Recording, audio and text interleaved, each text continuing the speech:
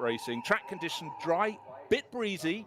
It's a grey day and there are dark clouds to the west of the circuit, but I think for now they seem high enough.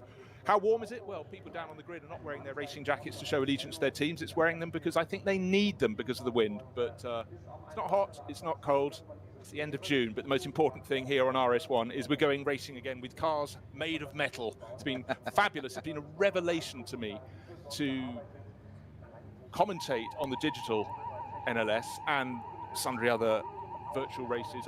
I've become a real convert to it, and in fact, to be honest, Peter, приветствую всех на новом сезоне ВЛН, но теперь это называется типа Nürburgring Endurance Series, и мы наконец-то, точнее, они наконец-то начинают этот сезон.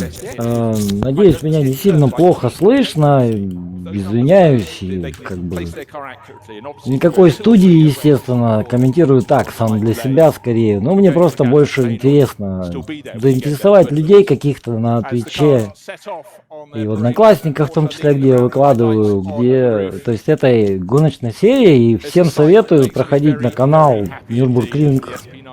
Он так и называется, просто Nürburgring. Вот. И смотреть у них там в оригинале как бы есть английское, есть кто знает немецкий язык, пожалуйста, как бы проходите, смотрите, интересуйтесь этими гонками. Я считаю, что это одна из лучших гоночных серий на планете. Ну и, соответственно, гонка Nürburgring 24 часа это одна из самых, нет, самая интересная гонка на этой планете. Никакие даже СПА-24 близко и не валялись. Да, вот правильно говорят, столько команд, столько машин, где нет нигде. Ну просто нигде. Нет такой просто гоночной серии больше другой, в которой участвует там 140 плюс-минус машин, соответственно, там 27 классов было в прошлом году. Любые на выбор там от Renault Clio, типа полуспортивного до чуть ли не гражданских автомобилей, просто с этой самой, с решеткой. Поэтому я всем советую категорически смотреть эти гонки. Я эти гонки категорически обожаю, потому что в этих гонках есть самое главное, что должно быть в гонках – обгоны. Кстати, нам представляют здесь и новые Мерседесы, кто не следит, AMG GT. Соответственно, как бы... Видите, вот сейчас проезжают, да, в основном машины GT3. Есть машины Кубка Porsche, есть машины, даже BMW Z4, по-моему, где-то была. Вот она, по-моему, проехала, как раз попадается иногда. Хотя нет, это была М6. Ferrari, Lamborghini, Porsche разных классов, Audi разных классов, Mercedes GT3, GT4. Конечно же, целая куча BMW. То есть гоночная серия стоит того, чтобы смотреть, просто потому что и разнообразие, и борьба на трассе, пусть даже не между гонщиками, да, то есть непосредственно за позицию. Но постоянное напряжение, когда, пусть и 20-километровая петля, но ты в течение 20, там, не знаю, нет таких 10-15 минут, чтобы ты кого-то не обогнал. Это просто сумасшествие. Какие там 10 минут? Там 1, 2, 3 минуты, если ты никого не обгоняешь, это считаешь, что счастье. Круг всего там 8 минут, по-моему, для современных GT3 машин. Ну, соответственно, минут там, не знаю, 10-15 для каких-нибудь Renault Clio. И вот, пожалуйста, TCR машины, машины Кубка Кайманы.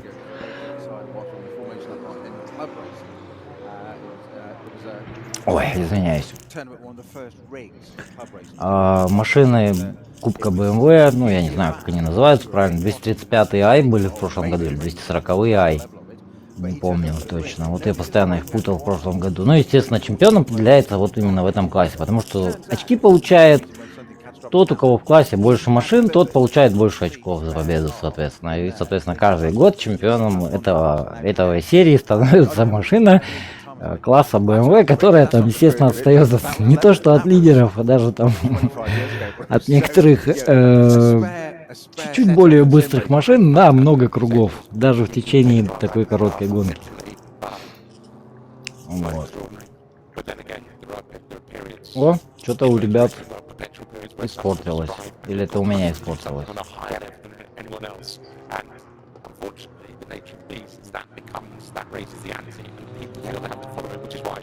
Нет, судя по тому, что звук моторов хороший, это что-то у них испортилось.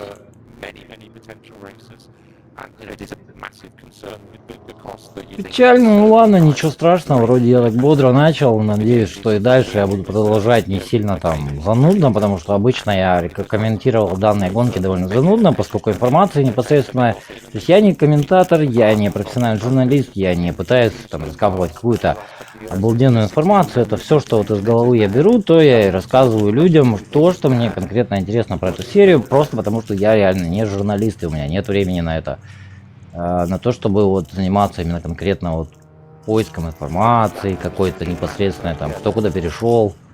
Ну, какие-то информацию все равно цепляешь, там, так или иначе интересуешься этим. Например, что одна из лидеров этого чемпионата и вообще как бы мирового автоспорта в классе GT3, что команда Black Falcon ну, не обанкротилась, но решила сократить свое участие, и, соответственно, вместо этой команды теперь, ну как, она команда-то есть, но она теперь не выступает, я так понял, в классе GT3, а может и выступает, кстати, что-то они там говорят, вот они, BMW 240-е i или 235, по-моему, 240-е все-таки. Я надеюсь, что я правильно понимаю эволюцию, что после 235 должна быть 240-я. Чемпионы,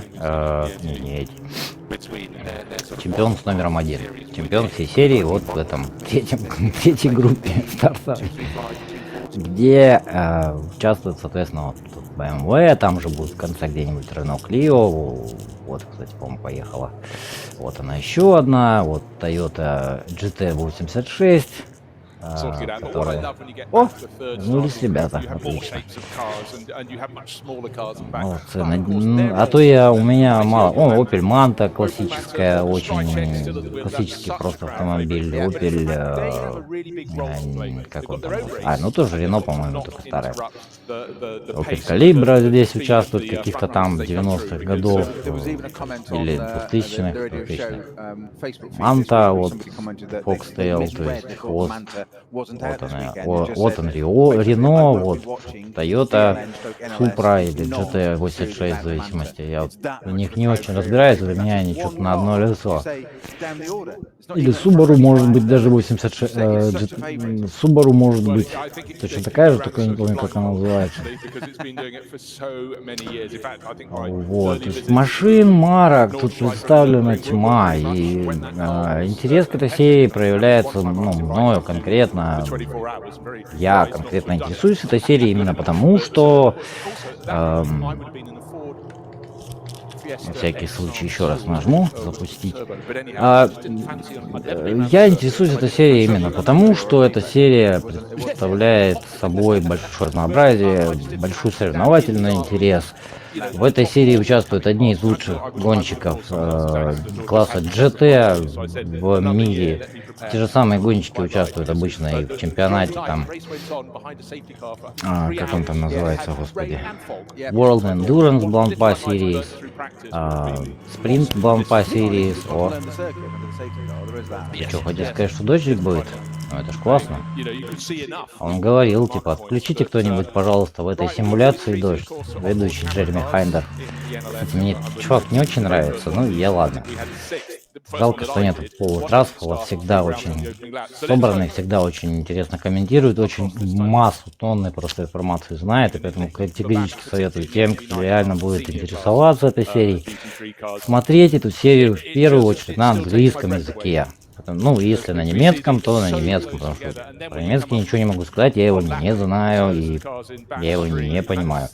Насколько там информированные ребята, но вот если есть полтрассу, и обычно он на 24 часах присутствует, он просто кладет информацию.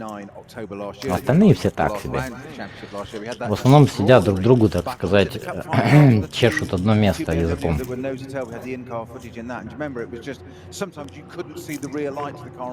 Я, естественно, буду прерываться. Трансляция живая, то есть они транслируют живую, я, соответственно, перетранслирую живую.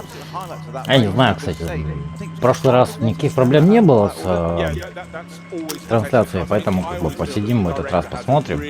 Как будет 2 часа примерно, я отключусь, переначну заново трансляцию, просто потому что, чтобы не растягивать слишком длинными отрезками одно видео 4-часовое все-таки до хрена. Вот, что еще можно сказать? Hasn't got as far as my soul yet, but it's certainly doing something. Real engines, first time in 8 months around the Nürburgring. It's visceral. Absolutely. Add the images.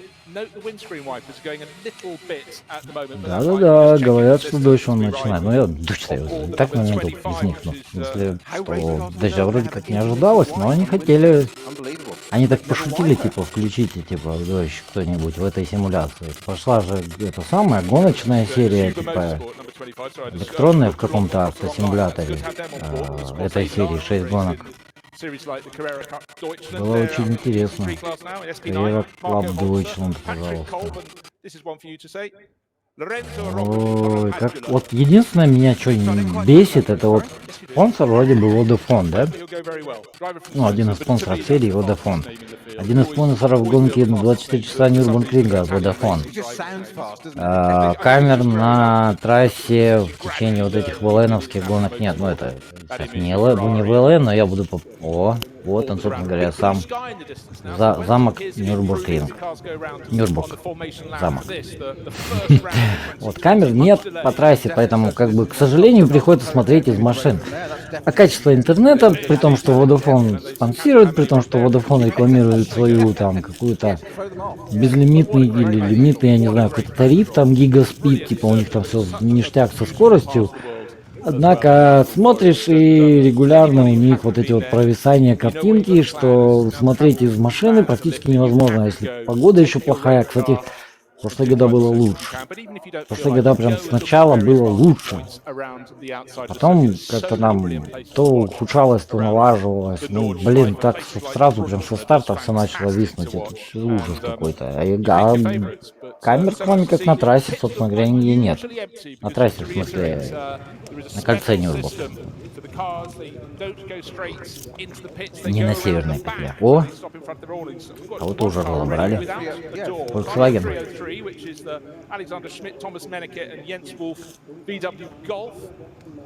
VW.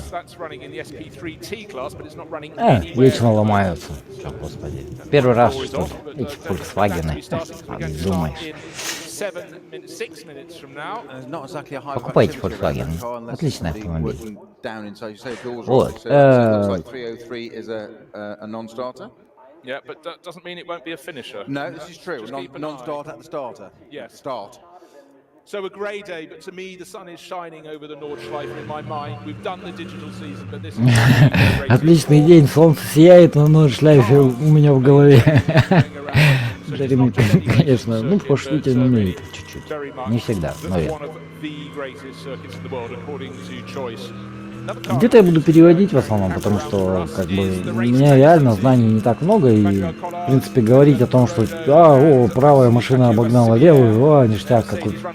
Номеров я не вижу все равно с такого расстояния, я так просто по расцветкам больше могу ориентироваться, а на самом деле видеть там прям хорошо номера я не могу.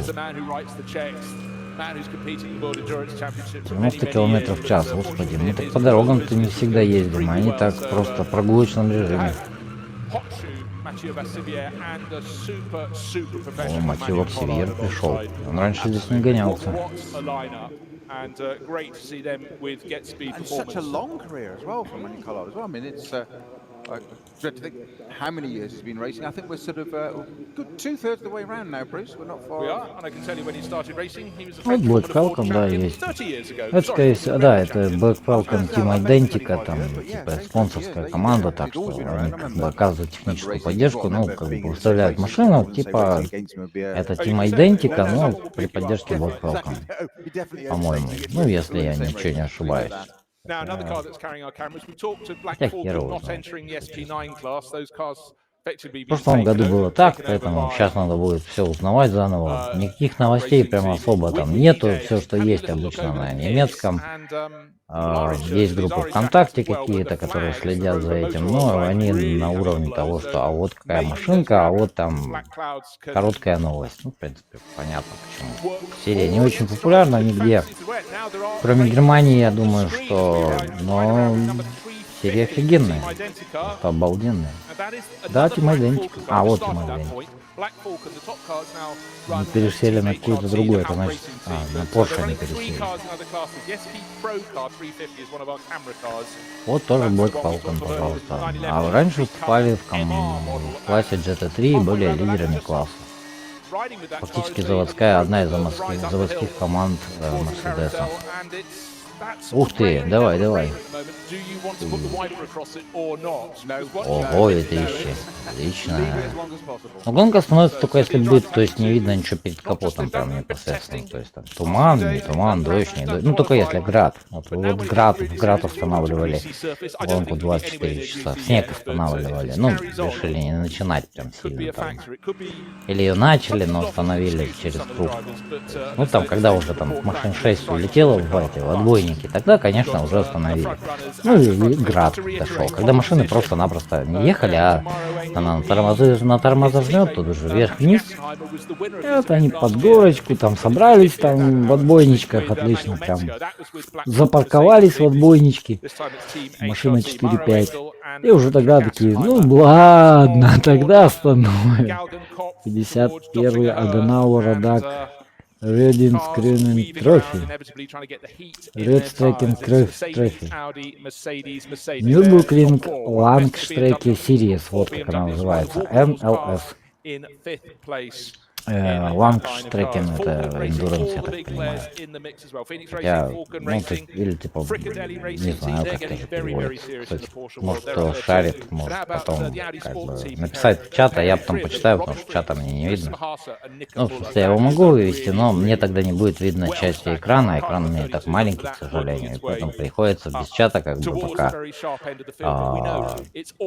делать это все, комментировать. Ну ладно, ничего страшного. Вот, с играми мне, к сожалению, пришлось завязать, но спасибо, что безумные немцы решили, ну не только немцы, открыть наконец-то после карантина свою гоночную серию, пусть даже и без этих, как без зрителей, но мне будет хоть что-то выложить на Twitch, потому что играть я больше, к сожалению, не в состоянии по состоянию здоровья. Вот. За масло масляное, кстати, извиняться я не буду, как многие комментаторы. Я хрен его знает, почему все извиняются вечно за тавтологию. Если тавтология ложится в смысл предложения, то зачем за нее извиняться? Ну что ж, мы приближаемся к старту гонки, наконец. Первые гонки Nürburgring, Landstracken, Series. Серии, наверное, все-таки не серии. 2020 Мерседес на поле, Ауди как всегда. Ауди? О, даже ни одного Porsche нету на лидирующих позициях. Обалдеть. Ауди обычно лажают в этих гонках. Последние года 2-3, наверное. А тут нифига себе, Ауди на втором месте. На третьем, по-моему... не то. Да, Мерседес, не Ауди. Микеле Беретта.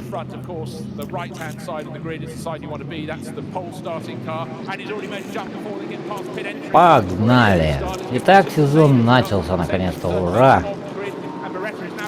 Нормальная гоночная серия, наконец-то на наших экранах. В Ютубе. Не забывайте, канал Nürburgring. На Ютубе по-немецки или по-английски, я не знаю, как они там написано, там среднее что-то написание. Проходите, кто знает немецкий на немецком, кто знает на английском можно прекрасно посмотреть тот же самый стрим без моего занудного голоса, с голосом только вот ребят из этого самого. Я, кстати, не знаю уровень звука, к сожалению, придется проверять, как говорится, на живую, ну, как есть, в общем. Ладно. Будем учитывать следующую трансляцию уже, к сожалению.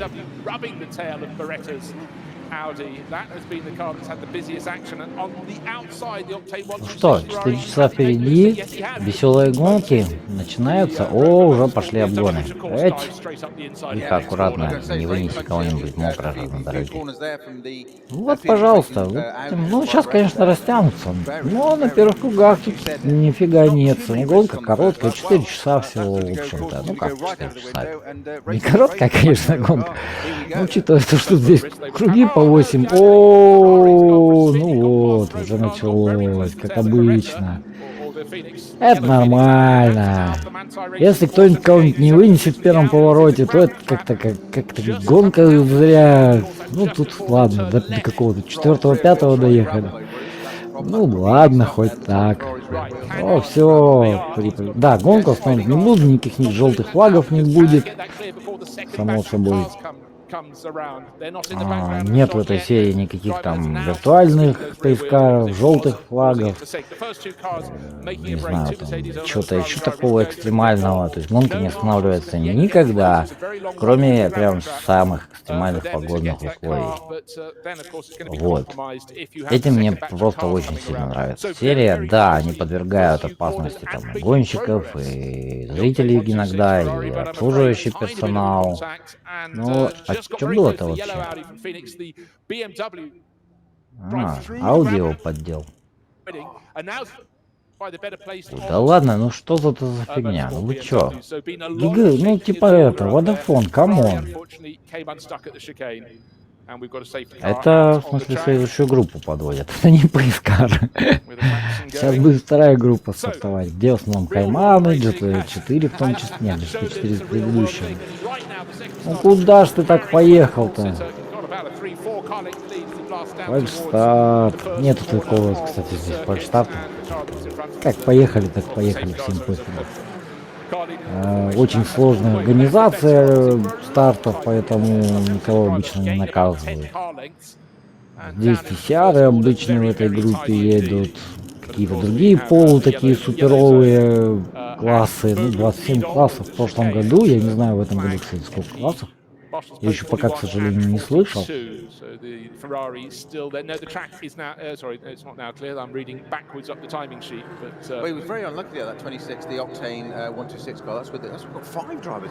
А, да, кстати, и там тайминг, с таймингом веселуха какая-то. Ну, я думаю, что там можно найти где-то тайминг на Нюрнбургринге, на сайте Нюрнбургринга или на сайте серии. Я думаю, что он есть и в Твиттере, эта серия в том числе, поэтому как бы вот. Ух ты, 2 ряда до сих пор, ничего себе. 3 ряда. Отлично, отлично. Поэтому мне и нравится эта серия. И сейчас будет такая толкучка на трасса 20 с чем-то там километров. Вот, блин, никак не могу запомнить сколько. 20 километров трасса, и по итогу получается, что толкучка все равно продолжается бесконечно. То есть сколько бы ни было, сколько бы ни прошло часов, хоть там, не знаю, 4, 6, 24, неважно, толкучка всегда на трассе. Там, сколько бы машин не сошло, все равно еще остается минимум там сотка. О, все, уже тут ныряет на пит-стоп, на пит-лейн. Это, кстати, заезд на пит-лейн для сокращения. Здесь можно сократить и заехать, ехать по кругу и вернуться обратно, типа. Вот. Ты не теряешь круговую, все-таки 20 километров, так или иначе тебе ехать куда же там, вот еще кто-то заезжает. То есть обычно, если у тебя возникают какие-то проблемы там, в районе стартовой прямой, тебе не надо там ехать все 20 километров, это тебе не 3 километра проехать по кругу, и тем более не как на скале там 1,5 мили. Вот. Ну, мили. Ну, 1,5 это максимум. А, нет, 2,5 максимум. Вот третья серия машин. Вот они. А вот эти, по-моему, 235 как раз здесь. Нет, это 245. 240 все-таки. Вот Opel Manta Foxtail. Старенькая машина очень. Но все еще гоняет, уже 17-18 лет, сколько она там. Ну, короче, уже почти под 20-ку. Машина каждый год выходит на 24 часа Нюрнбургринга. Классическая машина. Вот. Они, нет, они уже разогнались, на самом деле. Это кажется, что они еще все кроме катятся. Кто-то, видите, на пит-стоп сразу, ну, на питлейн заехал, точнее. Опять же, у тебя есть проблемы, да, заезжай без проблем, то есть в начале круга. Можешь, если проблемы возникли где-то на кольце еще, можешь крутануться и вернуться. Ну так, если ты уехал на нордшляйфе, конечно, то все. Тебе потом еще ехать километров там сколько? 17-18 обратно. То есть вариантов у тебя никаких нет. Если какие-то проблемы у тебя случились. Ребята решили помолчать, дать мне сказать. Спасибо. Искренне, ребят. Рука. Вот. Ну я уже, в общем-то, все высказал, что хотел. Поэтому, как бы, мы сейчас наблюдаем за... Real Engines. Настоящий двигатель. Не электронный, не цифровые, не может быть.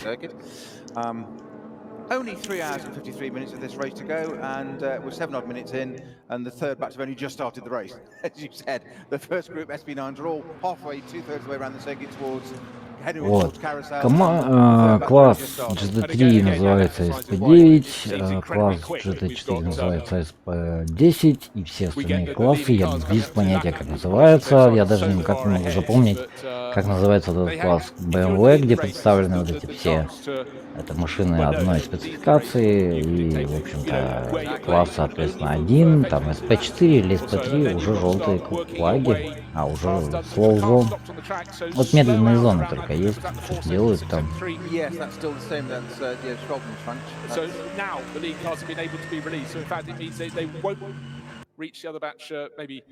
Наконец-то у нас появилась карусель.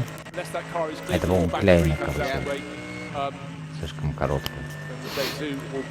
Значит, они приближаются уже к концу круга. Те только стартовали, а эти уже к концу круга приближаются. О, да, точно, наш теперь Доттингер. Это все, что я помню. Кляйна карусель и Доттингер. Больше я ничего не помню. Хауэрахт, это, по-моему, последние повороты.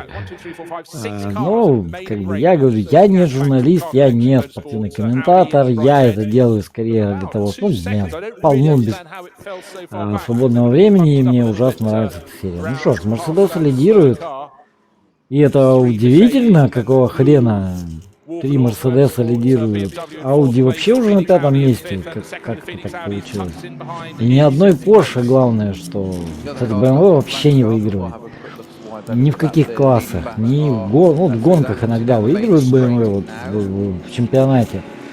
Но в 24 часах Нюрнбургринга увидеть выигравшую BMW, это...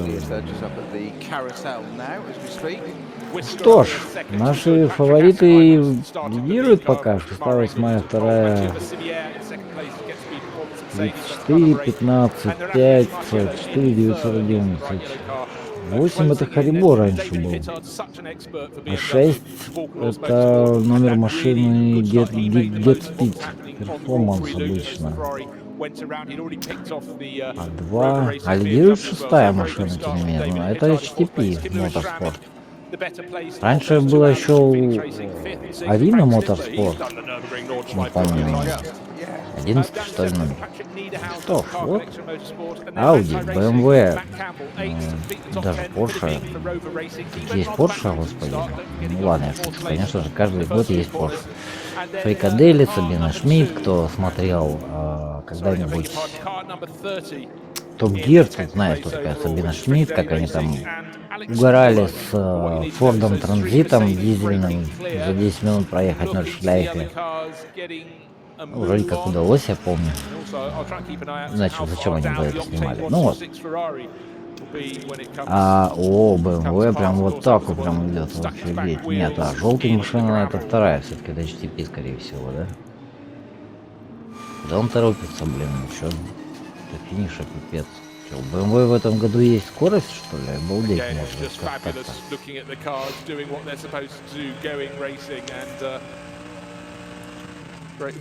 It's also good to see some of the people commenting on Twitter. Just John McCarthy, he understands the psyche of the NLS.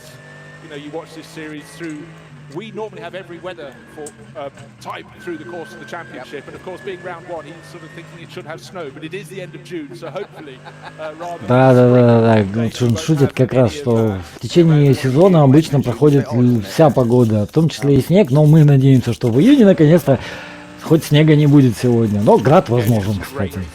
Град абсолютно не исключен. То есть снега может и не будет, это не факт. А вот град не исключен совсем. Что-то у BMW прям вообще скорость прям. Что у меня там? Турбина новая, турбину вторую включила.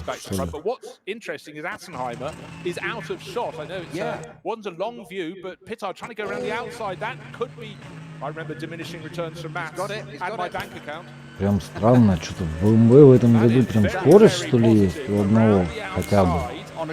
Это как было в прошлом или позапрошлом году? Нет, это, по-моему, в 2016 году было. Когда просто BMW выехали на Nürburgring 24 часа, и там в течение там что-то 3-4 часов там что-то команда Рове, команда Рове, спонсируемая маслом Рове, которая спонсирует весь чемпионат и в том числе и гонку. Нет, чемпионат, гонку, по-моему, Цюрих все-таки спонсирует. Вот. Команда Рове потеряла все свои машины просто там, в течение 3-4 часов. То двигатель взорвался, то авария, то еще что-нибудь, то сам вылетел. Потом еще там Фолькенхорст, BMW вылетела. Короче, там что-то там прям падеж был конкретный. Я говорю про прошлый еще сезон, про прошлую гонку 24 часа Нюрнбургринга. Вообще смешно рассказывать, когда Porsche, то есть гонка начиналась с того, что Porsche просто вот как от стоячих, вот, как там, не знаю, там, как поставить там Mercedes, да, там, от какой-нибудь там самой последней команды, там, уезжает просто как от стоячего. То есть, вообще все, ну, то есть просто все остальные, одна Porsche просто уехала от всех. Просто вообще от всех. Еще была там одна Porsche, ее постоянно преследовала. Она доминировала всю гонку. И потом началось. Один разбился, второй разбился, третий разбился, четвертый сошел, там пятого что-то сломалось. Короче говоря, порядка 20 машин просто-напросто сказали, нет, не 20, 9 машин, 10, то есть порядка 10 машин, лидирующие группы, сказали, вы знаете что, нам что-то стало скучно в этой 24-часовой гонке, поэтому мы сойдем. То есть просто вот лидирующий Mercedes, например, который вроде Porsche доминировала, но Mercedes там перехватил инициативу к ночи. Лидирующий Mercedes просто берет и врезается в машину вообще на ровном месте. Другой Mercedes просто ехал и решил вылететь в отбойник. Там Porsche, Audi, там, не знаю. Ну, то есть Porsche доминирует, да, во всей гонке. То есть, вся 24-часовая гонка, там, либо доминирование Porsche, либо там Mercedes вырывается в лидеры. И в конце гонки, когда 10 человек, ну, 10 экипажей просто-напросто сказали, ну да ну ее нафиг эту гонку, мы лучше сойдем, да, там, врежемся, еще что-нибудь сделаем, там, что-нибудь сломаем себе в машине, там, ну, порядка 10 машин, я думаю, что больше. Просто сказали, что ну его нафиг, мы короче, снимаемся, да, все, до свидания. То есть 10 машин самоисключились, просто самовыпилились, реально. Реально они прям самовыпилились из гонки. Это вообще было вообще смешно смотреть было, когда просто одна из другой лидирующей машины самовыпиливается. Porsche доминирует. И в итоге Porsche даже выиграть не смогла. Приехала на втором месте. Потому что они умудрились вовремя нарушить правила. То есть самовыпиливание в прошлом году было просто гениальным. Это было просто какого-то библейского пропорции самовыпиливания. Если когда я рассказываю про BMW, они там самовыпиливаются, у них двигателя взрываются, там у двух машин двигатели взорвались, там аварии там еще у 3 машин, там какие-то поломки и так далее. Ну как бы ладно, но ни одна из этих машин, там может одна в пятерке шла, там, ну может другая там в пятерку заехала, потому что та сошла там вот так вот. Ну, может одна машина в пятерке была, да? То тут буквально первого места, то там, не знаю, до 12-го, наверное, или до 13-го места. То есть машина, которая выиграла в начале гонки, да, не в начале, даже в середине гонки, она шла на каком-то там 11-м, 12-м, 13-м месте. Не претендовала вообще ни на что Ауди. И просто вот из ниоткуда просто вот там больше десятка машин просто самовыпилились, просто сказали, да ну его нафиг, что-то нам скучно гоняться сегодня, поэтому... А Porsche такие доминировали всю гонку, доминировали, и тут на тебе. Умудрились совершить самый грандиозный фейл, наверное, в истории гонки 24 часа. То есть там у них был отрыв, хрен знает, круг, наверное, это 8 минут там. И они умудрились не выиграть. Это был грандиозный фейл. Эта гонка, наверное, идет в аналы, которые, ну, всем, конечно, пофигу на это, но просто для меня это лично вот пожалуйста. Будут, да, я говорил, что не будет желтых флагов, ну, в смысле, желтые это флаги сами по себе присутствовать будут, но никого собирать там за сейфтикаром не будут. 8 километров в круг. Никого не соберешь. Вот медленные зоны и все. Да, у BMW что-то сегодня прям прет, прям что-то машина едет. Странно, блин. За лидерство ли борется? Well, suddenly we're having real change because David Pittard was tired of third place. He's up to second. And what's happened? The Mercedes that was running in second has fallen back to fourth. Здрасте, его же уже обогнали. Джереми, ну камон, типа, ну смотри гонку, они не пытаются там лизать своим друзьям. Что случилось? Вдруг BMW на втором месте? Ну блин, так типа, блин, ну еще 3 минуты назад, наверное, или 2. BMW обгоняла Мерседес. Ты об этом рассказывал, как он его поджимает, он по внешней линии обходит. Да ладно, ну типа, блин. Иногда, да ладно, я там не внимательный, ну, я не специалист, как бы в этом. Но когда я смотрю иногда гонки и где-то там, а что происходит? А что случилось? А как так получилось? Ай-яй-яй, а кто это сделал?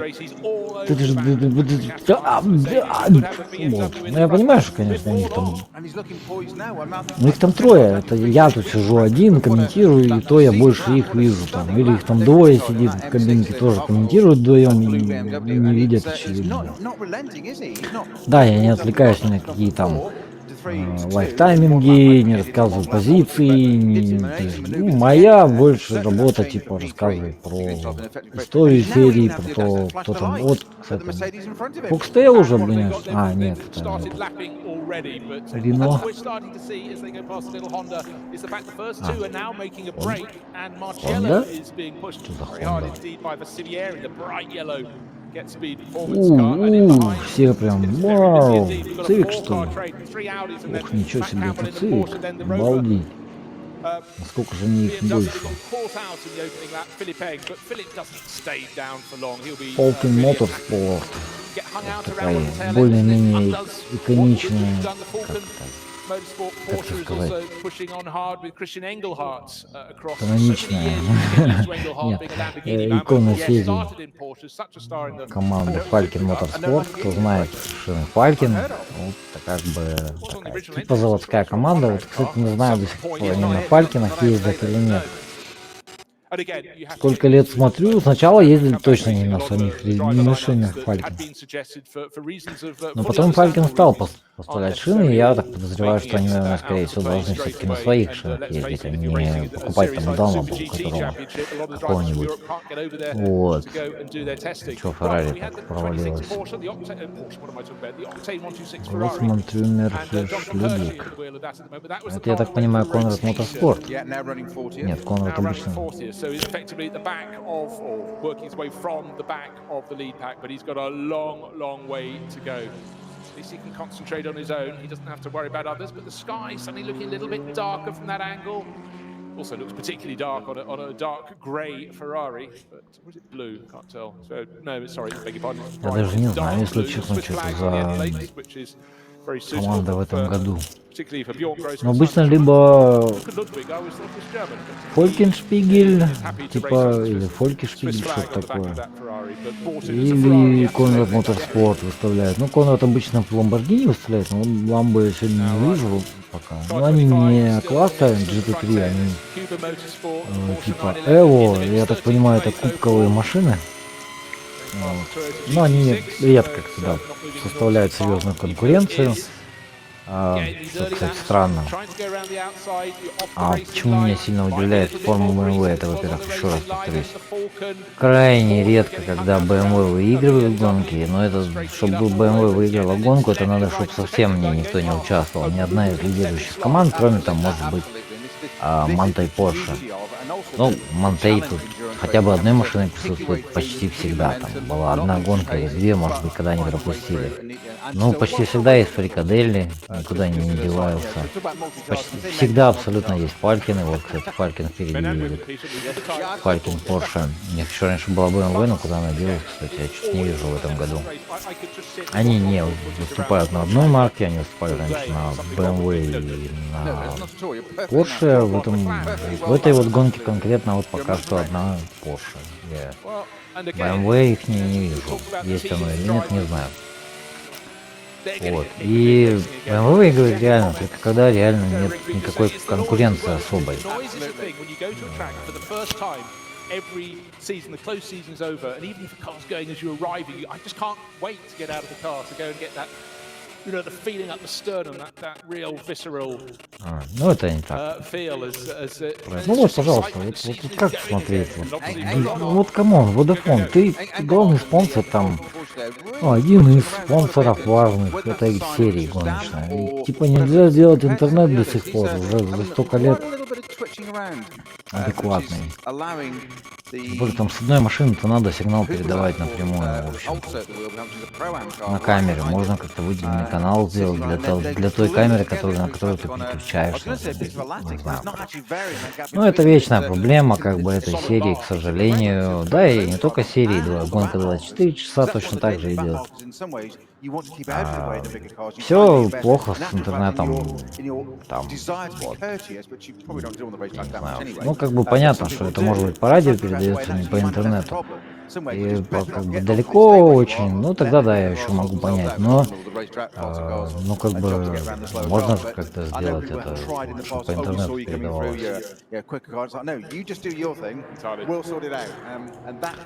Так, это у нас что? I was just surprised there, and that's at the element of the track we're watching that there, where the leading batch are. Ну это Кайманы, да? That Porsche was. Да, это Кайманы. О, TCR, блин, с Кайманами борется. Нифига не прогресс какой. Кстати, меня иногда поражает, что TCR с Кайманами борются. Вроде Кайман это гоночный автомобиль, конкретно подготовленный под гонки. Да, это как бы кубковая машина, но все равно. TCR там, сколько у них, 1.6 турбо. Я думаю, что Каймана такой же двигатель, я даже не знаю, если честно. То есть мой интерес исключительно зрительский, ну максимум вот, скажем так, как это называется, раз.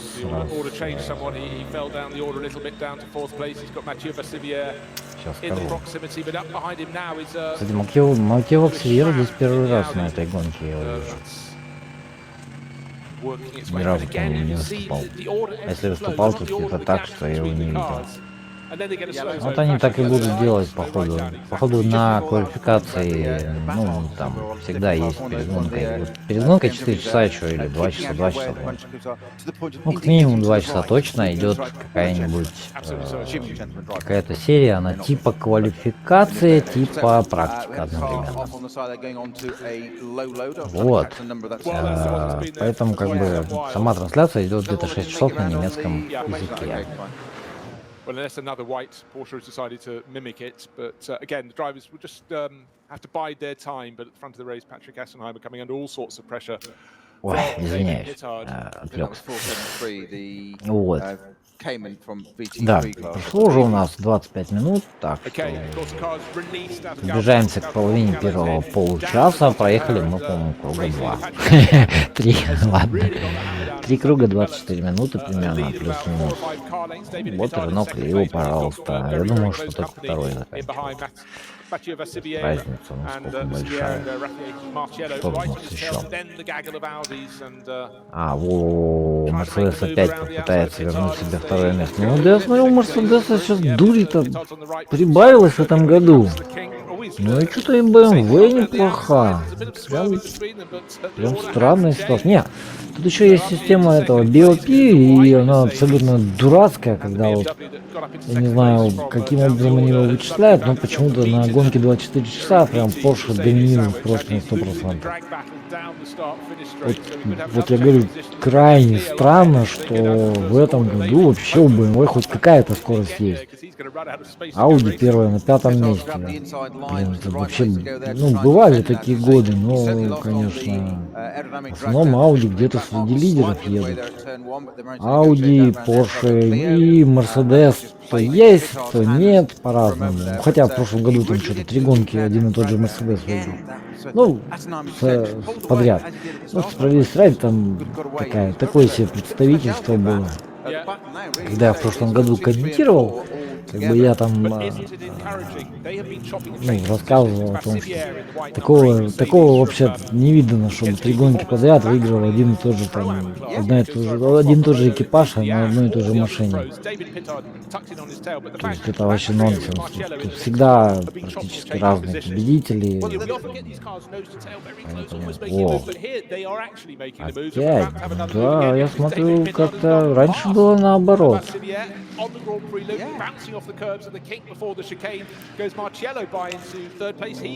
Марчелло хороший гонщик. Так он постоянно лажает. О, уже Audi догнал. А что-то как-то странно, запал темп внезапно у Мерседеса. Все было вроде нормально. Ну,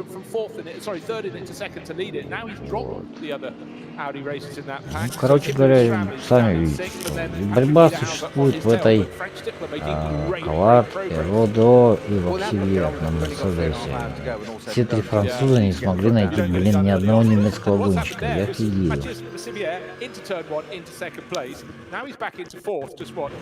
Ковард, Родо, Воксивьер. Пипец какой-то. Тихо, блин.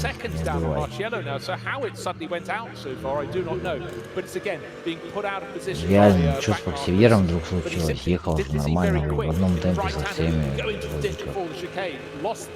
Что-то странная ситуация. Может, не привык еще к... Ну, Воксивьера я не помню, короче. Может, он был.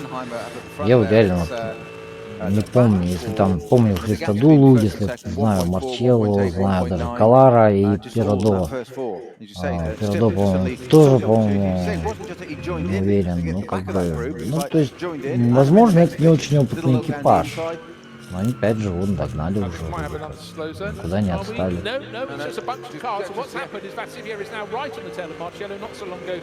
Что за... Действительно, какой-то туда-сюда.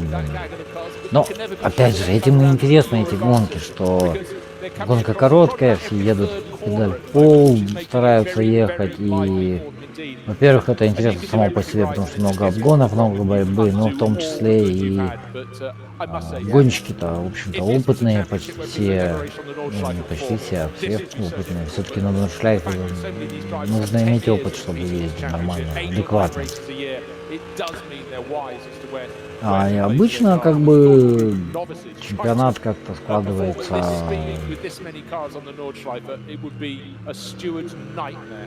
Да, стюардский да, что только машин и стюардом, ну, сложно, как темно, блин. Это даже если осветляет камера, да, вроде как, то, или не осветляет она просто. Или наоборот осветляет. Не, осветляет, но я имею в виду, что может в этом именно вот сейчас не осветляет. Ну прям кошмар какой-то, темно, ужас. Как будто у нас на улице Владивосток. Вот. Ну что, 4 июля.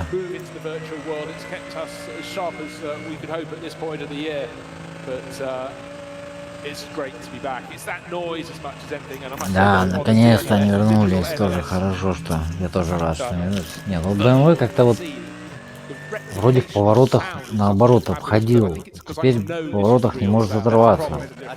На прямой вообще проигрывает Мерседес. Да вообще Мерседеса что-то дури в этом году, я смотрю, дофига. Новая же машина в этом году была представлена еще в прошлом. They really seem to ebb and flow these two. So Pittard seems to have a almost, it's not a couple of seconds, but a third, 2/3 of a lap where it's suddenly Дэвид Питер тоже, по-моему, француз. and he can suddenly gain, not just gain or be in the group, but gain an advantage. Что это интересно за команда? And then it's almost as if that puts a bit too much heat into his tires, has to back off a bit. Marcello comes back. А, это Гетспит белая. Cat and mouse thing here. Там красная была. Swapping places and Marcello not relenting. Не, ну может это просто спонсор. On Pittard there. I've got to say that what a fabulous job from Pittard. Вот я говорю, вот вечное зависание. О, Yeah, we've nearly there, but down out along the Dottinger race leader, sitting on a very comfortable lead. Just for reference, the start of this это lap, лидер? lap 4, it was 1.4 seconds. Вот так эвакуируют машины. Прям гонка не останавливается, просто предупреждает, да и все. Один желтый флаг, просто предупреждение. Белый флаг на дороге. Медленный автомобиль, два желтых флага, это, по-моему, full zone, то есть медленная зона 120 км в час или 80, я не помню точно. Ну да, он лидер. Чё они тогда рассказывают? Лидер, вон он впереди чуть-чуть. А, это лидер.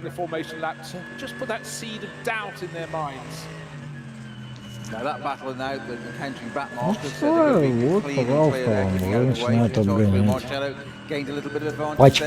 Пачками. Они вообще... О, нифига он его. Что-то он как-то... Вот. Гонка короткая, и все пытаются прям сразу с места прям в карьер. And it's real ebb and flow for these two. They'll be clear of these back markers in a second. Low cost. Now that's cost a lot of time for Marcello relative to what the... Ну все, оторвался. Тут еще вопрос в том, как работать в трафике важен, опять же, в гонке. Хоть я и топлю всегда за МРС в гонке, но я, в принципе, за то, чтобы были разнообразные победители. Единственное, когда я расстраиваюсь, это когда Porsche или Audi выигрывают. Ну, поскольку Porsche или Audi выигрывают постоянно, то я постоянно расстраиваюсь. Вот. Ну, это ладно. Ну, не люблю ВАК, не любил и любить, видимо, никогда не буду, к сожалению. Но, в принципе, хорошо, что выигрывают разные гонщики. Но просто не так, как в прошлом году. Ну, хотя это тоже часть автоспорта, с одной стороны. Да, то есть и аварии, и какие-то там глупые ошибки, и технические фейлы какие-то. Просто когда, понимаете, за много гонок там серьезных фейлов там особо и не было. Таких, чтобы прям, ну, 2, ну, 3, ну, 5, там, не знаю, ну, 6 машин там из лидерской двадцатки там выпадут, ну, ладно, бывает. Ну, когда там, не знаю, там 5 BMW выпало, это было прям, ну, вообще капец. А тут, ну, не меньше десятка, по-моему, больше десятка. Какая прям толкучка.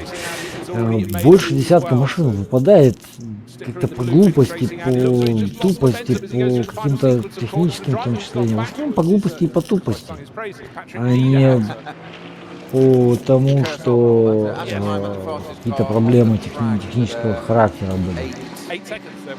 Вообще машины какие-то стали, там, буквально дотронулся до бордюра, до барьера, до сопернической машины. Вся машина просто все рассыпалась на такой степени, что ехать уже нет смысла. 24-часовой гонки, где еще можно там, ну там 10-м, ну 15-м приехать. Ну просто так, чисто ради спортивного интереса. Но когда ты едешь, потом там тык такой слегка так машину другую, и все, и ты сходишь, и ты смотришь на это, и какого, извиняюсь, не надо нам такого счастья, зачем это? 15 машин, ну вот не 15, конечно, машин, но вот что-то приближалось к такому количеству. А там лидирующий GT3-то классе обычно там 20, ну, машин это предел, наверное, именно в GT, как в SP9, потому что еще есть SP9 AM, то есть аматер, то есть любительский, полулюбительский класс. Там 8 минут 7 секунд круг, новый круг, лучший круг. 8-13, ничего себе, ничего себе.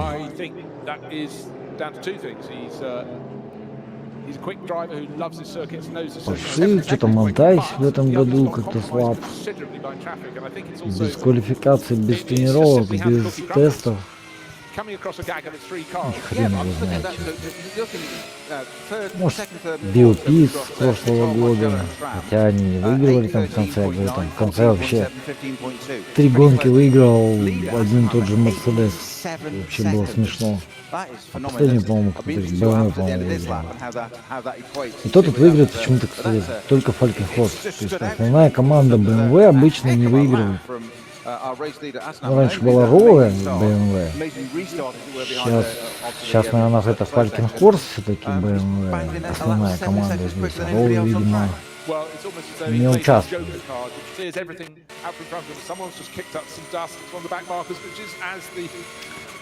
Вот как бы поэтому плотничком, то есть интересно, любопытно смотреть, когда гонка идет вот, ну, личное мое, конечно же, мнение, восприятие. То есть, когда меня вчера вот чувак говорит, ой, F1 это так интересно, ты просто не шаришь, вот такие фантастические гонки. Ну, окей, чувак, ты либо не смотришь ни NASCAR, ни тем более вот Нюрбургринг, серию ВЛН, и теперь это NLS. Ну что там интересного? Тут может и вынести друг друга могут, даже и специально могут, но в основном не специально. И обгонов много, и плотная борьба, даже в 24-часовой гонке частенько бывает плотная борьба регулярно за позицию. Пусть там не за первую, да, там не за третью, за пятую, шестую, седьмую, восьмую, там хорошие битвы обычно идут. То есть, ну и тоже там нет там прям стопроцентного шанса оторваться. Формат пидстопов тут странный для обычного, то есть зрителя, который приходит, например, посмотреть эту серию и интересуется, а что это вообще за херня, для него вообще какой-то бред, какие-то там минимум тайм, а минимальное время там пидстопа там 3 минуты. Там штрафы, там превысил скорость на питлейне в зоне желтых, двойных желтых, создал там какую-то там критическую ситуацию, там штраф там начинается от 30 секунд и пошел без шансов. Там, проезд по питлейну я, по-моему, видел один раз. Заехал, остановился, выехал. Ну, только в таком формате видел. Обычно это там просто заезжаешь на пидстоп, тебе там добавляют там полминуты, минуту, полторы, 2, 3, 5. Сколько угодно могут добавить. В зависимости от того, насколько ты накосячил. Это, по-моему, логично. То есть не надо там заезжать, там, проезжать по питлейну там лишний раз. Не надо, зачем? Ты заехал на пидстоп, тебе просчитали примерно, что ты мог бы выиграть, как тебя нужно наказать за твое поведение. Вот получай. Ну, а 5 минут, сами понимаете, если у тебя там не какая-нибудь абсолютно 100% доминирующая машина, то 5 минут на 8-минутном круге это больше полкруга. А если учесть, что это там порядка 12-10 километров, то, ну, в общем, чувак, у тебя впереди 24 часа, догоняй. Ну, обычно это случается, конечно, не на первых часах. Но зато это справедливо, потому что определенное количество как бы минут ты стоял спокойно перед пидстопом или после пидстопа, или там по-разному абсолютно, но как-то вот непонятно, как они делают. У некоторых, то есть, загоняют прямо вот на штрафную площадку, то есть они остановились, отстояли положенное время, поехали на пидстоп. Некоторые каким-то образом там прибавляют именно к времени пидстопа. Не отдельно, чтобы ты заехал на площадку, а именно вот ко времени пидстопа пит-стопа ты останавливаешься, там чуть-чуть постоять должен. Вот этот механизм для меня абсолютно непонятен, он действительно. Может, кто-то легко разбирается, но вот когда человек первый раз приходит и думает, что с этими пит-стопами не так. О, все никак догнать не может Марчелло. О Марчелло тоже можно поговорить за все эти предыдущие годы, сколько он вот в Мерседесе участвует, это, по-моему, человек-катастрофа. Он надеялся испортить, ну, практически все гонки, в которых он, ну, то есть во всех гоночных сериях, но всегда был какой-нибудь категорический фейл. Да, он там то разобьет машину, то в кого-нибудь врежется, то машина у него там сломается, то он что-нибудь ложанет, вылетит с трассы, то есть там в Батхерсте 24. О, уже БМВшечка. В гараж.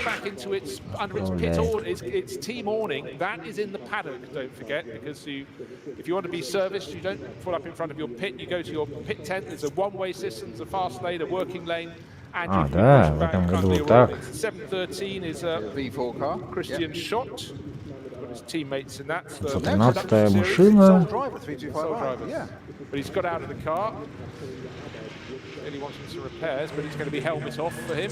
Надо, кстати, пит-стопа дождаться. Мне интересно, как будет пит-стоп в этом. Кстати, почему-то еще до сих пор никто не остановился на пит-стоп, хотя обычно всегда есть кто-нибудь, кто остановится там на 4-м круге, на 5-м круге.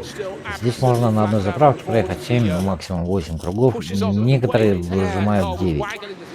Вот, крайне редко. Вот Мерседес лидирующий, по-моему, и вон они БМВ с Мерседесом. А, кстати, да, в Аксиве уже стал вообще конкретно. Кстати, я даже не знаю, кто лидирует до сих пор.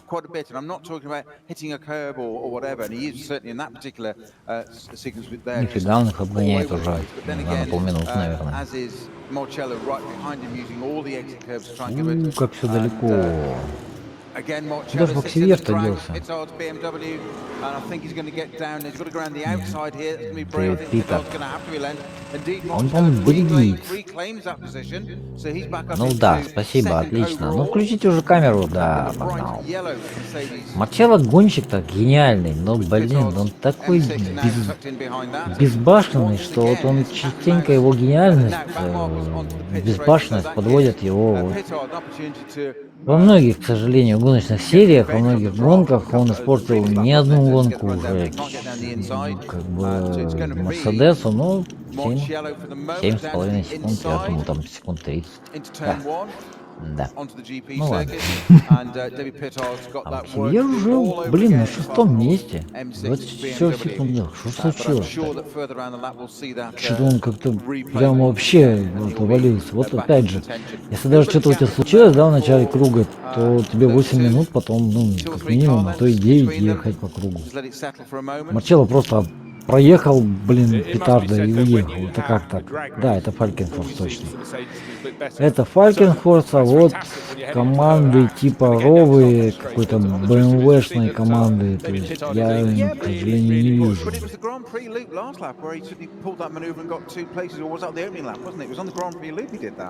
Just coming off it, it's after the Ferrari had gone around. Okay, so maximised. technically you're right, going onto the north side. Yeah, maximised that moment. Car number 177 has just pulled to the side of the circuit. That's the Allied Racing, Jan Kasperlik, Nikolai Moller-Madsen. 177-я куда-то там сошла, остановилась на кольце где-то. Out on the circuit. Oh, delighted to hear that Paul Troswell is listening in. Great and watching. Paul, great to have you listening. And, hello, Paul. Hello from all of us here, and looking forward to working with you again later this year. Hope all is well with you. But right now, all is well with Raffaele Marcello. Paul Troswell. О, на пит-стопе. О, в этом году как-то интересно все сделано. Типа, чтобы не толпились в этих, на питлейне, все на открытой площадке сделано. Классно, молодцы, молодцы. Да, Рои все-таки спонсирует эту гоночную серию, а вот с 24 часами точно не помню. Раньше было Адак Цюрих. Цюрих спонсировал, а сейчас что-то я даже не помню. Нормально, чё? Минимум пит-стоп тайм, опять же, то есть можно никуда не торопиться, можно спокойно Ее заправили уже? А, ну да, там же отдельно. Ладно, и мы возьмем перерыв, пока они тут рекламу показывают. Итак, рекламная пауза. Technologietransfer von der Rennstrecke auf die Straße. Wir fertigen Gewindefahrwerke, Sportfedersätze, Stabilisatoren, Distanzscheiben und Gewindefedern zu 100% in Deutschland. Wir arbeiten mit Herzblut und Hingabe für diesen einen Moment. Wir sind Motorsport. Wir sind H&R.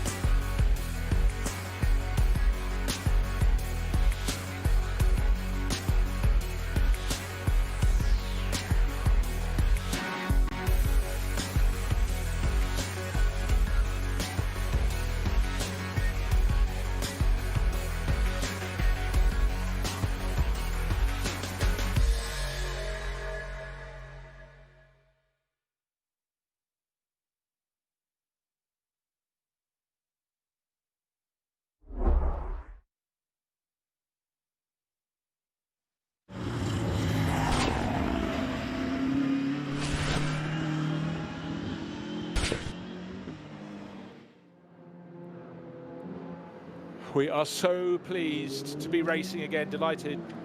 Peter Snowden and I loving it on RS1, and hopefully fans around the world enjoying what we all love, which is motor racing. And how else would you want to spend a Saturday? Apart from probably being in one of the cars. Yeah, well, I'll tell you who's having a really good battle. We talked about the Cup 3 class, and that's about to maybe change the other way. Peter Turting in the car that led away beautifully from pole position, the car from Muller Motorsport, very nearly clipping the back of his rival, which is Fabio Gross. They were so close going past the pits, and now through the Mercedes arena, trying to tuck his nose up the inside. Fabio Gross just deciding, I'm not going to block you, but I think I've got a better line on the outside. Please don't stick your nose up the inside. And driving as though, in some ways, Peter Turting isn't there, which is probably the best way of doing it, but it does mean that Turting, if he gets a good run, will be able to take his nose up the inside. But I think having had Gross past Turting, yep, he can see where Turting is really strong. Identical Porsche Caymans, so there shouldn't be. But a credit to them both, huge respect, because as you say, drive like you're not there. That you've got to have a lot of respect and trust in that other driver to do that. And as yet, let's not sell it short, but they haven't fallen foul of one another, and there's always back marks, etc. But they virtually exchanging paintwork, as you say. But with huge respect and not actually contacting. And what a little battle there. This is what 976, 979, isn't it? These two. Yeah. Cayman GT4s. Be together from the start. And just complete some housework. The driver who started in the number 32 Audi for Audi Sport Team was Nico Muller. Very, very solid driver who's had a spectacular couple of years in the DTM and Formula E, and definitely a driver going places. Second last year in the DTM, 3 wins for Audi Sport Team AB, so a driver who's very much got manufacturer support. Assenheimer, 7.5 seconds clear at the start of the lap. The driver who ended up going backwards a bit in that group has been Mathieu Vassivière. He got spat backwards. He was chopping and changing with Marcello and Pittard, but he's now fallen behind the 2 Phoenix Racing Audis, and he's got plenty of company at the start of the lap from Muller. in the number 30 Porsche from Fricadelli Racing Team. That's Alex Muller. We talked to Nico Muller in the pits, but Alex is holding down that 7th place all over the tail of the Get Speed Performance Mercedes. Just back to our Ferrari you just mentioned there, just a bit of house notes. The 126 Ferrari is back up to 26 with Hershey at the wheel still. So it didn't do a pit stop. So maybe it didn't do a pit stop, went from 40, pulled up. We thought it had done a pit stop and dropped further down, but no, he's actually back up to 25th and had that sort of rotation on the first lap. He's currently lapping in 8:15 was his last. So it's not far off the pace at all. The important thing is who is next for him to pass. He's got a Cup X car, Teichmann Racing, and he's got the 155 Falcon, Black Falcon Mercedes. But the team that used to be Black Falcon, really now Team HRT, Hout Racing Team, and there is the car leading the race after 5 laps. It was 7.6 seconds. Patrick Hassenheimer starts another. Raffaele Marcello dives into the pits at the end of lap number 6. So second place in Pittard continues in third, but the Audis tucking behind. Well, certainly one of the Audis. Frank Stippler continues on his way, so he's in effective third place overall. Pittard 9.7 seconds down, so another lap in which the race leader Assenheimer has pulled out an advantage. Now this is a sight that just seems so rare. The car's coming into the pit lane and immediately turning right Marcello under the pit building. So that's taking away that battle for us, unfortunately. Well, will the others be in next time around? You hardly feel that. Let's see the time on the clock. We have 3 hours and 8 minutes this 4-hour race, but the novel side riding on board down under the pits into the paddock along the one-way system, and then in front of your team awning, plenty of space and a driver clad in yellow waiting to get on board. And it looks as though that is Maxi Buch waiting to get on board, the shorter figure next to the tall figure. Fabian Schiller's not as tall as Raffaele Marcello. In fact, very few racing drivers are, so everybody's a shorter driver compared to him. The number 15 Audi into the pits as well, driven very well by Kim Lewis-Schramm.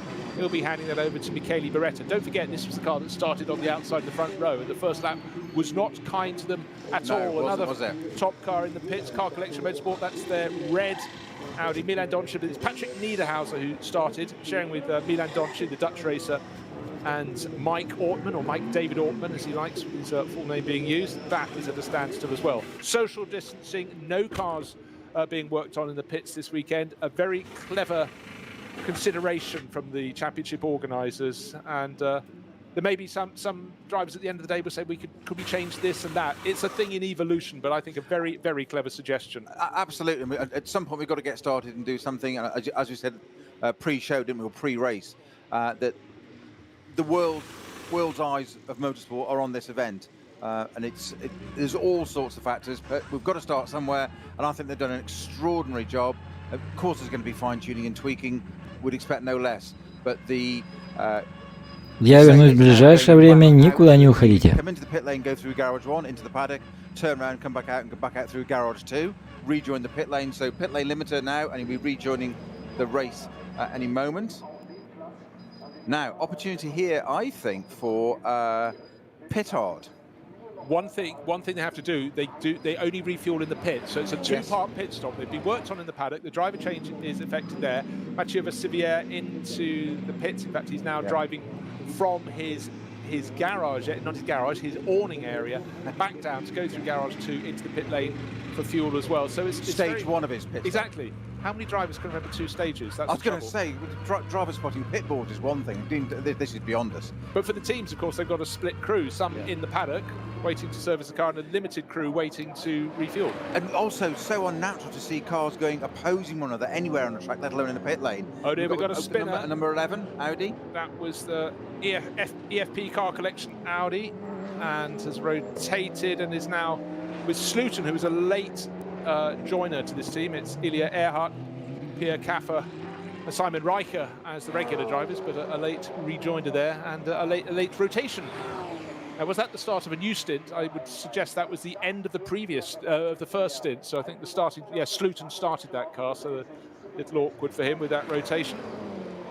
And now it's suddenly getting very busy down at pit exit end for the refueling. The Octane 126 Ferrari is in as well. That was a car that got up to 4th place on the opening lap, the early part of the opening lap, but didn't complete it, or didn't even get to the Nordschleife without spinning and sticking the back end of that car in the gravel where it got bogged down. Bodywork behind the front right wheel from the driver's point of view looks like it's taken a bit of a knock. We don't think it was contact in the spin, but the mechanic leaning down to take a look. Jonathan Hershey walking away. Maybe he'll keep walking. Who knows? So again, you have this feeling of sort of almost stasis in the pits. You see these cars waiting for such a long time to be refueled, but the pumps are calibrated to be the same for everyone. But it's just, you compare it to agonising. What we're used to, that's all. Bish bash bosh of a Formula 1 pit stop or a regular GT pit stop even in comparison. But it just seems terribly slow, but it's going to be the same. There'll be 3 pit stops for all of these crews. I mean, whilst technically it's hugely clever what they do in F1, it's to me it's still surreal when they want to do that and change those tyres in a matter of a couple of seconds. It's perhaps I'm just old school or old world or something, but this looks more real to me. No, it does. It does. And Marciello, unfortunately, having to be pushed backwards to go forwards. And while he was being pushed back, the Porsche Cayman that was in front of him pulled away, so he didn't need to be pushed back. But he's still being held. He's not being refueled anymore. Why is there a car coming down pit lane? He's got to wait for it to pass. Now, these seem to be agonising seconds. What is it? He's waiting. He's waiting. There may be a rule that I haven't dug deep enough to find, but as the Octane 126 Ferrari comes onto the pit apron. О, в северном питлейне все-таки я был ошибался. I would quite like to see that replay of the Jonathan Hershey incident, because I've sort of suggested that he might need to keep walking. He only said in jest. Jonathan, very, very good driver. But again, I thought at the first time of watching he'd tagged the yellow Phoenix Audi, which at this very moment is leaving the pits. But then you thought maybe he'd gone round on his own, but he was on the outside line into that chicane, the Vidal chicane on the opening lap. But round it went. Was it push? Did it jump? But again,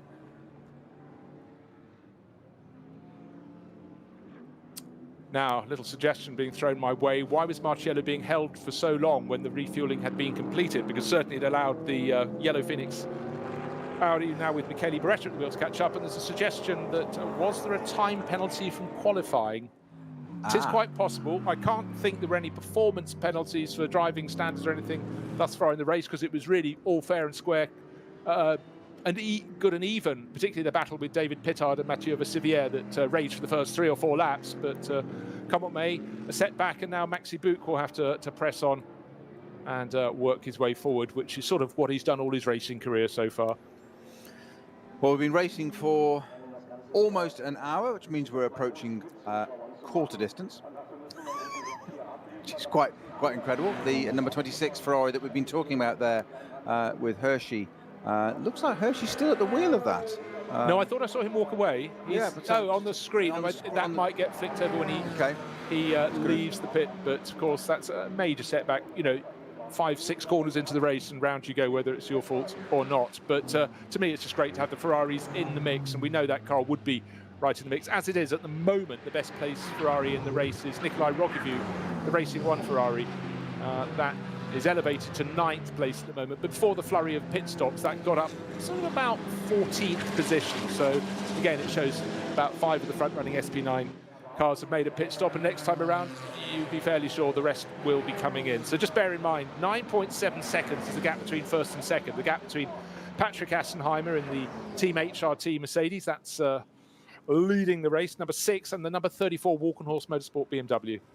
And mentioned Patrick Assenheimer, and he hoves into view down the Her Act. And again, it's almost he had that magic lap, the 8-minute 7-second lap. He's on a clear stretch of track. How does he do it? But enjoying it. And I'm very sure that he will be peeling in to have this novel style of pit stop in through a pit garage into the paddock. Go and stop in front of your team awning. 1, 2, 3, in he comes. So 7 laps on the board. Best part of a 10-second lead over David Pittard. And you can be fairly sure the Walkenhorst Motorsport BMW will make a pit visit as well. He does in the background of the shot. Now, did that close? I know, of course, it always looks like they've closed enormously, but then they hit the speed limiter as they come into the pits. And the blue Audi from Frank Stippler peels in from 3rd place overall. trying to work out which will be the best next to the rest to come into view, but around a bit like a sort of slow driving course into the paddock. And don't forget, of course, visibility in these cars at slow speed, they're not designed to be driven at slow speed. They're not designed to tick over and move around paddock and be maneuvered. They're not road cars. Yes. I know that sounds really ridiculous, but they are so different to a road car. Visibility, hands devices, seats, nets, roll cages, radio mics, you name it, and they haven't got a massive amount of steering lock either. They have more of an orbit than a steering lock, and to get these through the pit, it is so easy to what you, and you're used to. Also, the brain is at racing speed. Certainly, Aston at race leader, and all of a sudden, bang, as you say, pit limiter on, and I've got to turn right here, and it's a whole new alien thing for them. Go in through a garage, turn right, go up the paddock, come back. But when they turn right to go to the first garage, it's just a concrete barrier. You could have a sort of David Coulthard Adelaide moment where his first Grand Prix for Williams, yes. Yes. Yeah, indeed. Just doesn't work. But suddenly this big gaggle of cars. Philip Eng coming in right behind Matt Campbell in the Manthey Racing Porsche, which suggests actually that Philip had gained a position as they came around towards the end of that first stint. The car collection, Motorsport Audi in, that was the one, the red one with driver change happening there, and that was Еще буквально несколько минут и обсудим заодно и пит-стопы новые. Интересно. Number 30 was the Fricadelli Racing Porsche. Alex Muller bringing that in. And is it Klaus Abelin or it's David Arnold about to take over? Can't quite let you know that yet. But again, busy, but a very, very clever solution from the NLS. And it's solutions like these that allow us to go racing. And just reiterate, this isn't a field of 20 cars they have to manage, or even 30. It's 141. Think of the logistics of that. As you say, we're into the pit stops thick and fast now, and as far as I can see so far, it's working and working well. Certainly is. So the drivers again have to just remember, we've had a change of position into the pits. It was the blue Phoenix Audi, Frank Stippler, behind the blue Walk-on-Horse Motorsport BMW, but as they come out for refueling, that order has flipped around. The race leading car, started by Patrick Asselheimer, already at a standstill for its refueling stop. He stopped halfway down the pit lane, whereas it's the two cars that came through in second and third positions have started doing their refueling down towards pit exit. And we'll let you know who's taken over once they get past pit exit, because it'll flip over. It's still saying Frank Stippler in the number 5 Audi.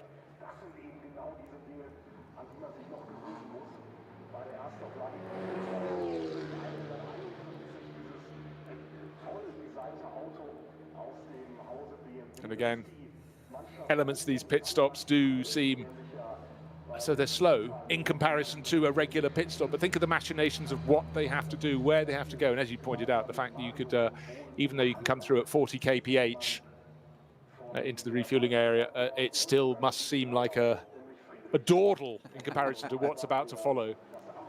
And it's a transition as well, having come off the track for nearly an hour at racing speed, and basically there's a white line where you've got to get down to A speed, hit a button, and all of a sudden your brain hasn't caught up. And you've got to suddenly do this paddock bit and back out and again and going out and not lose time. But they all seem to have done it well. The Manthey Porsche is just coming around the pits to have its refueling, so that's gone to its second stage of its pit stop. So quite a gaggle of cars there in the pit lane now. Well, they refueled. It's equal for all of us. They came in together. There was about 6 cars in that group. Remember, I just commented the start of that. There was no gap between this gaggle of 6 cars of more than 0.3 of a second. That's how tight it was the start of the previous racing lap. And of course, some came in, but we saw that. Interesting that the Phoenix Racing Audi that was brought in by Stippler, we'll see what the driver change is on that, is quite provocatively or punchily positioned at an angle to go out. Ну и мы возвращаемся в эфир, пока есть возможность. Интересно, кстати, сегодня пит-стопы, я так смотрю. То есть как бы ремонт и все дела делаются отдельно, чтобы сильно люди не толпились, и количество как бы, точнее количество, говорю, и отдельно заправка на старом питлейне.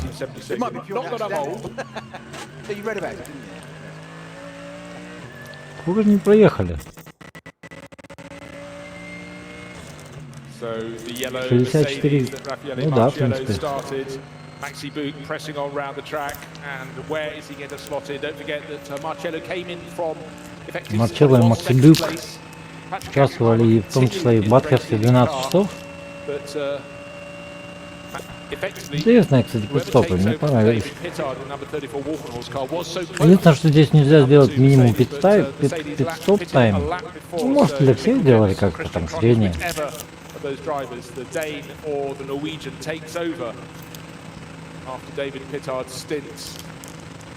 Where will they come out? Will they come out right alongside the number 2 Mercedes from Team Get Speed? Maxi Boots pressing on Patrick Assenheimer's car, now about to lead. It had that 9-point-whatever-second lead. It Кошмар comes out какой-то. of its refueling stop halfway down the pit lane, has to trundle on slowly towards the end of the pit lane. Should be sitting on a Что-то раньше не было, по-моему, так долго. Может, мне раньше не казалось. Ну, смотрите, опять поменялись. А как они умудрились поменяться позициями опять? Бьюк обогнал Айзенхауэра. А, вот, кстати, Айзенхауэр, по-моему, в прошлом году 3 гонки выиграл. Ну, шестая машина, да, она и была шестая. Айзенхаймера, кто там еще, вот не помню.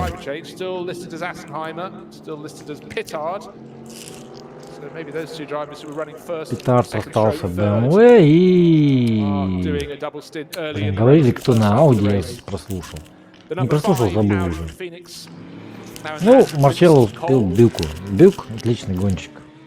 Мелкий, вредный, но хороший. Что тут еще рассказать? Ну, как бы пидстопы, кстати, прошли очень интересно, мне понравилось. То есть, как это все организовано, как это все сделано. То есть, вот 8 кругов проезжаешь, это среднее такое, нормальное. То есть, обычно там, кто-то может 7 проехать, кто-то может 9 проехать, по-разному бывает. Ну, обычно в гонке около 28 кругов, 27-28. Плюс-минус 27-28, короче говоря, и как бы, то есть 24 круга у тебя 3 полных стинта и плюс еще полстинта, считай, в любом случае. Ауди там разворачивалась, кстати, Car Collection, чешская команда. Если я не ошибаюсь, конечно, но, по-моему, чешская. Керри Шрайнер, 28-я машина, 29-я, по-моему, а, нет, в прошлом году какая-то там 17-я или что-то такое выиграл, не помню. 29-я, 30-я, это были как раз Car Collection. Это GT4, наверное, машина, 128-й номер. О, солнце, реально, слушайте, я даже не заметил, реально. Ну, пожалуйста, дождь, солнце, град, снег.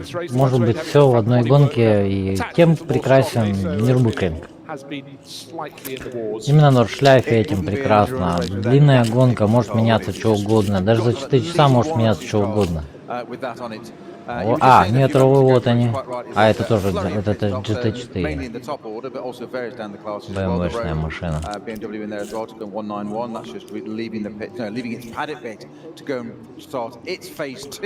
Тут BMW легко отличать, они М6 и М4.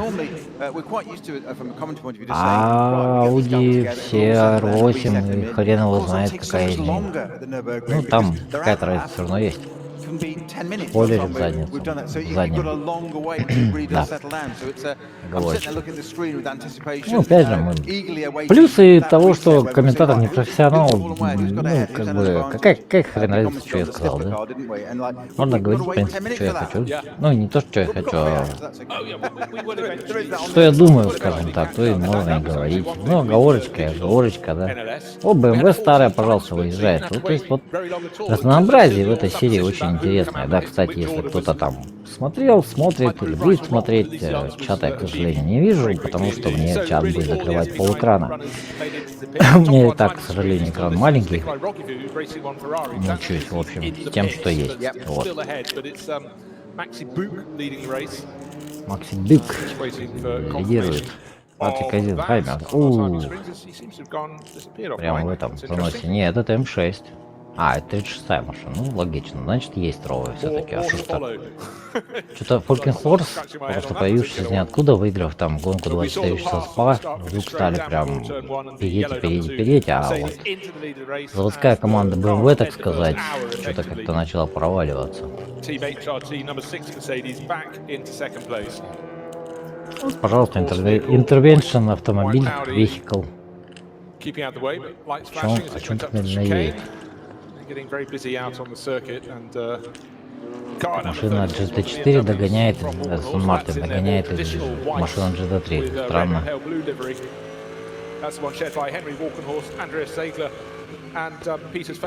А нет, это тоже Фолькин Хорс. Странно. В принципе, логично, 34-я, 36-я. Я думал, это рововская машина. Значит, рова в этой гонке нет. Ну, я надеюсь, хоть в этом будет рова.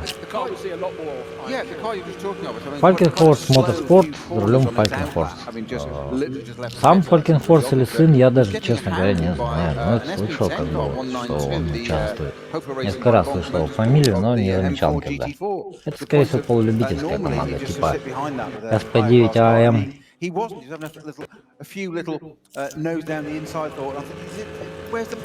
Надеюсь, это будет не сильно громко. Вот. Что? Час позади, час 10 уже даже позади. Как-то все пролетело незаметно. Я даже и не заметил, если честно. Я сижу как можно дальше от экрана, но если, блин, перебивает звук, я потом послушаю, попробую что-нибудь сделать, какие-нибудь изменения. Ну, мне нужно хоть что-то слышать, что ребята говорят. Я хотя бы иногда на них отвлекаюсь и перевожу, что они говорят. Обычно они всякую фигню говорят и там описывают, что видят, акины, или рассказывают истории своей спортивной карьеры, там, или что-нибудь еще такое же. Ну, вот Porsche GT4, скорее всего, или кубковая машина. Нет, это кубковая, скорее всего.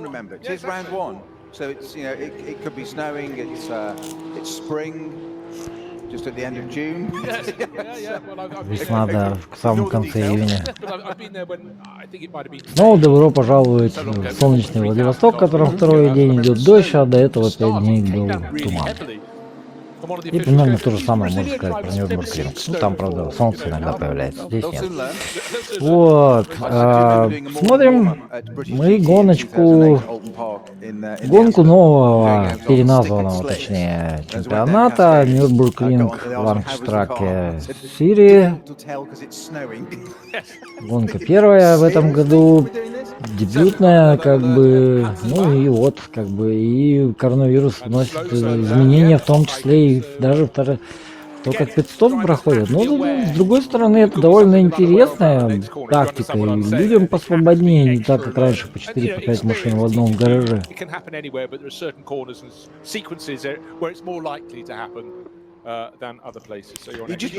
извиняюсь, нога надо отвлекаться, к сожалению, ну, ничего не поделаешь. Такова жизнь, соляви. Вот.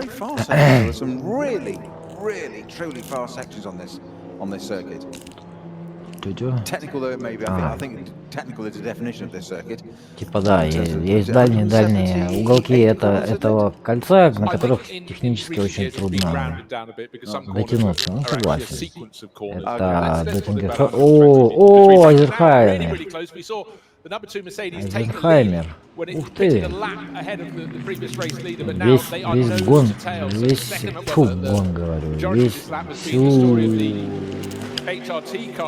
весь круг ехал за ним, блин.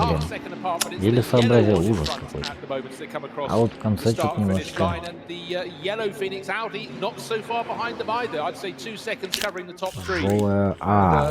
Это уже на третьем месте. Ауди. Ну как она туда попала? Тоже на круг раньше становилась. Там же, наверное, все-таки минимум пит-стоп тайм сохранилось, время пит-стопа минимальное, и, соответственно, как бы ты раньше на круг останавливаешься, короче, пит-стоп на 2 круга останавливаешься, еще меньше пит-стоп, на 1 круг больше останавливаешься, чем все, длиннее пит-стоп, то есть вот так вот все сделано, чтобы ты там как-то уравновесить. Я не знаю, как это работает. Система, но она работает. Интересная система, но работает. And, Ну да, Ауди что-то недалеко, и оказывается они на третьем месте. Я думал, это там from the какая-нибудь круговая. V4 class. Очень странно. Ну ладно, что-то он весь круг за ним ехал, а тут решил отстать. Второй раз такая фигня, что за фигня? И Ауди рядышком. Что это за Ауди, интересно? Феникс или...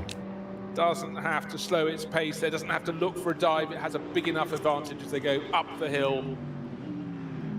But the Audi's coming on strong. We saw a flow. I thought it'd be the blue one that Frank Stippler seemed to driven so well. Да, я тоже думал, что Франк Штиплер будет преследовать его. Странно как-то. It's not, it's the sister car.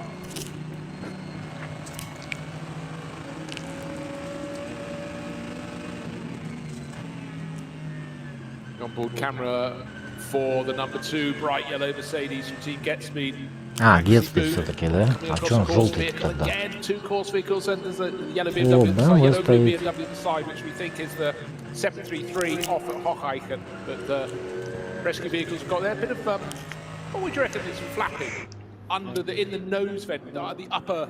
Интересно, вот если здесь, ну если бы показывали нормально, полноценно, очень интересные тут повороты бывают, что ты там почти тапку в пол, а при этом нормальные повороты такие, ну то есть на нормальной машине ты там скидывал скорость, а не тапка в пол идут. То есть Нюрнбургринг этим еще хорош, так. Разнообразие трассы поражает, и крутые повороты, и развороты, и на 180 градусов. О, опять какая-то желтая зона. Что случилось?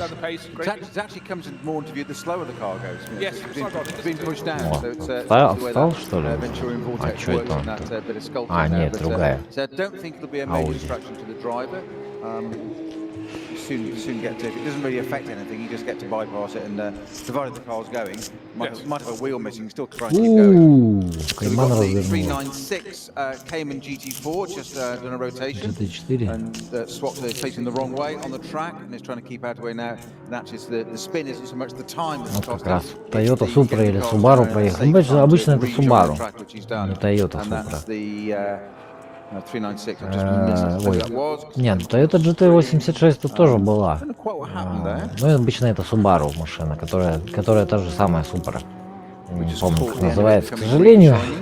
А тут еще была раньше эта самая Subaru Impreza STI, полноприводная, единственная, по-моему, машина полноприводная на весь пелетон.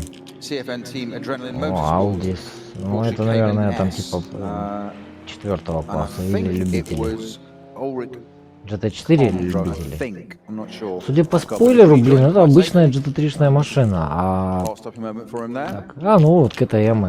Вот я КТМ. Не, конечно, британцы прям любят свои КТМ. Я вот эти машины не понимаю до сих пор. Это не машины, это... Ладно. Ну, они в своем классе. Кубок X, Капекс. Они в своем классе едут сами по себе, грубо говоря. Вот что за фигня? Почему машина так медленно ездит? Вот КТМ GT4, а сзади едет М6 класса GT3. И что-то она как-то вообще не едет.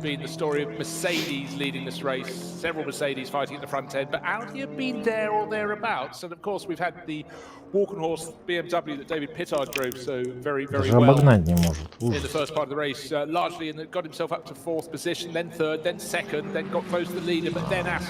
Опель, да, был?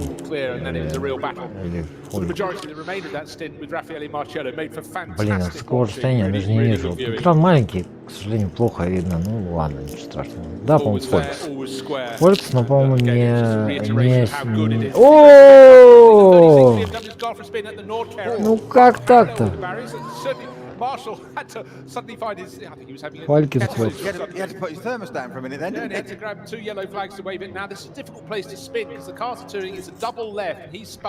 Да как так-то на ровном месте? Это, наверное, Фалькенфурт за рулем. Что, не заводится? Все? I don't know how Ай-яй-яй. to recover that. Is there a gap just behind his car and the barriers? I don't think there is. There are waved yellow flags dead ahead of the cars as they come up to that left-hander. But at that point, you're flipping your brain from, we're on the Grand Prix loop, now we're flipping it into Nordschleife mode as you turn left into the Nordkehrer, and that BMW is about, what, 20 meters beyond the apex, the point at which it can be seen, facing the wrong way, going nowhere. And actually, with 140 odd cars, probably still in the race, should wait a very long time to give the signal to go. Just starting to roll at the moment. But because he's going to drive into basically the apex exit of that corner, that's possibly or potentially the worst place to spin the car on the circuit. Да, одно из худших действительно мест, чтобы развернуться. Потом попробуй развернись. Porsche. Идентика Porsche.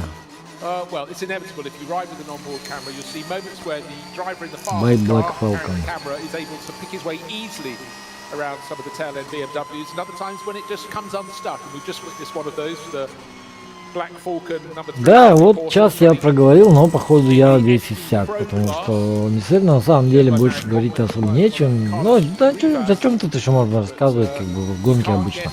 Обычно в гонке рассказывают о том, какая была история, что какие гонки были великолепные, какие были сражения, какие великие гонщики, там истории, трансферы, какие-то скандалы, стратегии расследования. А, к сожалению, в 4-часовой гонке для комментатора, то есть, если ты, в принципе, ну, тем более, если это первая гонка, ты еще очень много можешь рассказать. Тем более, если есть интерес со стороны каких-то... О, Кайман, что он его так прям стоя? Это GT4, что ли? Блин, надо поинтересоваться. Что-то за классно. Вот и как бы перед первой гонкой есть что рассказать, есть новые зрители, с ними можно поговорить. Ну, в смысле, к ним обратиться, не то, что там через чат где разговаривают. А к ним можно обратиться, рассказать что-то, опять они и никак Эйзенхаймер не может обогнать. Ну, дальше уже, наверное, не обгонит. И вот можно как бы рассказать что-то, заинтересовать, и пока у тебя есть вот запал, ты там час можешь проговорить, а потом действительно начинается комментаторское искусство, вытягивание из пустого очень много порожнего, к сожалению. Ну, ввиду того, что я не журналист, не ТВ-комментатор профессиональный, не готовлюсь к гонкам, это скорее хобби, чем какое-то занятие ради зарабатывания денег или даже просто чисто вот ради страсти. Нет, это скорее даже не хобби. Извиняюсь. Вот. Это даже не хобби, это просто рассказ о том, что мне нравится, что мне лично интересно и что чем я бы хотел заинтересовать людей. Макси Бюк, Патрик Айзенхаймер, машина номер 2, команда Get Speed Performance и команда номер 6. Арина Моторспорт, скорее всего, как, по крайней мере, в прошлом году точно была. Вот кто их следует? Феникс это Audi или какой-нибудь Car Collection, 15-я машина, интересно. Ну. Ага, попал. Да, Айзенхаймер обошел, используя вот так вот. Вот тебе и трафик. Ну вот, потихонечку продолжаются пит-стопы. Ну, наверное, машины меньше, более низких. Так, это фрикадели, кстати, Porsche. На одной из которых я ездила Сабина Шмидт, сейчас не знаю, ездить не знаю. У меня перед глазами, естественно, листа распечатанного с участниками. Да, тут обычно... Раньше было вообще смешно. Даже сами комментаторы английские, англоговорящие, не имели никаких абсолютно составов этих самых. Опять это что-то... BMW до сих пор пытается.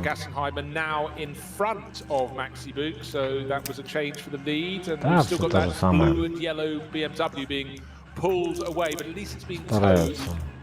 And they just have to wait for the green flag, and off we go again. Suddenly the race restarts, if you will, or proper racing restarts on the Сейчас Nürburgring. повторят нам, как Thanks, Stratton. обгон, как один Хаймер So, обошел great Бюка. move around the К outside by сожалению, Patrick вот Cass. этим вот и Will хороша the way гонка. NLS, Тут let's have a очень look. много, The slow много, zone. очень In fact, много трафика. Ты if можешь that was обогнать going и on the выиграть, и transition we потерять talked about, что the угодно. BMW had been pulled clear, the Walkenhorst car, Хоть but I'd say повторы that начали that was включать. Раньше очень an мало, редко opportunistic, or включали as some people would повторы, say, так an что opportunistic maneuver. You'll BMW. probably say I would state this, but I would say that Ух, clear, ничего себе, он the от него actual уехал, как obstacle от стоячего. was clear and gone. Вроде The Бюк car was хороший the wrong way, гонщик. trying to rejoin the track. There was indeed a А, official's car there, but that was on the left. Мне интересно вот только Does its flashing одно. light denote a double yellow or wave Тим yellow? Арена, No, I don't think so. они They're just lights illuminating the vehicle. полностью профессиональная Your warning команда is или there. они So I would say полупрофессиональная команда все-таки? absolutely right. А Opportunistic. Хаймер-то видно, что And гонщик прям. maybe that's what Ай-яй-яй. Paul out. He just thought, should I, shouldn't I? Вот. And that's an amendment. А I will.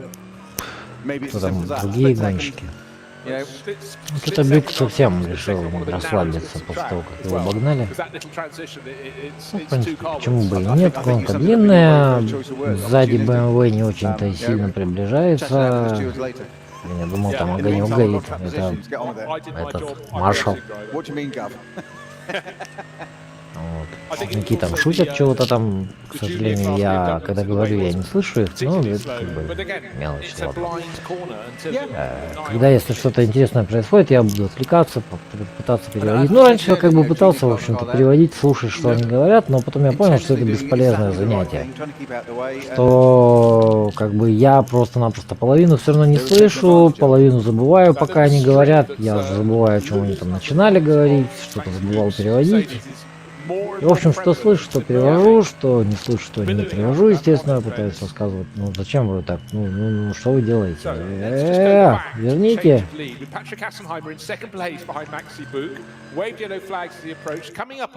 Время идет, а картинка нет. Да, ну, ладно, это нормально, это тоже вот, кстати, еще один интересный факт, что, ну, не факт, точнее, а просто такое замечание, что как бы и сама даже трансляция гонки, она же бесплатная абсолютно на ютубе, пожалуйста, доступна любому на канале вот Nürburgring, вот так он называется, прям канал на ютубе, можете заходить, английский, немецкий комментарий, без моего нудного комментария.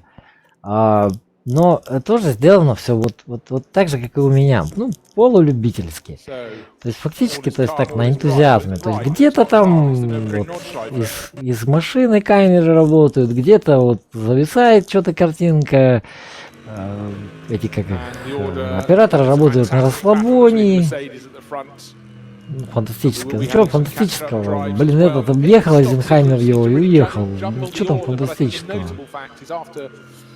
Нормальная обычная борьба, ну, молодец, объехал, да, ну там прям не то, что там обгон по траве, как Ауди как-то обгоняла, не помню кого. А, нет, или Порш, не Ауди. Ауди обгоняла. Ауди пару лет прям выигрывала прям в одну калитку. Ну, в смысле, не пару лет подряд, а 2 года. По-моему, 15 и 17. Могу ошибаться. Скорее всего, ошибаюсь. В 18-м выиграл Porsche, в 19-м Audi, в 16-м выиграл точно Mercedes, потому что это моя любимая самая гонка, где они просто-напросто всех размазали, и 4 Мерседеса приехали на 4 первых местах. При этом лидировало 2 Мерседеса, на котором ехали одни и те же 4 гонщика. Вот, весело было. Но они потом один просто в гараж припарковали, а второй поехал дальше. 2016 года это моя самая любимая гонка. Она вообще интересная, там прерывали ее. Ну, это нормально вообще, то есть, чтобы гонка прерывается, ну, все-таки там град, снег. В мае же раньше гонка была, поэтому град, снег, что там еще, что угодно, ливни, туманы. Говорю, вот, организация, вот КТМ заезжает на пит-стоп. Организация здесь в этой серии вот на уровне, знаете, вот все свои. все свои, все нормально, все на расслабоне, никто не парится. То есть я вот с этой точки зрения как бы и смотрю, в общем, что у меня тот комментарий, который я делаю, он в принципе соответствует более-менее уровню серии. То есть это не профессионально. Они профессионалы, конечно, ребята. Но вот как тут все организовано, и работа команд, и то есть, ну, бардак тут постоянный, потому что все на расслабоне делается, минимальное время пидстопа есть. Да, вот сделали. Ну, мне, конечно, нравится такая система пидстопов, она интересная. Видимо, картинговое кольцо какое-то приспособили под питлейн. Ну, нормально, что. Неплохо. Вот. Что еще? Вот, поэтому тут как-то уровень серии, он вот полупрофессиональный, скажем, про справедливо. То есть, ничего, догнал, да. Подождите, как догнал? А как это получилось? Да, где Патрик Айзенхард?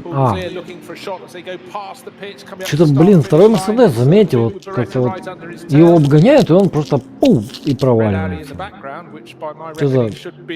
Что странное, блин. Творится, это Ника Мюллер. 9,7 секунды. Реально уехал, ни хрена себе.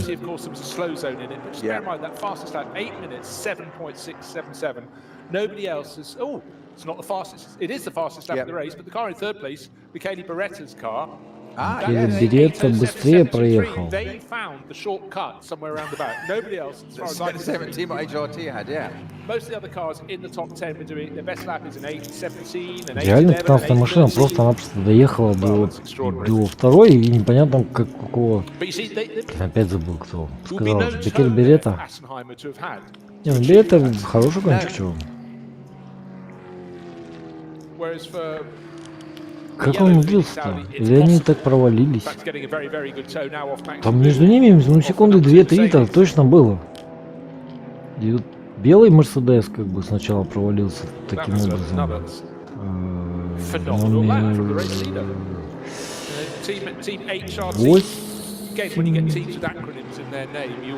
Это HRT?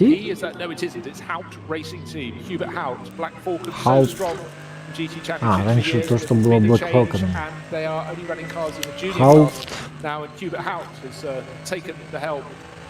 Racing Team.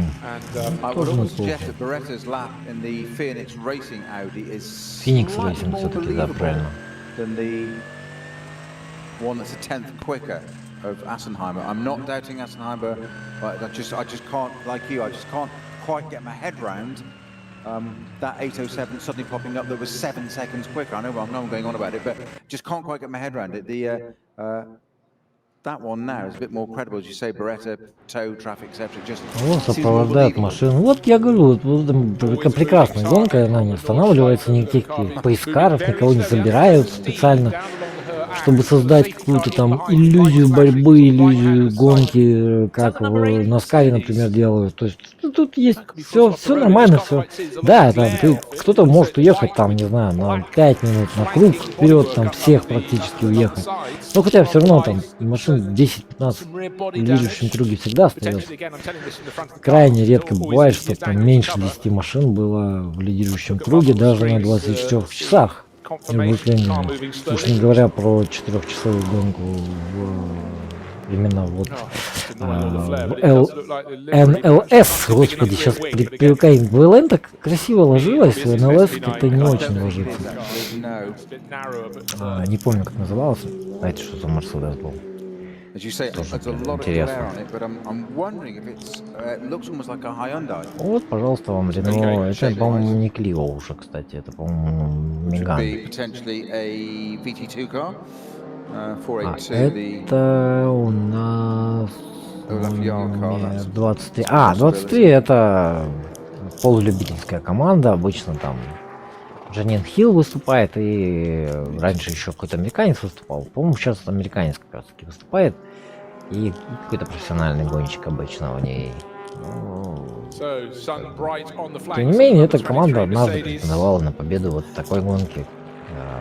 NLS, ну, БЛН еще тогда. Адам Осиека, да. И кто-то еще должен быть. Джанин Хилл, да. Нет. Джанин Хилл, он занимается говно. Она просто вообще дно, если честно. Ну и американец вообще дно, еще днее, чем Джанин Хилл. Нет, Джанин Хилл здесь действительно. Хофнер, да, Шофнер. Джанин Хилл и Джон Шофнер. Это оба любители. Джанин Хилл, я не знаю, может даже и не любитель, но ездит она прям вообще дно. Раньше с ними какой-то нормальный гонщик ездил, а вот Осиеку я просто не знаю, кто это такой. К сожалению, так что для меня это вообще новый человек. Никогда о нем не слышал раньше. Ну, обычно, если полулюбительская команда, то, соответственно, там кто-то должен быть профессионалом один. Сабина Шмидт, например, намного лучше, чем Джанин Хилл ездит. Джанин Хилл это просто вообще, прям вообще. Все плохо, то есть ехал, когда за команду профессиональный гонщик, вот, блин, не могу вспомнить, кто ехал. То есть, может, кстати, Эйзенхаймер ехал. Не, Эйзенхаймер, по-моему, так Тимарина был. Вот. То есть... Да, careful. Вот. И вот как бы эта команда, она все равно претендовала на победу в одной из гонок. Ну, то есть, профессионал ехал, потом села Джанин Хилл, потом сел Джон Шофнер, и вместо то ли первого, то ли второго места машина что-то ехала на 7-м, на 10-м месте где-то вот так, на 6-м, что-то такое. Вот GT4 Мерседес, кстати, красивый тоже в этом году, наконец-то, до этого какой-то он был. Кроссбоу, Мерседес АМГ, в смысле КТМ лидирует. Ну да, они же еще не это самое. Там, тут время еще будут потихонечку улучшать. Адаптировать, поскольку они через 3 минуты стартуют, то, соответственно, и для они это самое.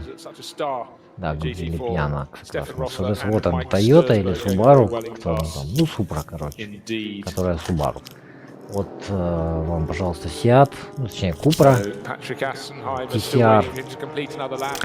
Хорошая графика, раньше такой графики ни разу не показывали, обычно там в течение там каждый час там обычно плашечка выскакивает. Сейчас тут можно посмотреть хоть что-то. NLS GT3, GT3R, Porsche 911 просто, это, наверное, кубковая машина. Не факт. Не, кубковая. Mercedes AMG GT3, 408 GT3. Какая разница между ними, интересно. Porsche 991 GT3, вот кубковая машина, опять 23 Mercedes, вот он на 18 месте, он на своем месте. Porsche 718 Cayman, R8, 911, вот 911 номер. 80, что ли? Тоже, наверное, полулюбительская команда. BMW M4 GT4, соответственно. R8 LMS GT3 и его. Тут такой GT4 опять BMW GT4, просто BMW GT4. Да ладно, это M4 должна быть. Опять кубковая Porsche, опять Mercedes GT4, опять Porsche GT3 Cup, кубковая Porsche или другая. M3 GTR, это еще старенькая, значит. GT3, Honda, опять. А как Эйзенхаймер умудрился теперь потерять столько времени? 10 секунд умудрился где-то потерять. Вот видите, где-то ходишь, где-то потеряешь. Теперь его обогнали. Видимо, где-то в трафик попал не очень удачно. Ну так вот, однако. А Макс Люк вышел вперед. Вот вообще не поймешь в этом году, слушайте, даже для меня это прям вообще, то есть, насколько я привык к разнообразию всякому, и обгоны, и соревновательности, возвраты какие-то, ну не до такой степени. Вообще бред какой-то творится в натуре, но это интересно. Зато этим и интересно, в общем-то, гоночная серия. Не, ну я понимаю, это красиво. Вы мне лучше показали, где Эйзенхаймер потерял 10 секунд. Ну так 9 секунд с чем-то уехал от них. А тебя что-то с Мерседесом творится неладно. Да, мы поняли, как все это произошло. Описывать, ну да, в принципе, они на радио, им надо все описывать. У них это же радио Лиман раньше было, сейчас радио не помню, как называется. Вот Ауди все равно отстает. I'm racing to get carried away with it, and he didn't. He backed out of it. Okay, I know there's hours to go. That's not the point, but actually that was a very professional maneuver there to back out of that one and not cause пятерка, racing. Это тоже Very easy to have just taken advantage of that, and he didn't. Нет, это может быть это был ВРТ, так что я извиняюсь, утверждать не буду, что это именно конкретно машина Феникса. Ну, скорее всего, Феникс. Хотя та желтая, это синяя. В принципе, нет никакой принадлежности по цветам. Спонсоры бывают разные. Ну, сами видели, что Фолькенхорс одна синяя, другая белая. Опять же, все Мерседес. Ну, Мерседес-то разных команд, так что HTP нету, например, почему-то, хотя это одна из лидирующих команд. Уж точно для первой как бы гонки нужно было бы Стракки. Стракка здесь не участвует, которая участвует для тех, кто как бы следит за Бланпа GT разнообразными. А это белый Мерседес, который номер 8, да, по-моему. И он что-то...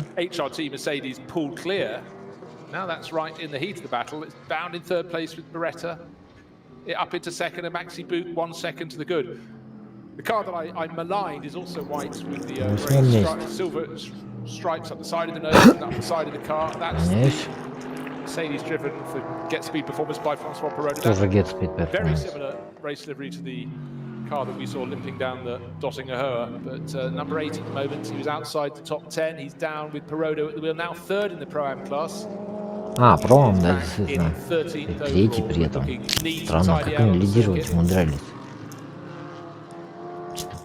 Вообще, ничего не пойму, вообще абсолютно. Так они еще и, по-моему, с третьего места, что ли, стартовали. В этом году прям сезон начинается с дурдома, с полнейшего, прям вот вообще. Ну, зато интересно, любопытно наблюдать, что, смотрите, в начале, там, не знаю, 20-километрового круга этот на 10 секунд уезжает вперед, две машины там начинают растягиваться, а в конце круга, в общем-то, третья машина почти всех обгоняет. Что-то нам показывают. Да, первая гонка на Нордшлайфе. Нордшлайфе Ландштраке серия. Number 2 Mercedes from Team Get Speed. It's been flapping. It was of a loop, but it now appears to have broken at the top. We've got one end flapping out of one side of the vent, one out of the other. Maybe the whole thing will eventually fly out. Болтается и не поймешь, что это КТМ. Это страшный КТМ. It's a distraction. Yes, it definitely is visible now, isn't it? Probably just far enough down there that we're not sure what it is, but. Got pit car radio. I'm sure they'll talk about it, and it's not. Да, порвалась какая-то фигня, и главное, что это такое, не поймешь. Мерседес, кстати, в этом году как-то еще получше стал выглядеть. Ну, я видел как бы картинки, когда его представляли, было довольно интересно, любопытно, но, конечно, так как он выглядит, просто потрясающе. В принципе, машина GT3 выглядит просто фантастически, так что там говорить. Это Купра или Фолькс? О! А что это мы на пит-стопе? Это 23-й? Это Астон Мартин. А что это Астон Мартин? Нет, это Мерседес, все-таки 23. Блин, их хрен различишь сзади. Да, меняется Janine Hill. Осиека выходит, и Джанин Хилл, в общем-то, садится за руль. John Shoffner, the American, and I think that might have been John Shoffner getting out. Джон Шофнер. Of the car. Более Standing for машины. Mercedes leaving Понятно. the pits. Тогда понятно, почему они так That is плохо the real ехали. interest. You got the full-on race body, race everything. Ну, Джанин Хилл, в общем-то, не особо лучше поедет. Ну, Шофнер это совсем любитель, я так понимаю. Он, собственно говоря, там как бы...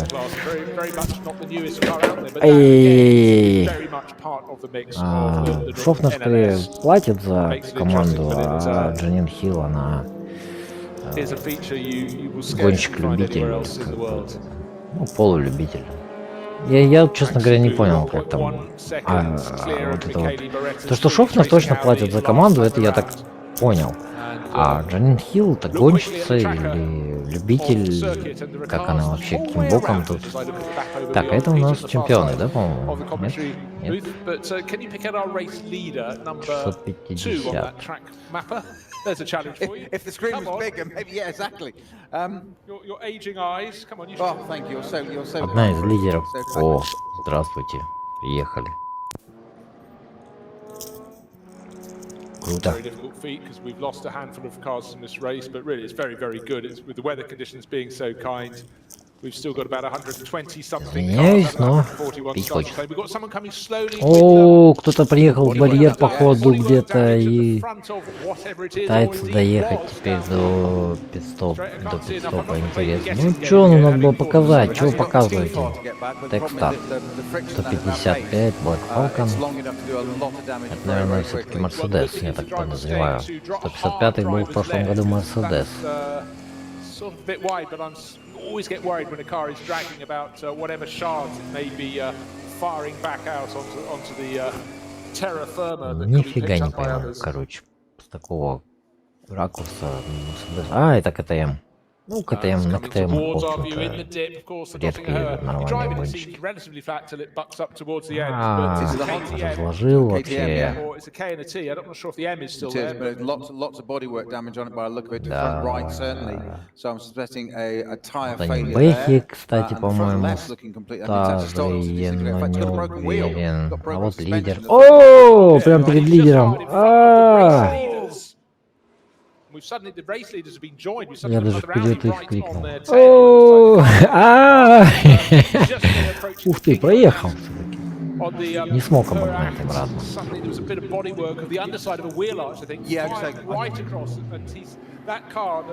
Сейчас кто-нибудь выбежит, будет забирать. Так вот работает здесь. По мне так это, блин, это правильно, это так и надо. А не так, как в этих, блин, сериях. Там маленький осколочек, маленький обломочек, там размером с гаечку выпал, там, надо срочно сейфтикар всех остановить на трассе, красные флаги. Быстро там. А вдруг кого-нибудь собьют? Господи. Чё реально?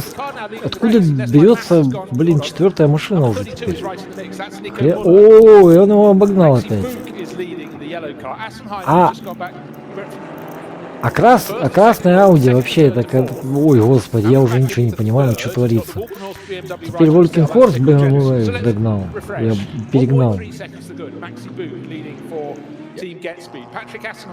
Я так понимаю, что вот это красное, это... Блин, там было написано, не видно, отсвечивает. На каком они месте.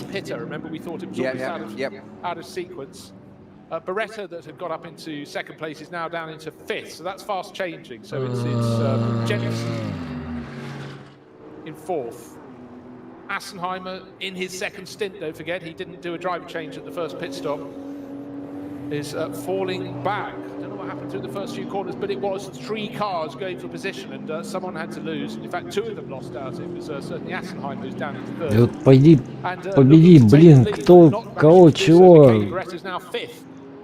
Да это пятый. Пятый, действительно. А как, откуда взялась еще одна Ауди? Что они, блин, их телепортируют, блин, как будто в какой-то компьютерной игре, блин. Давайте-ка мы им подкинем еще немножечко там. А что, они не отстали? Тут надо им подкинуть немножечко. 510 абсолютно белая. Первый раз вижу, кстати, такую машину. Ну, это, в принципе, наверное, те же кубковые BMW. Даже без спойлера. Класс. Вот откуда взялась четвертая Audi? Раз, два, три, четыре, пять. 5 машин. Значит, это Audi действительно в борьбе? Не видел. Не понял, что у нее там написано было. Должно было быть написано четвертая, но почему-то не четвертая было написано.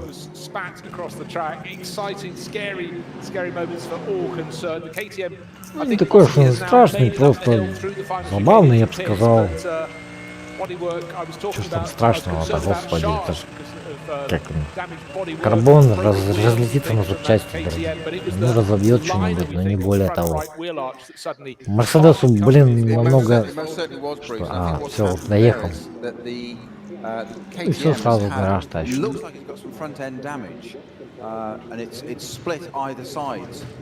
Да, но он, походу, приехал куда-то в барьер. На Мишленах. Тейхман Рейсинг, кстати. Ну да. Так, что еще тут рассказать? У нас 2 часа подходит. Я сейчас буду, наверное, делать паузу. Ну, я надеюсь, что будет реклама в ближайшее время. И, наверное, на рекламе я закончу стрим на этой половине гонки и продолжу уже потом. Запущу новый стрим, чтобы было отдельно 2 видео у меня по 2 часа, а не одно видео 4 часа. Я надеюсь, там все работало, потому что, ну, как бы, я, если честно, не знаю даже, то есть все, что я могу сказать, я даже не могу посмотреть нигде, ни на каком устройстве, то есть мне единственное, что я буду говорить, могу надеяться, что у меня все работает. Вот. Включить чат я тоже толком не могу, но и, как бы, я его читать все равно не смогу с такого расстояния, где я сижу.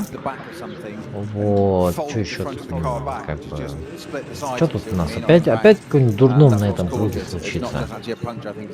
Опять? Что-то в этом году какие-то вот гонщики младших классов, какие-то вот нифига двигаться не хотят. Я ничего не пойму, как бы. В прошлые года таких вот прям серьезных проблем с трафиком не было. Все-таки как-то они его объезжали, он там не играл никакой большой роли. А здесь что-то почему-то как-то происходит какое-то безумие. What do you do when you've brought your car back, battered and broken to the pitch? You get on the telephone. That's your greaseman just climbed out of the number 930 KTM crossbow from one of the 3 from Teichmann Racing, and Peter and I have surmised it was making front-end contact, possibly even coming onto the long Там straight. восстанавливать, там уже восстанавливать-то нечего. Полгонки уже прошло, сейчас потеряют кругов 10, 20. Шучу. Осталось-то всего кругов 14. Кстати, раньше я еще следил за кругами, что-то сейчас я вообще терял счет кругам. Ну, кругов 12-13 проехали, я думаю, что, надеюсь, что 14. Помахать маме ручкой в камеру. Ну, тоже надо, почему нет. Да, вот, профессиональный этот самый с сигареткой. Профессиональный гонщик с сигареткой на камеру помахать, позвонить и обсудить, что случилось. Вот это вот по-нашему, это по-старому, по-классическому. Не то, что Формула-1, блин, какая-нибудь. И ман еще каких-нибудь там 2000 года. Все по классике, все отлично. И еще бы только не ездили не на этих уродских КТМах, а ездили бы лучше, не знаю, на Порше каком-нибудь. Намного было бы. Или на Джинете хотя бы. Хоть тоже британская машина. Никто на Джинете здесь не ездит. Я видел, по-моему, Джинету одну. Один раз. А может ошибаюсь. Но, по-моему, была Джинета как-то. Никто здесь на джинетах не ездит, их вообще никто за машиной не считает. Потому что есть и GT4, и GT3, по-моему, еще есть.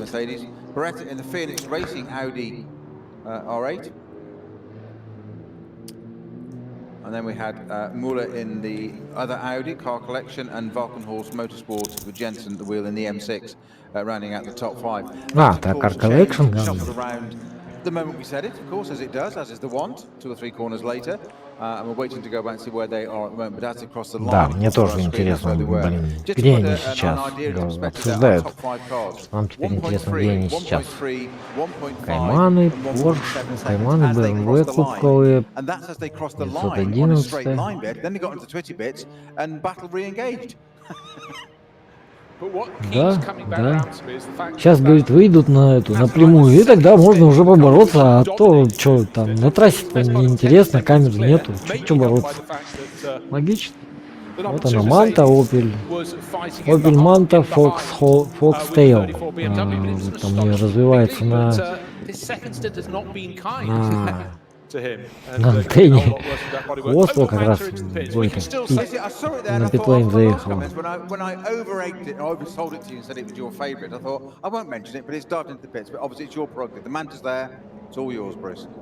It's gone into the pits to get more attractive bodywork.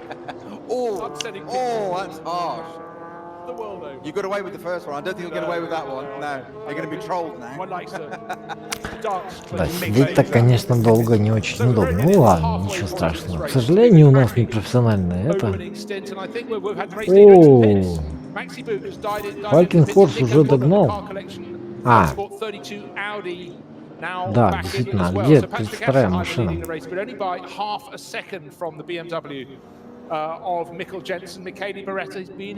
Теперь Беретта почему-то отстал. Я теперь вообще красными не вижу. Ну что, на подстоп заехала, что ли? Куда все деваются? Где Бюк? Valkenhorst и Айзенхаймер и Питер борются за второе. Или за второе, или за третье место, тоже сложный вопрос. По-моему, еще дальше там еще одна Valkenhorst BMW была, показалось. Не поймешь абсолютно, у BMW прям скорость какая-то ракетная прям в этой первой гонке. А Бюк заехал. Опять на круг раньше. Ну, в принципе, логично, что 28 кругов все равно. Ты на круг заезжаешь раньше и за счет этого выигрываешь какие-то минуты на пидстопе. Почему нет? 28 кругов. Все, Бюк выпал, кто сел. Car from HRT, the Mercedes, started by Patrick Assenheimer. Oh, what a great person to put on board after him. He's got Maro Engel, but certainly Assenheimer was so successful in what was the VLN, now the NLS. And let's see how it unfolds the rest of the race. Interesting there, the body language of Maxi Book. Maybe he was trying to make sure that door shut properly for the driver that's taken it over, but it almost looked like a petulant Да, slam. Бюк действительно выглядел немножечко недовольным.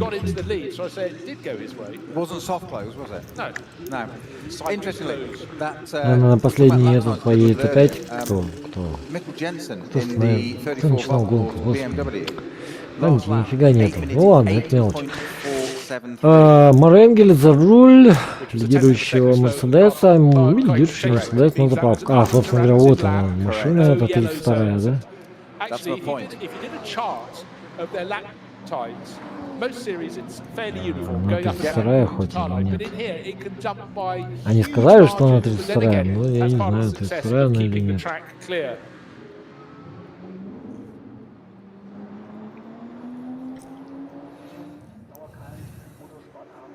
Ну да, похоже. Это Car Collection Audi. Он чешская команда. As Bruce has just described, to their driver change, back out again. Second driver then brings it out into the second phase for the refueling in the pit lane. They're being done as we speak now. Кайман подъехал на заправку. А вот раньше здесь почти команды как бы в одном гараже, там куча механиков, толкучка. Ну, естественно, сейчас коронавирус, такого все-таки допускать нельзя, поэтому как бы стараются. Сделали вот такие вот sitting right behind. So these two альтернативный питлейн, скажем так, на картодроме, и вот здесь только заправка, минимум людей, про...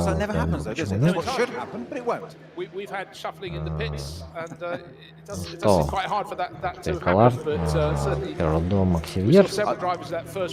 Это белая машина, которая... Почему права? Кто здесь любитель? Колары я знаю, Перодо тоже знаю. Максивьер это вообще профессиональный гонщик, который постоянно в команде участвует в всяких там Бланпад GT и так далее. Кто из них любитель? Максивьер, по-моему, гонялся в этих Формуле Рено разнообразных. Колар уже, по-моему. Старый гонщик. Перодо, ну, тоже слышал я его, Франсуа Перодо, не раз. Фамилия, о, Кокстейл все еще стоит, что-то манта.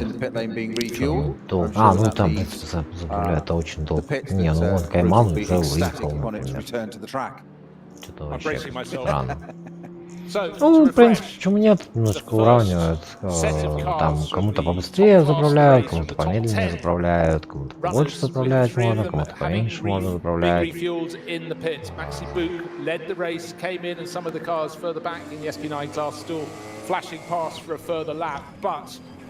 Машина 155-я, интересно.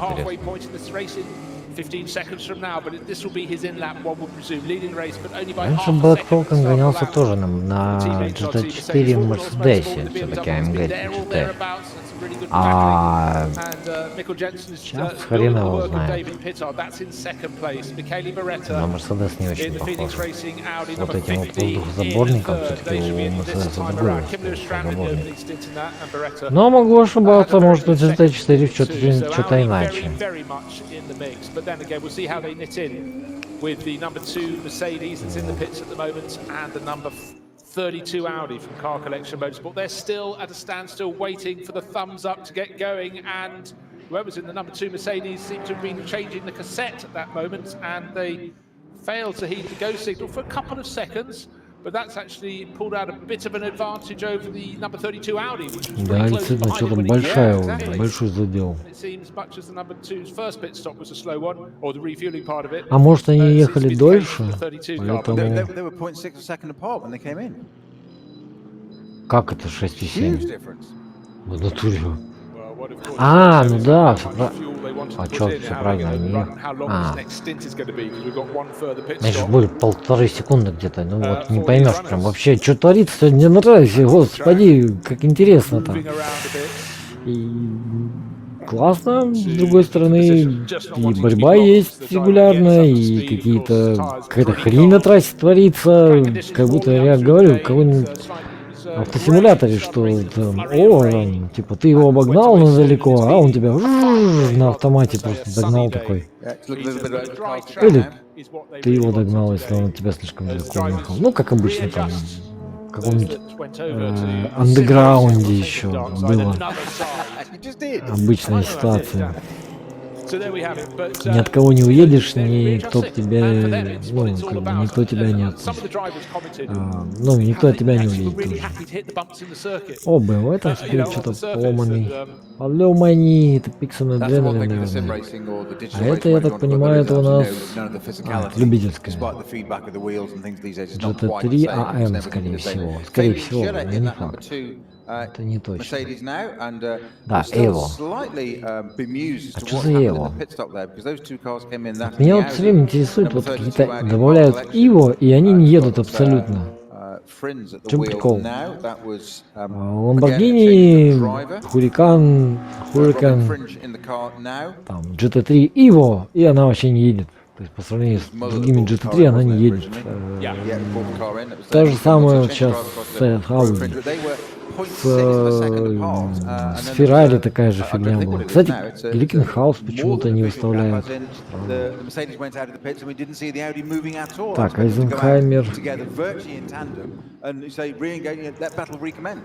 объехал.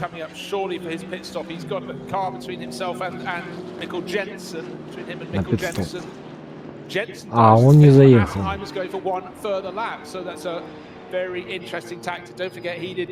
А чё это он не заехал? 14 laps on the board, so Странно. this is going to be an 8-lap stint. A 7 and an 8. Well, unless my eyes have gone. 7,8. Jensen's in the pits. То есть Yeah, that's 14 quite круг quick, isn't it? закончился. Corretta's in the pits. Jensen in the Falcon Horse. No, that's fine. It's the end of Okay. 2 7-lap stints.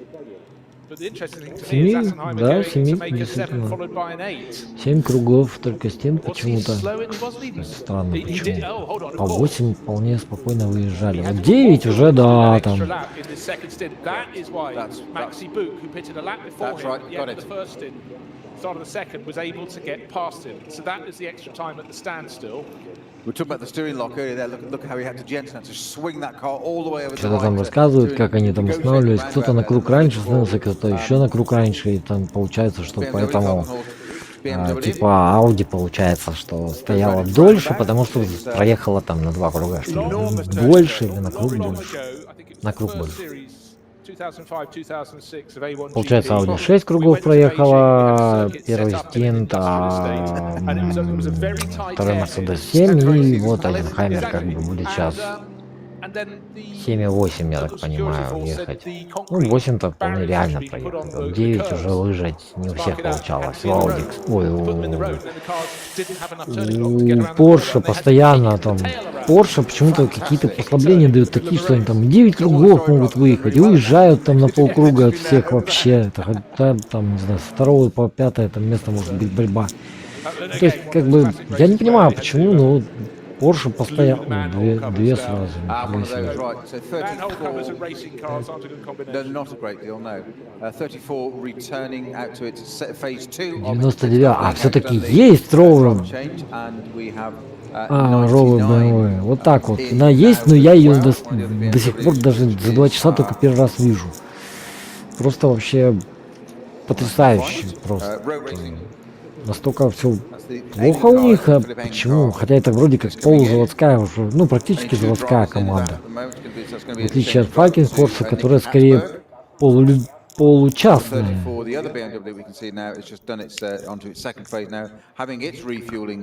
А, то есть 4 уже на заправке. Петард и Йенсен. А, Йенсен за рулем остался, Петард все-таки вылез. А, нет, Йенсен залез, наверное, скорее всего.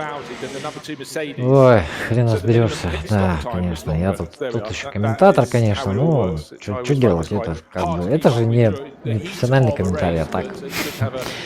Что-то, кстати, рекламы давно не было. Сейчас вот прервешься, а они рекламу запустят. Ладно, уже час прошел, можно рекламу-то запустить, хрен с ним. Мы потерпим, там, минут сайт. Ничего страшного, мне надо стрим перезапускать. Ладно, подожду уже до рекламы, что делать. Бэкман, Миллер, кто-то еще, Дюма. Значит, Porsche. 350-е это, по-моему, кайманы все. 50-й, 60-й, 70-й. По-моему, это все кайманы. Кубковые. Или 64, не кубковые, скорее всего, кайманы. Ну, в смысле, они могут не прописываться как кубковые, но по факту кубковые. Типа GT4. GT4, да, но кубковые фактически. One thing that always appeals to me when I look at a high shot looking down the Her Act and at other points on the circuit, but notably there, as you can see the public road alongside. I know. Wending off down to the shops, and suddenly, and the foreshortening effect of the long shot really doesn't make the cars look as fast as they are. КТМ GT4, да, и сзади TCR машина. То есть тут ну, просто какой-то пипец. Вообще не уезжает никуда абсолютно от TCR машины. Что там за TCR, что там за ракеты сделали? Что они вообще нет. О, ну просто как стоячего обходят. Купра. Пипец. Машина GT4, то есть фактически, ну, Гран-туризмо, просто гоночный автомобиль. Хоть и из ведущей, там, не знаю, кузовной серии в мире, но, ну как бы это разные вообще классы. Просто его ходом прошел. Хамель и Вассель. Вассель за рулем, Хамель Кто на круг отстал? Вот и Сиары в этом году. Какие-то пушки прям. Что это? Reporting to the coffee tent shortly. He should have completed his driving. And conditions getting better and better. We've got high cloud now, but it's a bright blue sky day. And it's great to be back racing, to hear the tire squeal as the Cupra goes Отлично, through что the мы infield возвращаемся к section. гонкам. Very nice livery. Sort of gold, grey and white for the 806 Cupra. And that's, as I flick through my entry list, is in the TCR class. Нифига себе облака. Интересно, да, закрывают солнце настолько. Матильда? Матильда знаменитая команда. Давно уже уступают. Ну, что-то типа этого. Давайте рекламу уже, в конце концов. Мне бы стрим перезапустить. Вот наш лидер. Не то чтобы левел, но довольно далеко, честно говоря, от него. Фабиан Шиллер за рулем 15-ка будет. It always looks much closer than it really is because the car's coming down the pit straight clearly at full racing speed, and on the wider line they can take a faster line through that first turn. Не, ну на самом деле он-то въезжает в поворот, они говорят, типа, там, кажется, что ближе. Не, на самом деле он въезжает-то тоже в поворот и скидывает скорость. Это не так уж на самом деле далеко, может показаться, что они там близко, но они действительно недалеко друг от друга. Сколько там, секунды полторы-две.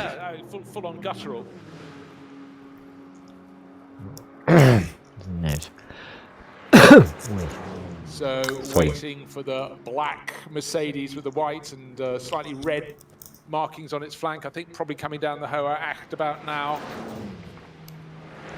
Может и будет он на Хауэрахте, но что пока не вижу. Вот BMW даже между собой сражаются постоянно, кстати.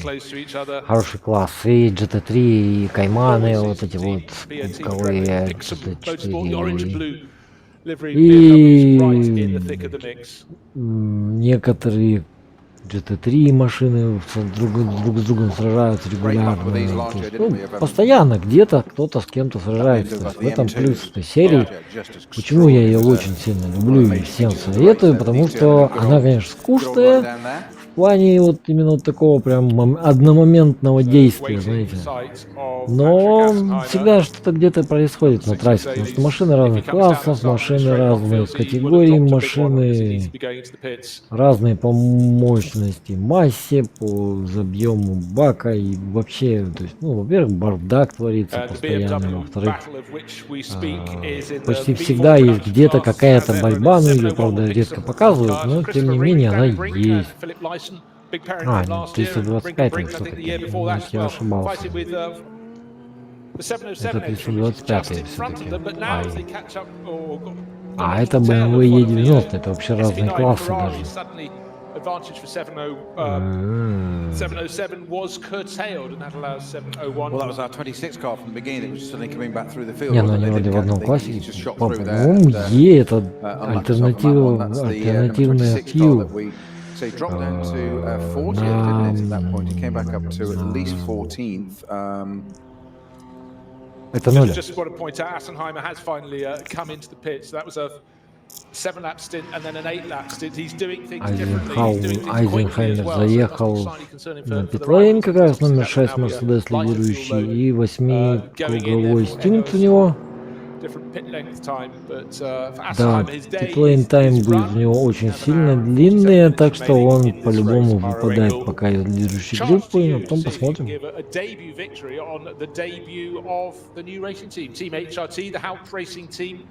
Да, Хауп Racing Team сейчас лидирует.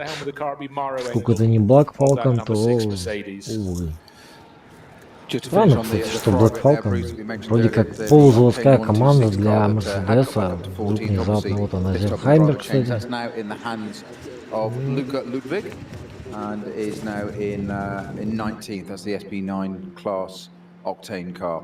He's got a little bit. It's 2 places to go. 17, 2 places ahead is the Next car, that's 23-й the Мерседес. Mante Racing 911. Car number 911. Кстати, да, вот 911 вроде как лидирующая, вроде как из заводской, прям не типа заводской, именно заводской команды Мантай. 911 вообще я не видно. Фалькин, Порше тоже хорошо выступали до этого, там и лидировали, гонки не выигрывали, по-моему.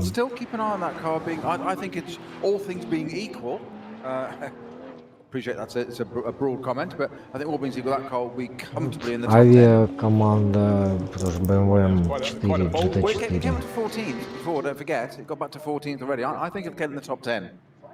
There we go. That's my Топ-10 видел. 12 там 15 машин. Обалдеть.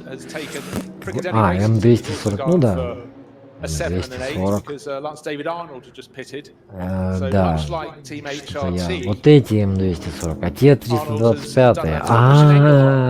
Я думаю, что их путают постоянно. Это другие.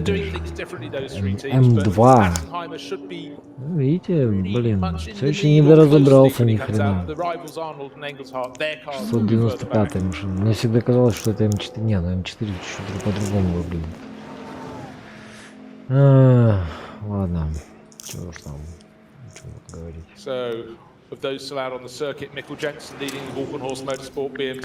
Я чувствую, что придется вообще делать все одним дублем, поскольку я уже не вижу даже особого смысла переживаться там. И хрен, пускай будет 4 часа одним дублем. Как бы оно не... 24 in the half, он сказал, или 22 in the half. Ну, 22,5 или 24,5. Блин, никак не помню. Ух ты, какой у него свет интересный. Timing wise, 807, 812, 813 and 813. Pretty close there for the Fricadelli, Falcon and Hoover cars. Hoover is obviously a SB9 Pro-Am car, as is the Fricadelli car, but it's still that standout time for that Assenheimer number 6 HRT Mercedes, leading with an 807.677, the fastest lap of the race so far. 8.07, быстрейший круг гонки, по-моему, быстрее проезжает. 8.03 или 8.04. Не берусь утверждать на 100%. Кайман, 718, GT4, TS, я так понимаю, что это кубок в каком-то формате.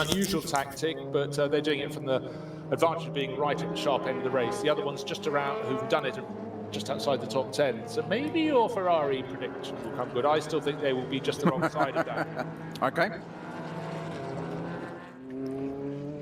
We'll be having a discussion in 2 hours' time, won't we? We'll be having a sandwich in 2 hours' time. 979 still going really, really well. That's in the last page of our notes. Ну а шо вы говорили, она одна, никого, никто ее не это. Никто ее не преследует, никто за ней не едет, никто впереди не маячит. Конечно, они едут нормально. Не знаю, они на первом месте или на первом своем классе, ну, что-то они похвалили 979. Хотя непонятно. Экмуллер. Медленная зона. Ну, зона 120. Ладно, наверное, надо, если мы прерваться уж не собираемся, то, наверное, нужно прерваться хотя бы на рекламную паузу. Так что, надеюсь, они когда-нибудь включат все-таки рекламу, и мы передохнем уже иначе. Ну, ладно, ничего страшного.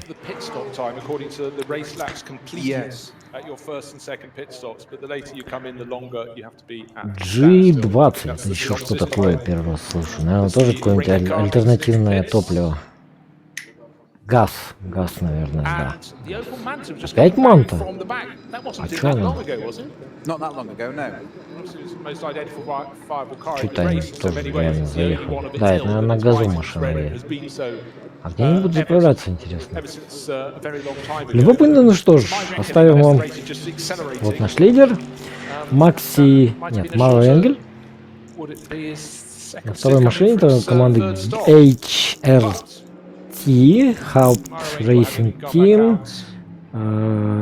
Get Speed Performance, SP9 Pro. Fabian Schiller, third driver into the number 2 Mercedes from Get Speed 9-й. Performance. А, ну еще, наверное, кто-то на пидстоп. Started by Rafael Ладно, Barrichello, thanks to good я прерываюсь, так up into the что lead of the race. скоро будем. Fabian Schiller pressing on. Very, very strong driver lineup there. It's nice to see, whenever you see wave flags, it's nice to see them being blue ones because it's warning the drivers a faster car is coming up. So they're almost perpetual around the Nordschleife. The car doing the overtaking down the Herach there was the Manthey Rello green and yellow livery Porsche, but they do need a helping hand when there are gaggles of cars on that long straight back to the pits, and they want to be sure that everyone up ahead having their own battle does see them. But we like wave blue flags, we like we like green flags showing a section has been tidied up, has been cleared for racing all over again. And for some of these drivers, they'll be looking for the checkered flag, but not for another hour and 40 minutes.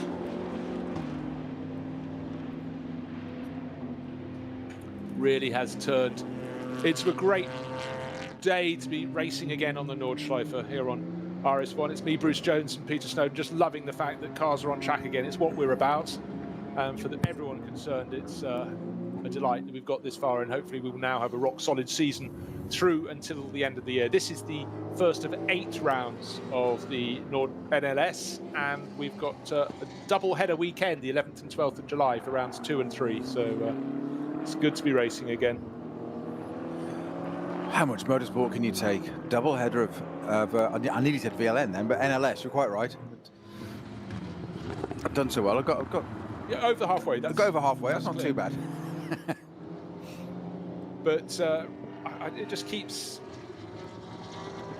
you're so aware that when the drivers are out on the circuit, the team is not just about the drivers. For everyone involved, it's being involved in what they love as well, from the race engineers, the mechanics, to the team gopher, and obviously strictures according to the social distancing that is required. But we've seen this ingenious concept of going into the paddock to meet your team, and then into the pit lane after that to get your refueling done.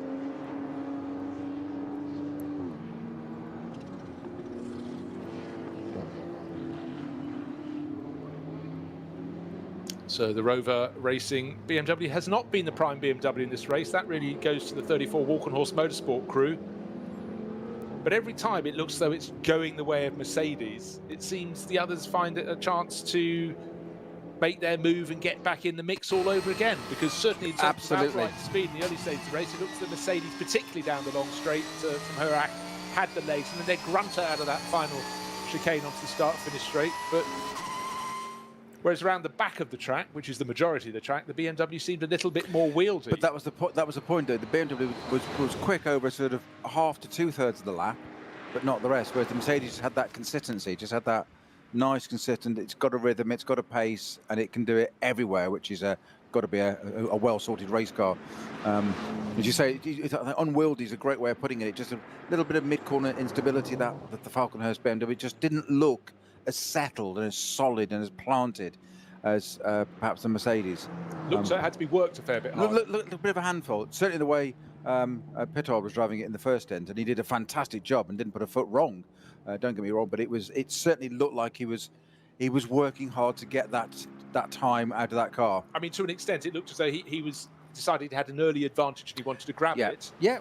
Whereas the others, you thought that they're settling into a 7-lap stint. Which was proven, as you said, by how far down the order the next M6 BMW was, which was some about 14th or something, wasn't it? Or yeah, and at the moment, point, just waiting for that final batch, well, not the final, the penultimate batch of pit stops, and the Rover Racing BMW is, well, effectively another 10, about 7 places behind, but it's about to suddenly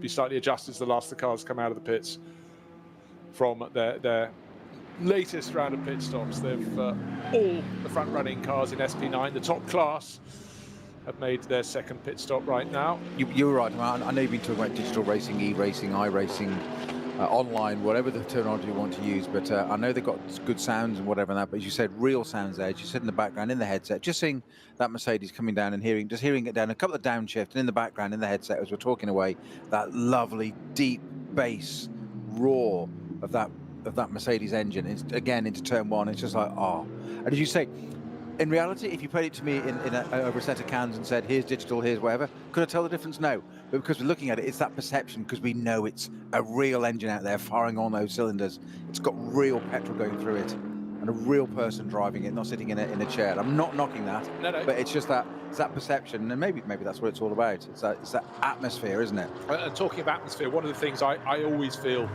with VLN before the NLS from now on the Nürburgring Langstrecke series is a sound you will also hear in the paddock afterwards is the Coke cans being opened. That's the Fanta. It's not good for your teeth. You have to have beer. Beer is food. But no, every beer is a sandwich and all that. No, but I think that's something we don't necessarily always discuss. Yeah. But for some of the drivers, this is the only championship they do. Yeah. And this is their social life. A lot of their social life. They're racing 8 or 9 times together per year. And you've got everything crammed into a bit of testing one day and then racing the next day. Some only turn up for the Saturday. But there is a really good scene with a lot of people who've known each other and become friends, possibly racing in entirely different classes, might only see each other and wave as they go past. Absolutely. But it's every lap you do at the Nürburgring on the Nordschleife is an adventure of some sort. It's like talking to someone after a morning skiing. Everybody's got a bit of a moment they've had. You can see the appeal, can't you? Just say same circuit, and it's not like we're going to a small, tiny circuit. I'm not going to name anyway because that would be unfair, but we're going to a circuit of such magnitude and history, corners, elevation changes, contours, you name it, very high speed at parts of it as well.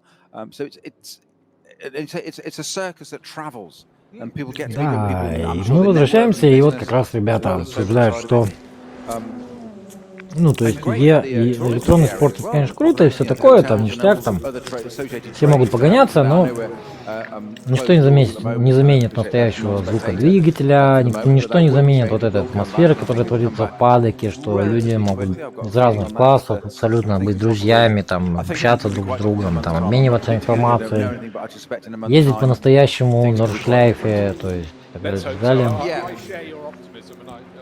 Ну, хоть какая-то нормальная информация, которую действительно я могу там перевести и сказать, что там действительно, ну, то есть это имеет какое-то значение, действительно. Потому что смотреть настоящие гонки все-таки это намного, то есть, интереснее, чем любой электронный спорт, в котором у тебя нет ни чувства опасности, ни чувства ошибки.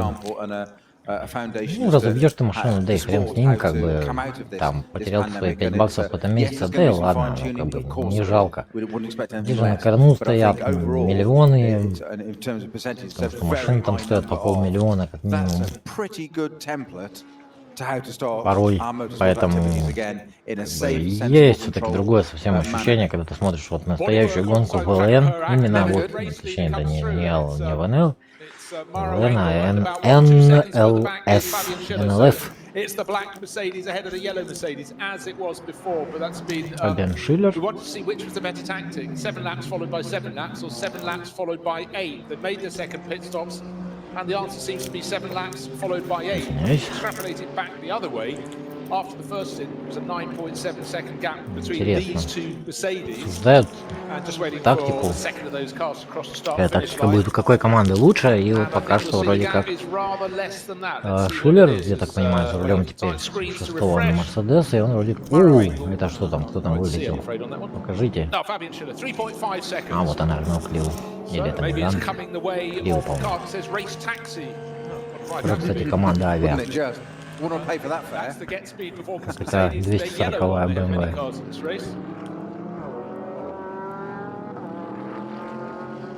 Ой, кошмар. Да, кстати, цвета странные, но зато определяющие. Ну, в смысле, видишь издалека, что та машина, то есть такая желто-зеленая. Желтая с зеленым, скажем так. Цвет определяющий, но вообще всегда была Get Speed красная. Вот, как бы, ну, то есть команда, которая называлась Get Speed, она всегда была красная, но это все раз не Get Speed, все-таки HRT, Half Racing Team, новая команда на базе Black Falcon, который отказался от программы своей GT3 фактически. Сами видите сейчас, так, ну, как бы видели плашки Black Falcon на там других машинах, на Porsche. Теперь Black Falcon оказывает скорее техническую поддержку конечно, наверное, хауту тоже показывает. В принципе, с одной стороны, это логично, себя снимают финансовые риски, на хаут его перекладывают, и если выплывут, то и хорошо.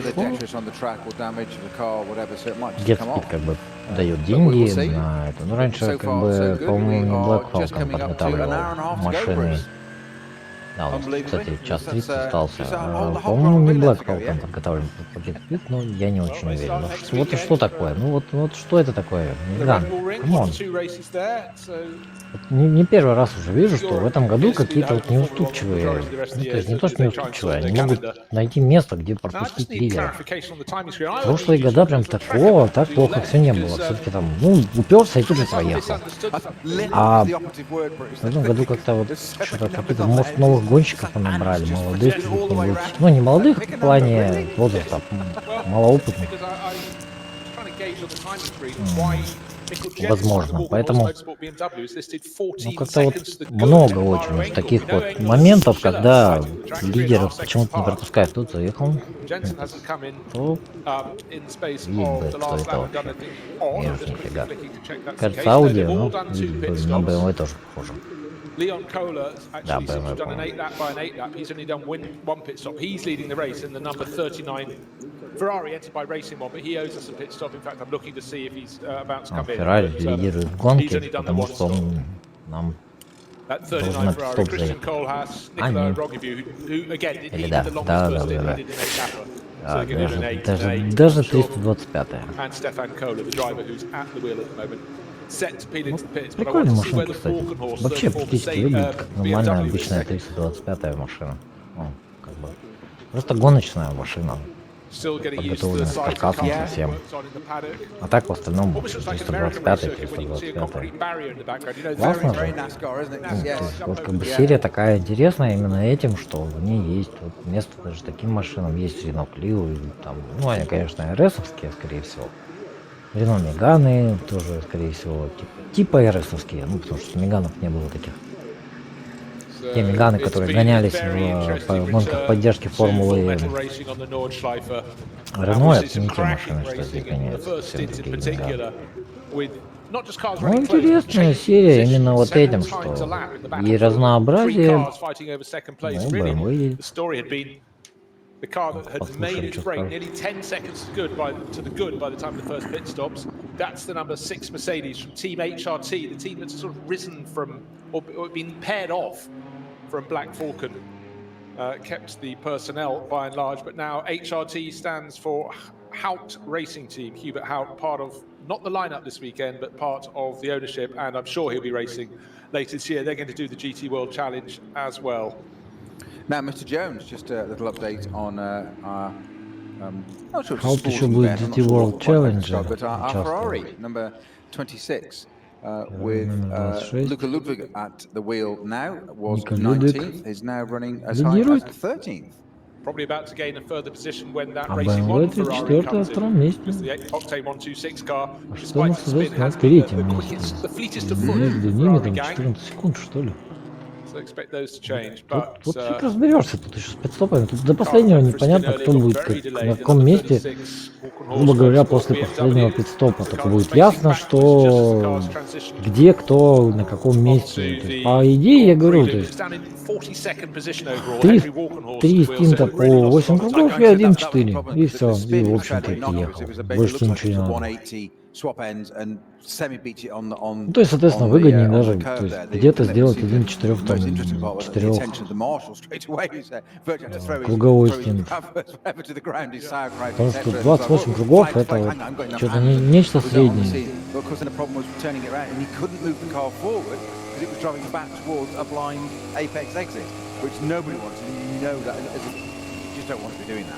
Феррари на первом месте. Но они еще должны пятьсот заехать. Но в любом случае у них преимущество там почти 3 минуты. А вот между BMW 34 и 6 Мерседесом 14 секунд. Вполне реально, по-моему, мне так кажется. Странно. It is, as you say, it's visceral. That bit of going onto that, you're suddenly, you've done the GP circuit, and you're suddenly blatting left, going up the gears, and you're suddenly launching yourself mentally onto the Nordschleife, and all of a sudden there's a car there. It's a different way of thinking. It's not just a corner. Bodywork still sitting there, on the spot. I know. The run from her act. Извиняюсь, это какого? Говорят, типа там, ты переезжаешь, типа там заканчивается у тебя гран-при, ну, то есть кольцо именно гран-при Нюрнбургринга, и ты типа выезжаешь на саму петлю, и у тебя меняется ментальность. Какая ментальность? Ну, я не знаю, может у них меняется, лично у них они все там в той или иной мере гонщики.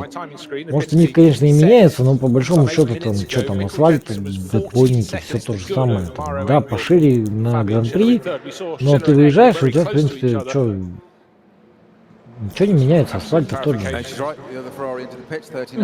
синхронность. 240-я или GT, или М4. Вот фиг разберешь их сейчас. А, нет, правильно, должна быть М4, GT4. А вот и Феррари заехал. Это Конрад, да? Все-таки это Конрад Моторспорт. Вот не поймешь, что они на Феррари, то они постоянно ездят на каких-нибудь итальянских машинах. Еще был там какой-то Фолькеншпигель. Да.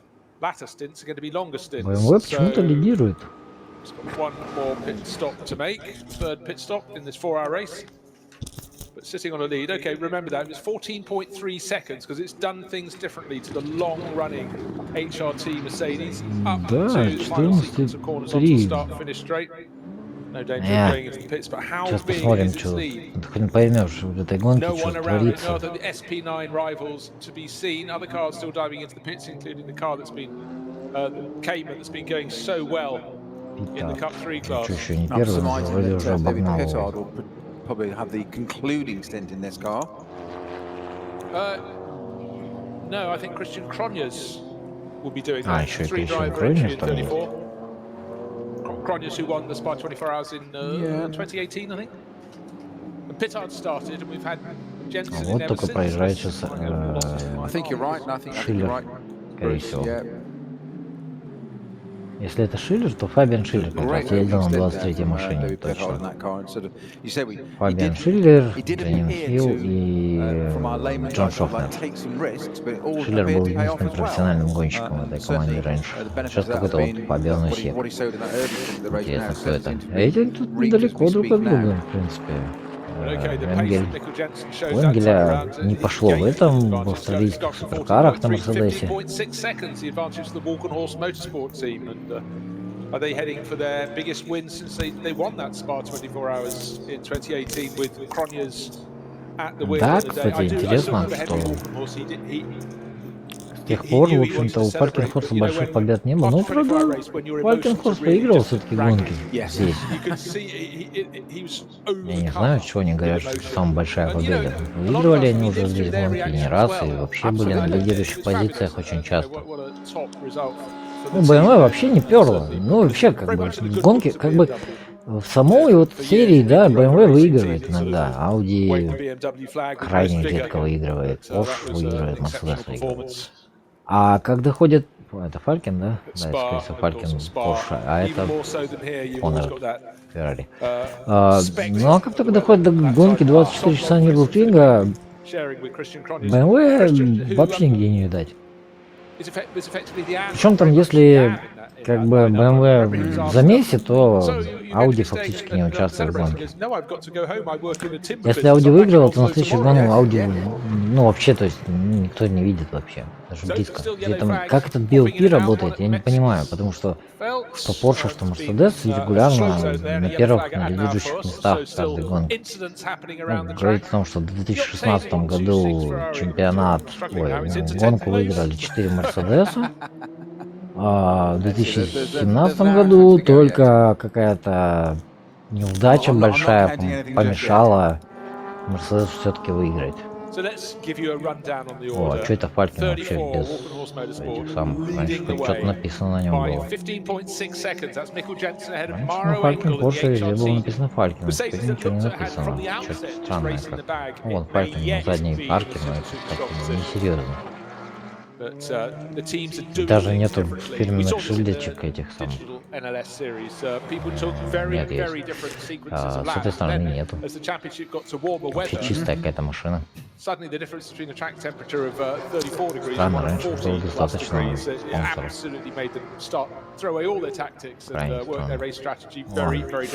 Это их, ну, может быть, коронакризис морожен, может быть, экономический кризис влияет, всяко может быть. Будем надеяться, что эта серия хоть не умрет, она какая-то такая полупрофессиональная, несерьезная, так что... если там какие-нибудь Bomb Budget или World Challenge, GT World Challenge, это все такие проводимые FIA, абсолютно искусственные создания. Ну, даже Bomb Budget это, ну, так себе, честно говоря. Особенно если это Bomb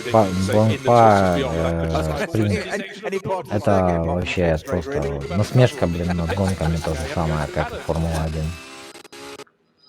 Никакой борьбы, узкие трассы, никакого интереса. Если бы там, ну, там, например, Endurance серия, да, хотя бы там 3 часа там гонка, там еще как-то там можно побороться, какие-то есть варианты. Но когда у тебя... Team Avia.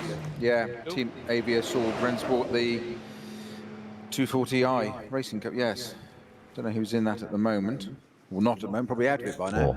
Чей-то бампер валяется. Quite possibly. Что не убирает? So plenty happening, sort of adding our forest through to Metzgersfeld. So code 60 being extended backward around the track or closer to the drivers as they approach. Там в лесу стоит, ну, в лесу, в смысле, Админал Форест, стоит BMW 240, команда авиакрас, которую я видел, которую я описывал в этом самом, и ошибся, скорее всего, с ней. Развернула, и она стоит там назад, и код 60 на самом деле, не 120, я говорил 120. На самом деле, желтые флаги там, это, по-моему, 120 код. Ну, типа, до 20 скидываешь, потом скидываешь до 60, и как бы, там, где двойные флаги, там уже есть. Это кто? Dominating the SP7 class, using all his years of experience, sharing with Horace Kratz and Marcel Hopper. So the H&R Special Fed, well, of course it's a Porsche. It's the class for the 991 GT3 Cup class. 991, 991, кубковая машина. Хрен ее отличишь от нормальной Porsche. Вот 495-я BMW. Их дофига вообще. Самый представительный класс. Ну и опять же, очки начисляются по классам. За каждый класс тебе начисляют. Ну, то есть в твоем классе победа тебе начисляются очки, а значит...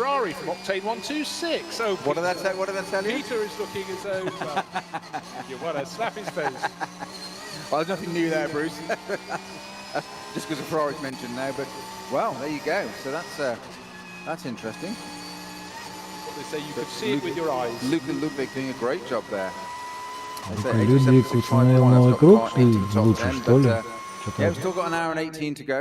Феррари обсуждают, видимо, по какому поводу, но что-то там такое он совершил, типа говорит, хороший стиль, хорошо сделал, хорошую работу проделал.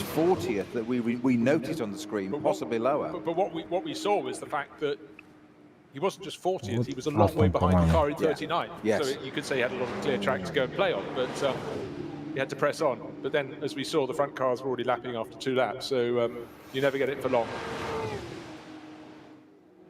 First to second, Mikkel Jensen for Walk on Horse Motorsport. 15.6 seconds to the good at the start of this lap over Maro Engel in the number 6 HRT Mercedes, and started from pole position. Started in the hands of Patrick Assenheim. He did the first stint, did the second stint.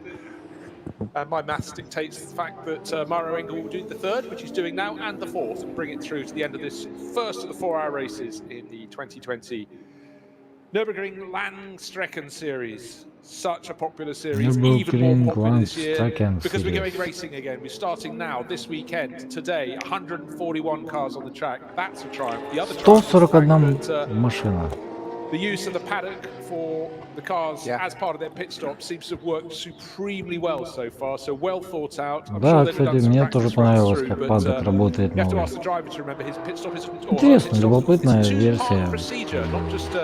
Зато люди не толпятся, все-таки коронавирус.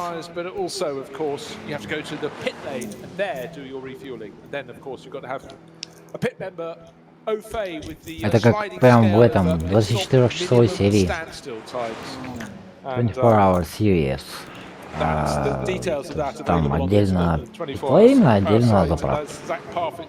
Тоже забавно. Вот Паттенфорд лидирующий. Шо, выиграет BMW? Ну, они выигрывали как бы пару раз, я же говорю. Не скажу, чтобы там прям много раз, ну, больше выигрывали Porsche, Audi, Mercedes, намного больше. Три гонки, может, они выигрывали, я помню то, что... Две точно помню, просто третью не могу вспомнить. По-моему, было. Но это все. То есть обычно нет никакой там... Обычно Порши. Ну, опять же, Монтай не приезжает часто. Мерседес, вот когда выигрывала вот эта шестая машина, 3 гонки подряд, там было что-то около 4 или 5. Ну, я говорю, в тех же гонках примерно 23-я машина там на лидирующих позициях ехала некоторое время. Если учесть, что там один профессиональный гонщик, то вот как бы весь уровень, в принципе, соревновательности в некоторых гонках NLS. Но вот тут уже вопрос не в самой соревновательности даже. Соревновательность даже улучшается, да, там лидер куда-то уезжает, и он, то есть не то, чтобы он сильно оторван от реальности, его все равно там большие пидстопы, те же самые обгон на круг постоянные, так что не расслабишься особо. Все равно постоянный напряг идет, опять же, вот как вот с обгоном Марчелло и Эйзенхаймера получилось, что оно вот так вот. 22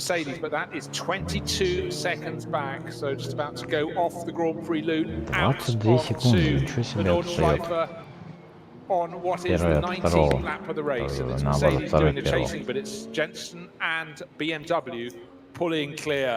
Jensen, Адам Jensen. Датчанин, по-моему.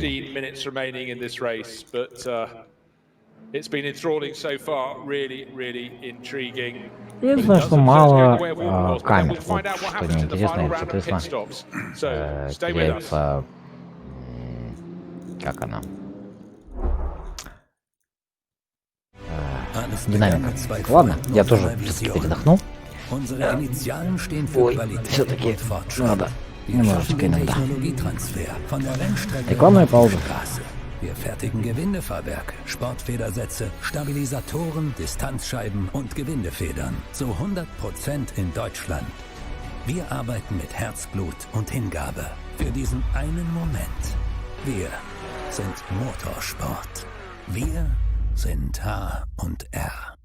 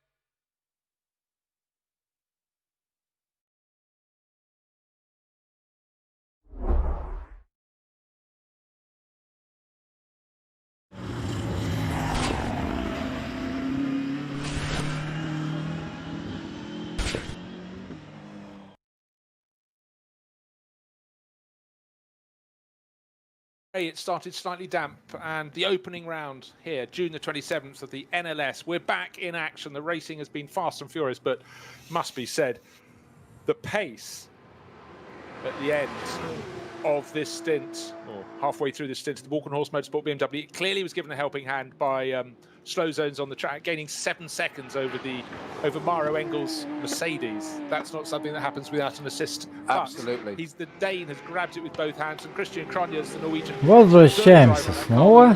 Третий раз. Первая гонка в NLS. Раньше ВЛН на Нюрбургринге, на Нордшляйфе. 2020 год. И говорят о том, что походу помогли немножечко этому Адаму Йенсену. Этот самый Йенсен, в общем, не помню, кто там. Медленные зоны на трассе, что на 7 секунд еще нарастил преимущество, и было 14 секунд, а теперь там 22.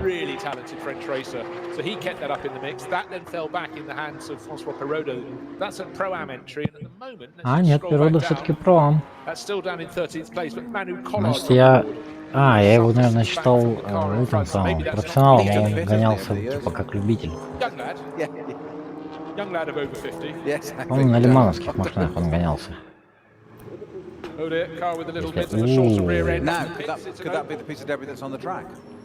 Да, вот у них ли это бампер же валяется на дороге. Opel Astra OPC Cup. Господи, я его даже и не заметил во всем рустере. Пожалуйста, еще одна Opel Astra. Местная банда. Точно их бампер.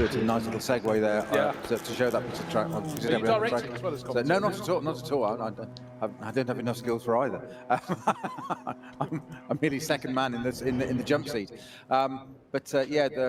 Just that piece of debris that's on the track does look as if it's off the back of this. Is it 850 car you said number? 850? Yeah. Opel. Of course it would be an Opel being German. Yes, won't be one of those other ones that they don't make in Australia anymore now.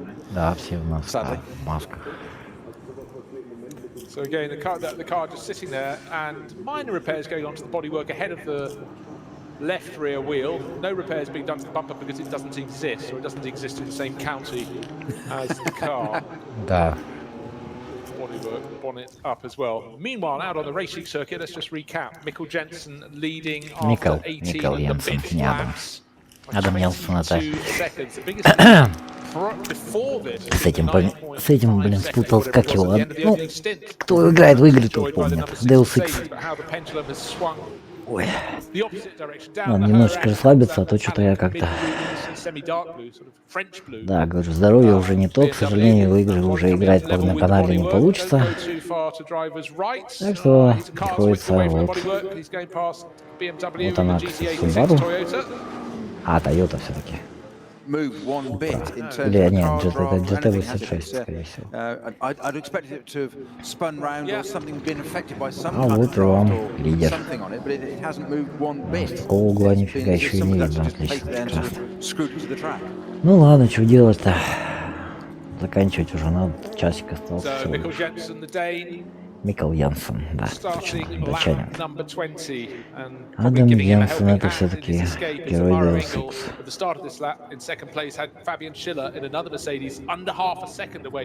From his tailgate. There in turn 15 seconds clear of the yellow Phoenix Racing Audi. That's number 15. Kim Lewis Schramm back for his second stint in the car.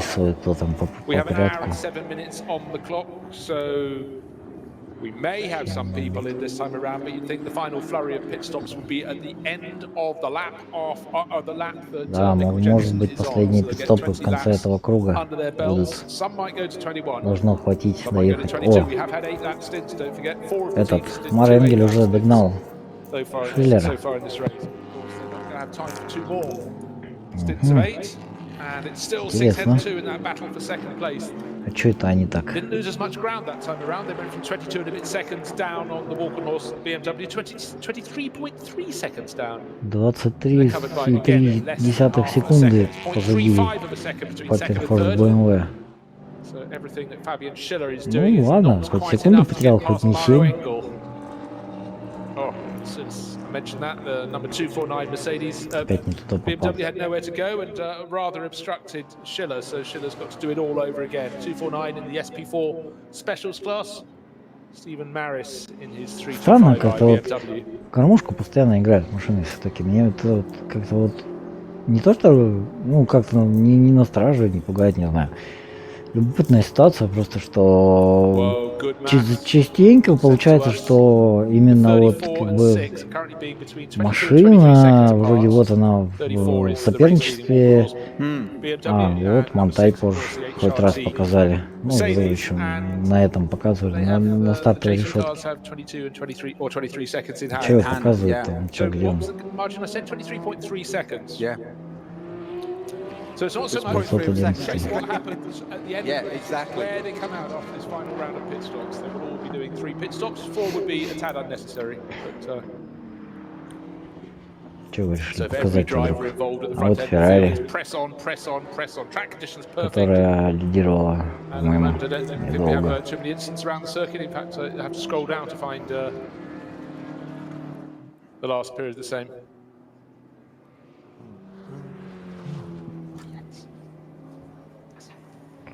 The 911 в этой гонке вообще никак не видно ее. Вот она сейчас преследует по ходу Феррари за позицию. Девятая позиция, значит, они на 10-й, по идее. А это 11-я машина, это да? Не видно вот с этого угла, к сожалению, отсвечивает. Ну, судя по рассказу BMW. Вот он, пожалуйста, 9-й, 10-й, 11-й позиции, ну, конечно, пипец. 10-я позиция для Монтай Порше это просто вообще какой-то прям фатальный фейл. Какого черта, как говорится, происходит вообще? Почему Монтай Порш так низко? Нам еще решили показать. Вы бы титры показывали, ну, блин. Вообще ни о чем не говорит, что это машина. Ну, машина и машина. Вот, как бы для международного зрителя было бы интересно посмотреть, кто пластику какую-нибудь показать, что за машина, какой класс, какая, какие гонщики на ней едут, там, кто сейчас за рулем, все это вот. Так было интересно, конечно. Вот, ну, просматривать это самый, причем за Audi. А это GT4, по-моему, Audi, да? Да. Наконец-то я нашел одну Audi GT4 в этой гонке.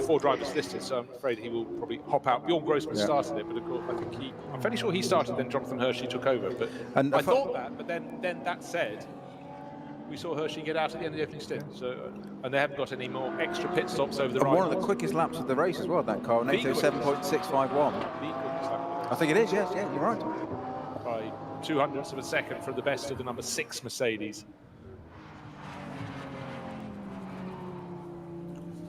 Адам Херш, meanwhile, back at the front, the Volkenhorst Motorsport M6. Ну да, вот она, GT4.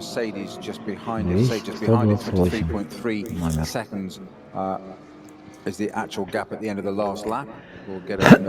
Недавно совсем появились, извиняюсь. Совсем недавно машины эти появились. Года 2 назад, наверное. Ой, я чуть ничего не увижу. Эх, печалька. Ладно. Ничего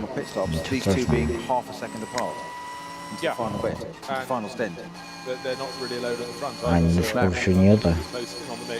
Не разлепились.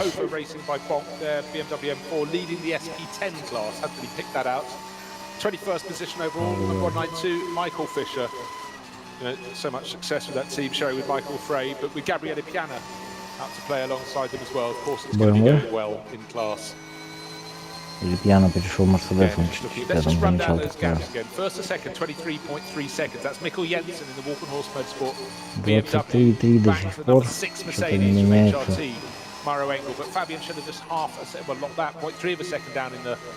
number 2, the bright yellow ring taxi, Team Getspeed Mercedes, one of their trio in the race. And then a gap of 17 seconds back to the better placed of 2 Phoenix Racing это Кайман. and Frank Stippler. And the car collection Как я и говорил, 350, 370 это Кайманы, GT4. Кубковые машины. Не знаю вообще, что за кубок, конечно. То есть для меня вообще поразительно просто то, что сколько кубков есть у Porsche. То есть там Кайман, 991, без 11,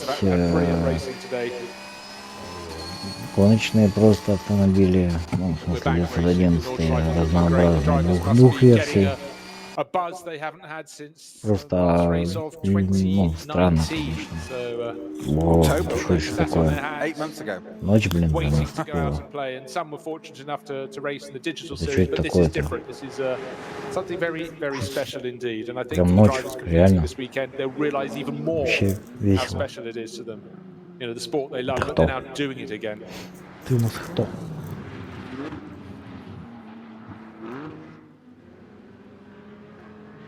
А, Кайман.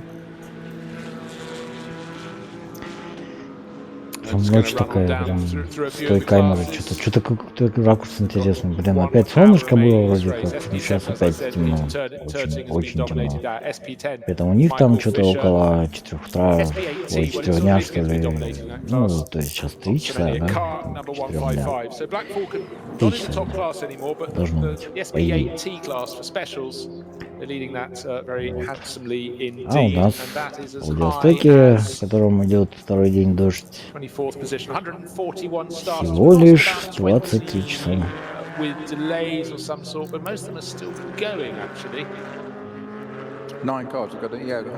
991 это. Нет, Кайман. Вот Opel Manta появляется у нас в кадре 5, которая уже 20 лет почти ездит по этой трассе без перерывов. Такой ездящий талисман этой гонки. Точнее, этой трассы, я бы сказал, даже не гонки. Вот я говорю, что немножечко все-таки отсутствие камер в динамику все-таки вот показа убивает. И пока они не растянутся по трассе, еще как-то можно вот интересно, любопытно смотреть. Но все равно, даже при том, что нет вот непосредственно, то есть битвы вот на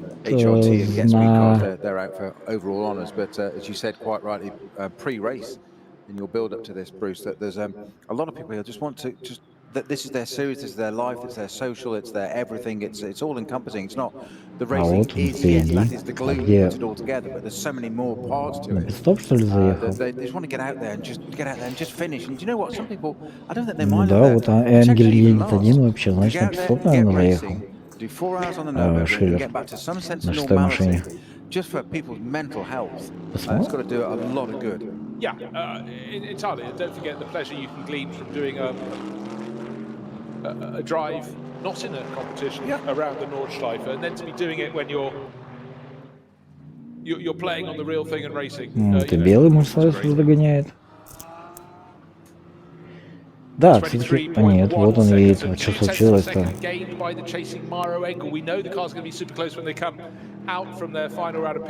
Он его пропустил, что ли? Ничего не понял.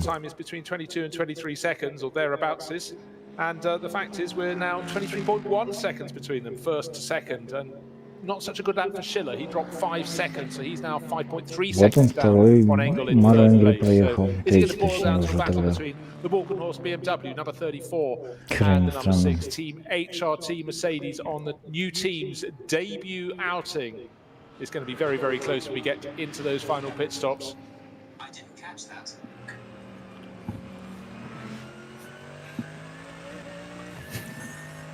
Bit of interference on the line, and here we go into the final hour. 57 minutes remaining. Of course, the race goes on a little longer for those who yeah, absolutely. Yes. Don't back off now.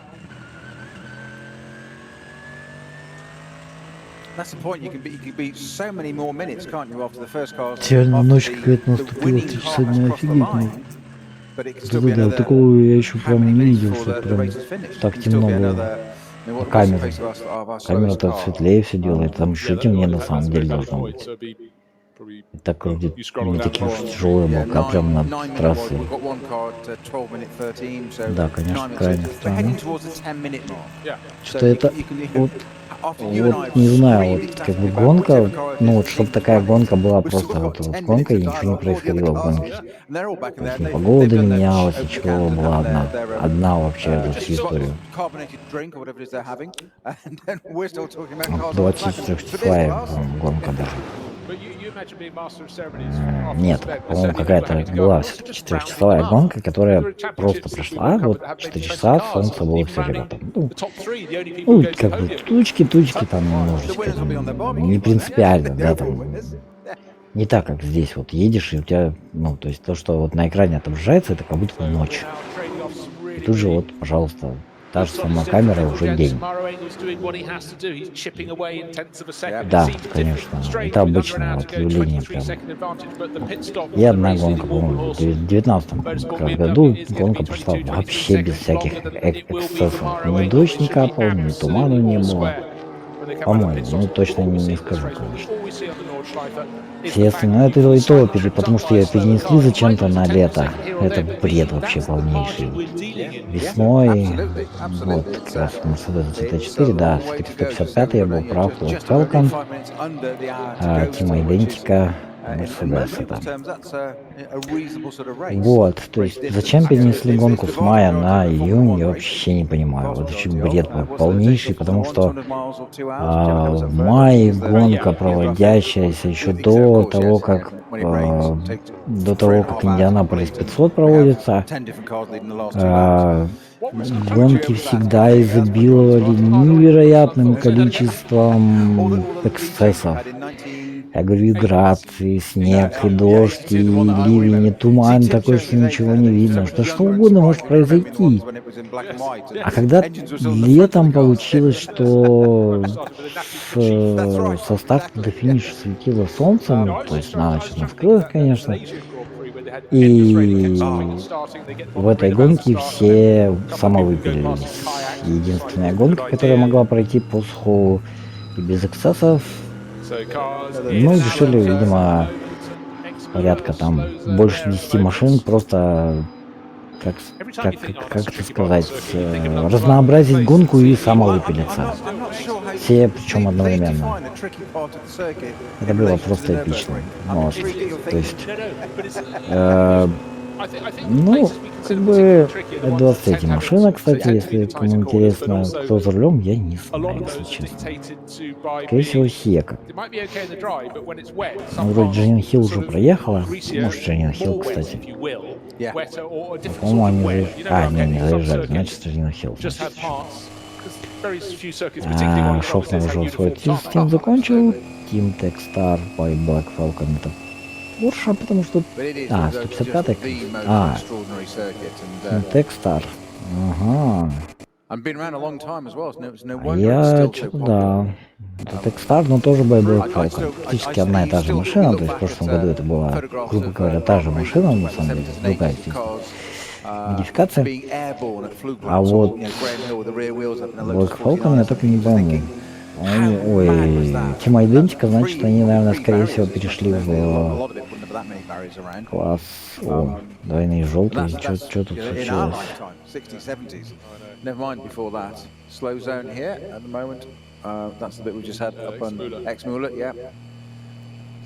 Экс-Мюллер. Хер знает. Ну, что не допоказали? Ну, вот.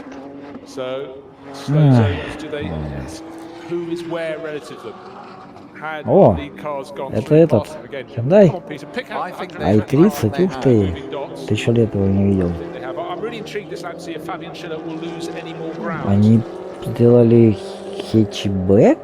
В прошлом году был другой хэтчбэк.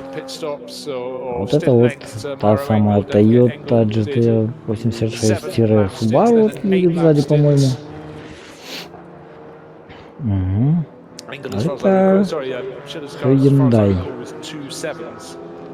I think А you're кто right. это? Toyota? Hyundai-BMW. BMW даже не знаю, честно говоря, какая.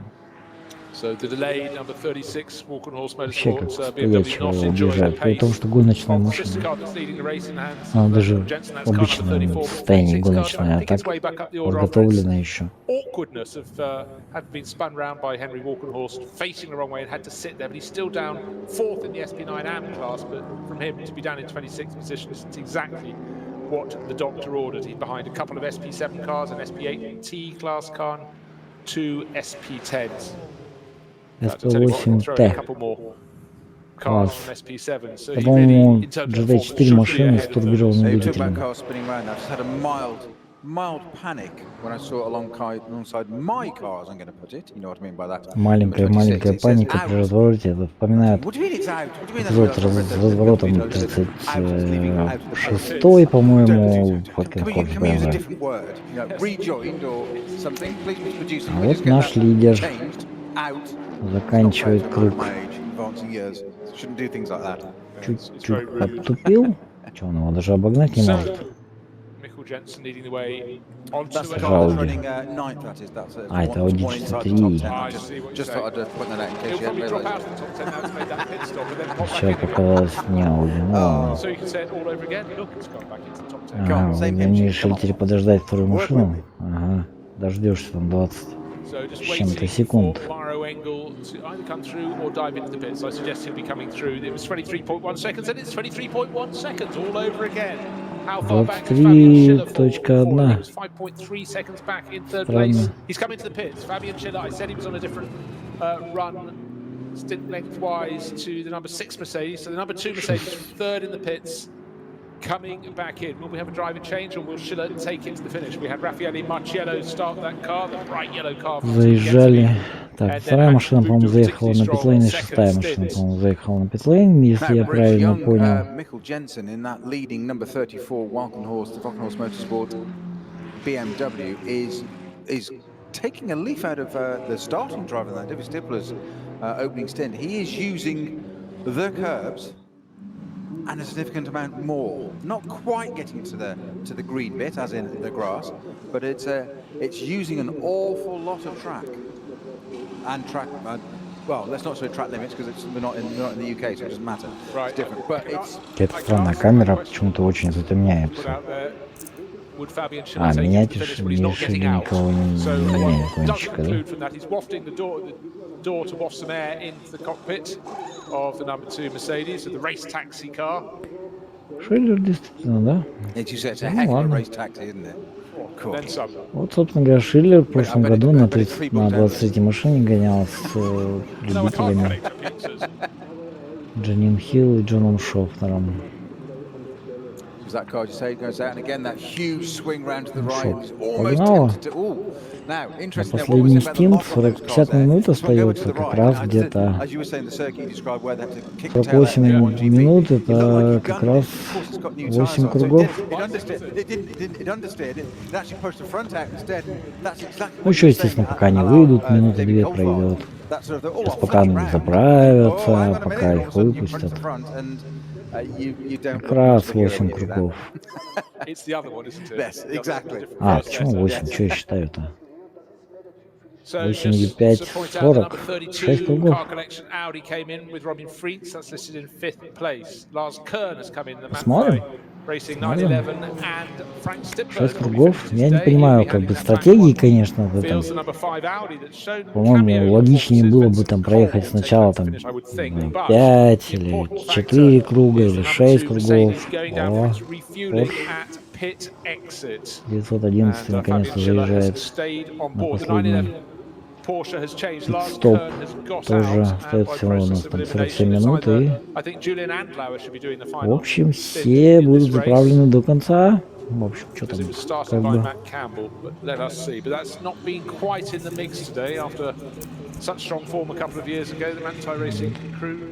Да, очень странно, что они в этот раз очень как-то никак. Почему еще пару лет назад, говорят. В прошлом году они могли выиграть. Я в начале стрима как бы рассказывал, ну, в начале трансляции как бы рассказывал, что в той ситуации прошлого года о самовыпиливании машин, когда доминирующая машина просто не может просто элементарно доехать до финиша на первом месте и приезжает на втором. Это просто фейл года.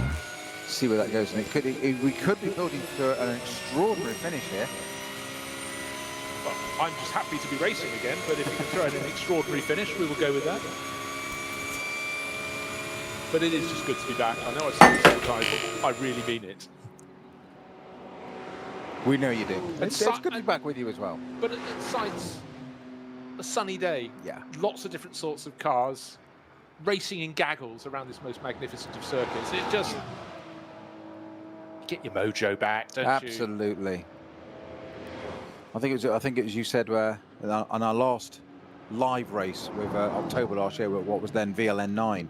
I think you opened it that words to the effect of whatever you do on a Saturday, this, that, and the other, so and so, whether it be guarding so and so. But if you have petrol pumping through the veins, yes, this is where you want to be, and that's what we've missed. That's the essence of it. We haven't had that. Digital, it's absolutely fantastic, and the adaptation of everybody involved in the infrastructure of the industry is amazing. Yourself as a commentator, what John Hindhaug's done with his side of it, the teams and all that, it's absolutely brilliant, don't get me wrong, but there's nothing can compensate for that. I said there's just that one bit of the fumes we're missing, that smell, but we've got petrol flowing through engines again, on cars, in cars, on track, and that's what the likes of you and I live for.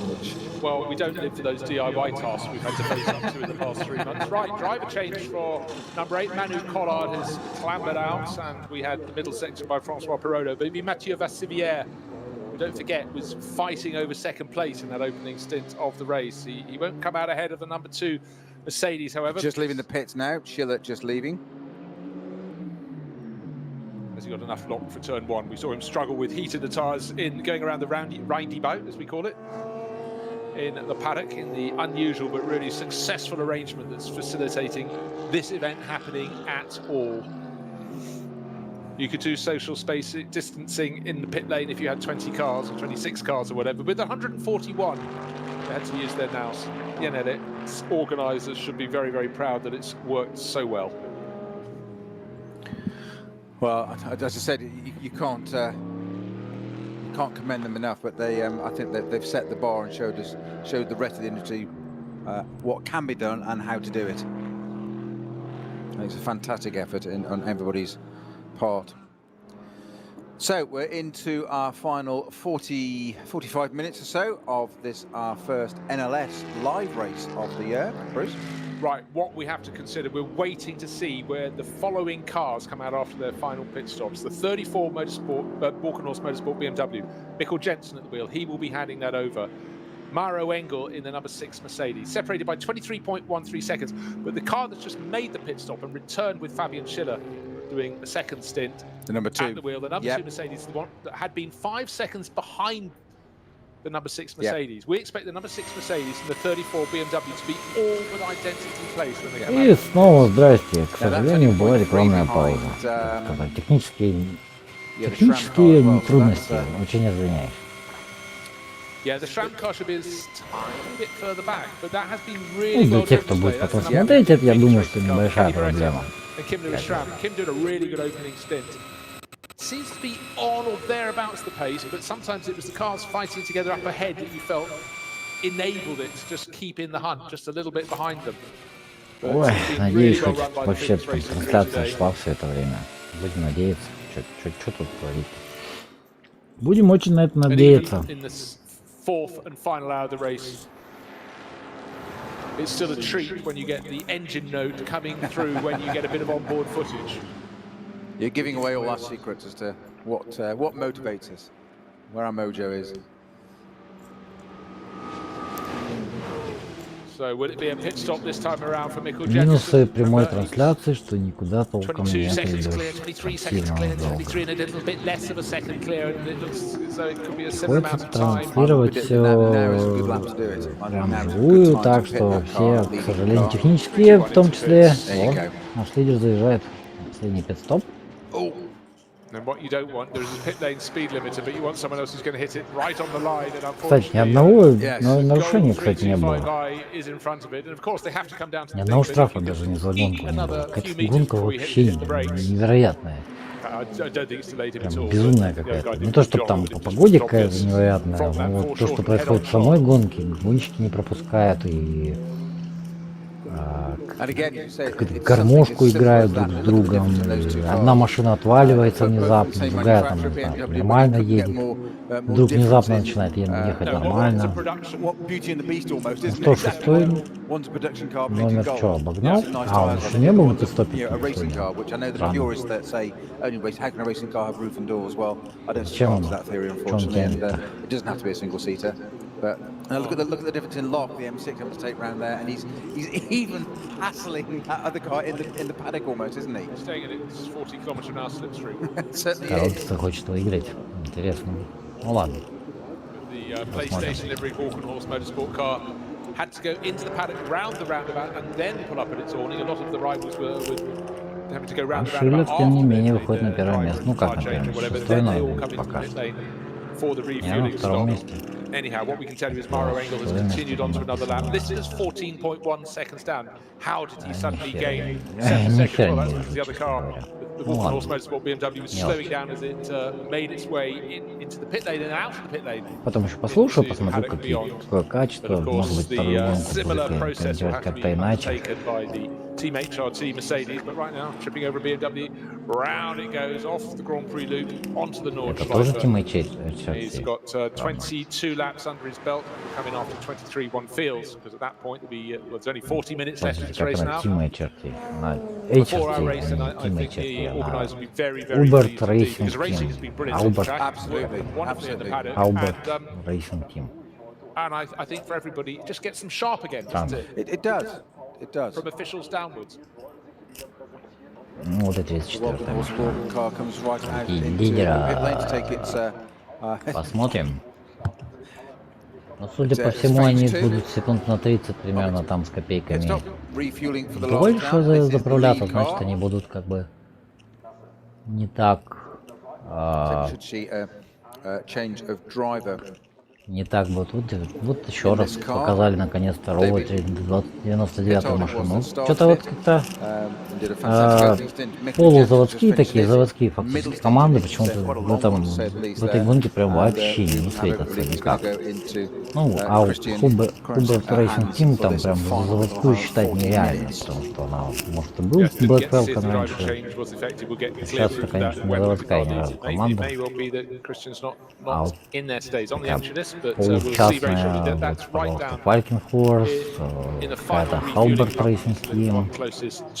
Феникс это фактически заводская команда тоже, ну, что-то там блеснули и все, и исчезли.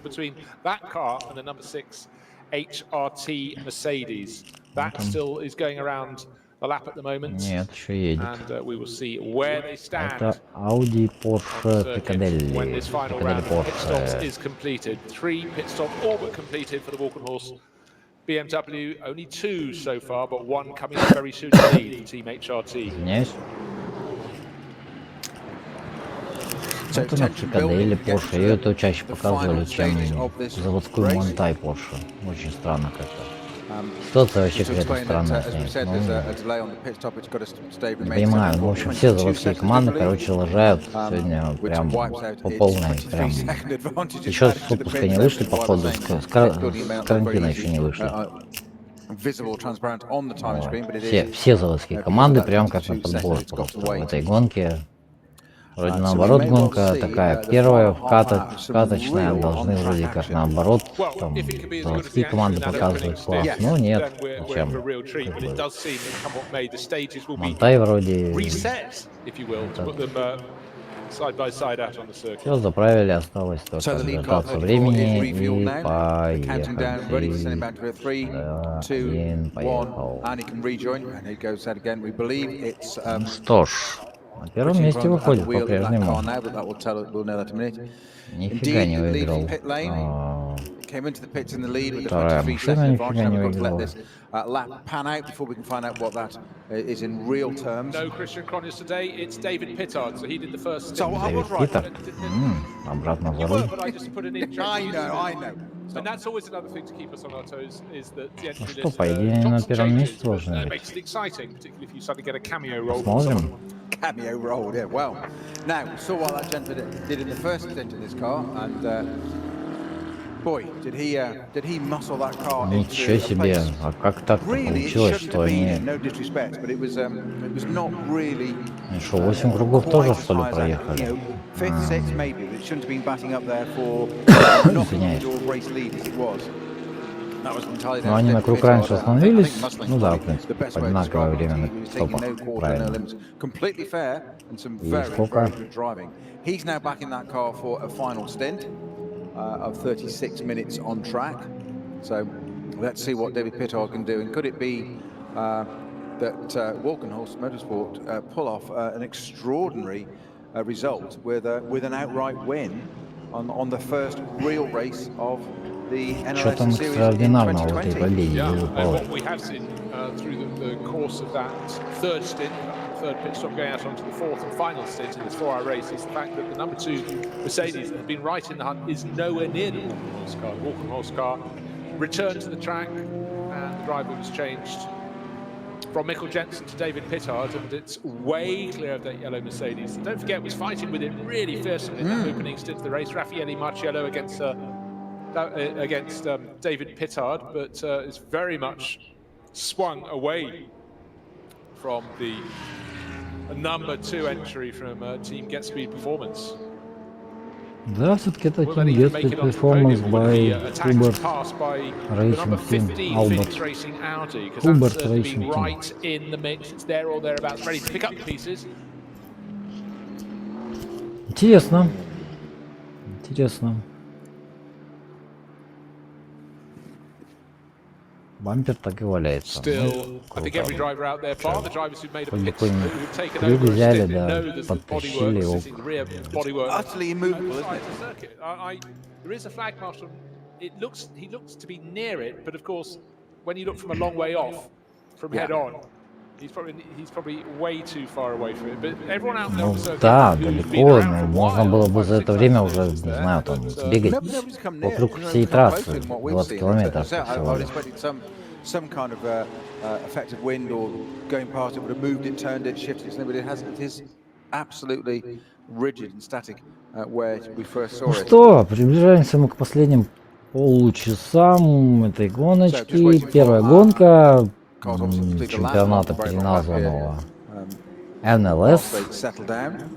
Нюрнбург-Ринг Final Лангштраке. stage of this one, get our time screens Long- up to date and what long who's doing what, track. but it's the predicted battle Series, between what is которая Pittard. We была didn't в quite ЛН expect до Pittard to этого. go back into that car. We thought Krones was going to go into it, На but he didn't. Нюрнбург-Ринге, It's David прочитаю Pittard, Феррари and, Конрад, скорее всего, хотя может и не Конрад, кстати. next to that is the Mario Engel driven HRT Mercedes. So BMW at the beginning of this race, it was very much a Mercedes race, 1, 2, 3 for quite a bit of it. And Pittard, who started this Valkenhurst Motorsport M6, had some different ideas and shuffled that order and upset that order really quite early on in the race. At one point, it did, I had to say, in the first few laps, or first few corners of a lap, a very long lap here, it did strike me as a bit of Mercedes benefit. It was a 1, 2, 3, whatever. But David Pittard had different ideas, and he's back in that car again now. Да, рассказывают, как на первых кругах Дэвид Питер бы все три Мерседеса лидировали, а потом Дэвид Питер на 34-й Фалькенфорс БМВ вдруг внезапно приехал, объехал всех и уехал. Ну, не уехал, он там в втором месте шел, но вот после пит-стопов почему-то Дэвид Питер стал лидером. Вот. Хотя я вообще не понимаю, конечно, логики. Ну вот, заезжает наконец. Mario Engel, this is, bear in mind, sharing with Patrick Assenheimer. Between them, Маро Энгель. together they won 2 races last year, including the final round, and Patrick also won 2 with Manuel Metzger, including this event last year, and also the DMV Grenzlandrennen in September last year. So the Мануэль crew Мецкер right on it. тогда за рулем. Back in those days, it was Black Falcon. Now it's Team HRT. Hubert Hout. Да, действительно, Хуберт Хаут, Racing Team. Тоже long-term German странно. racer. Раньше это была Team Arena. Ну, в принципе, Team Arena. Patrick Aston, By he's HRT. had so much success. BMW сломалась. Is that missing a wheel? No, there's a BMW off on the Grand Prix Look at infield. rally crossing. Yes. Yeah. Ну, пожалуйста, ралли-кросс вам. Чего?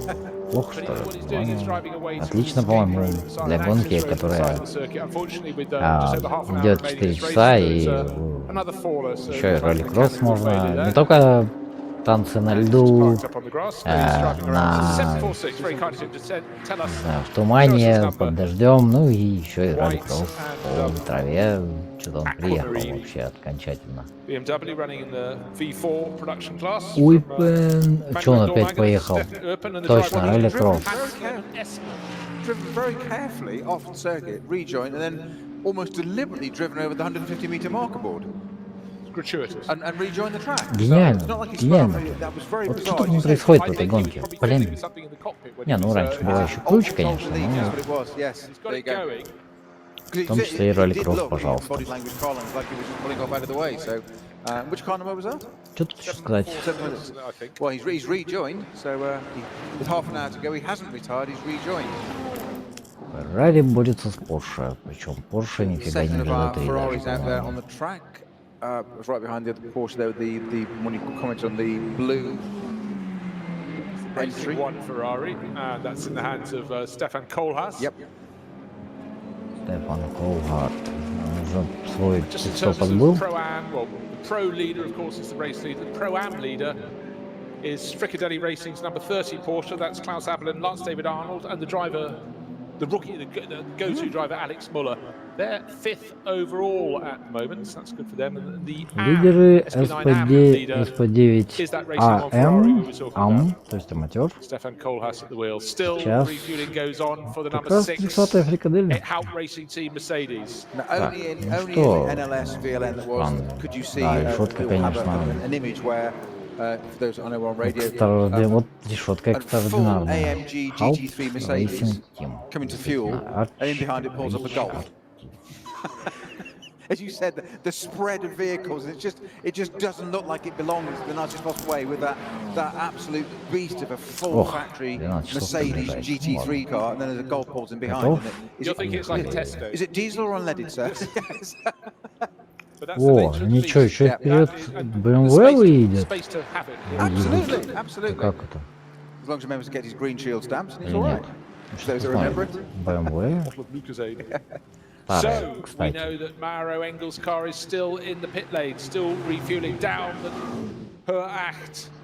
Sorry, the Dossinger, I beg your pardon, gone mad. Сейчас посмотрим.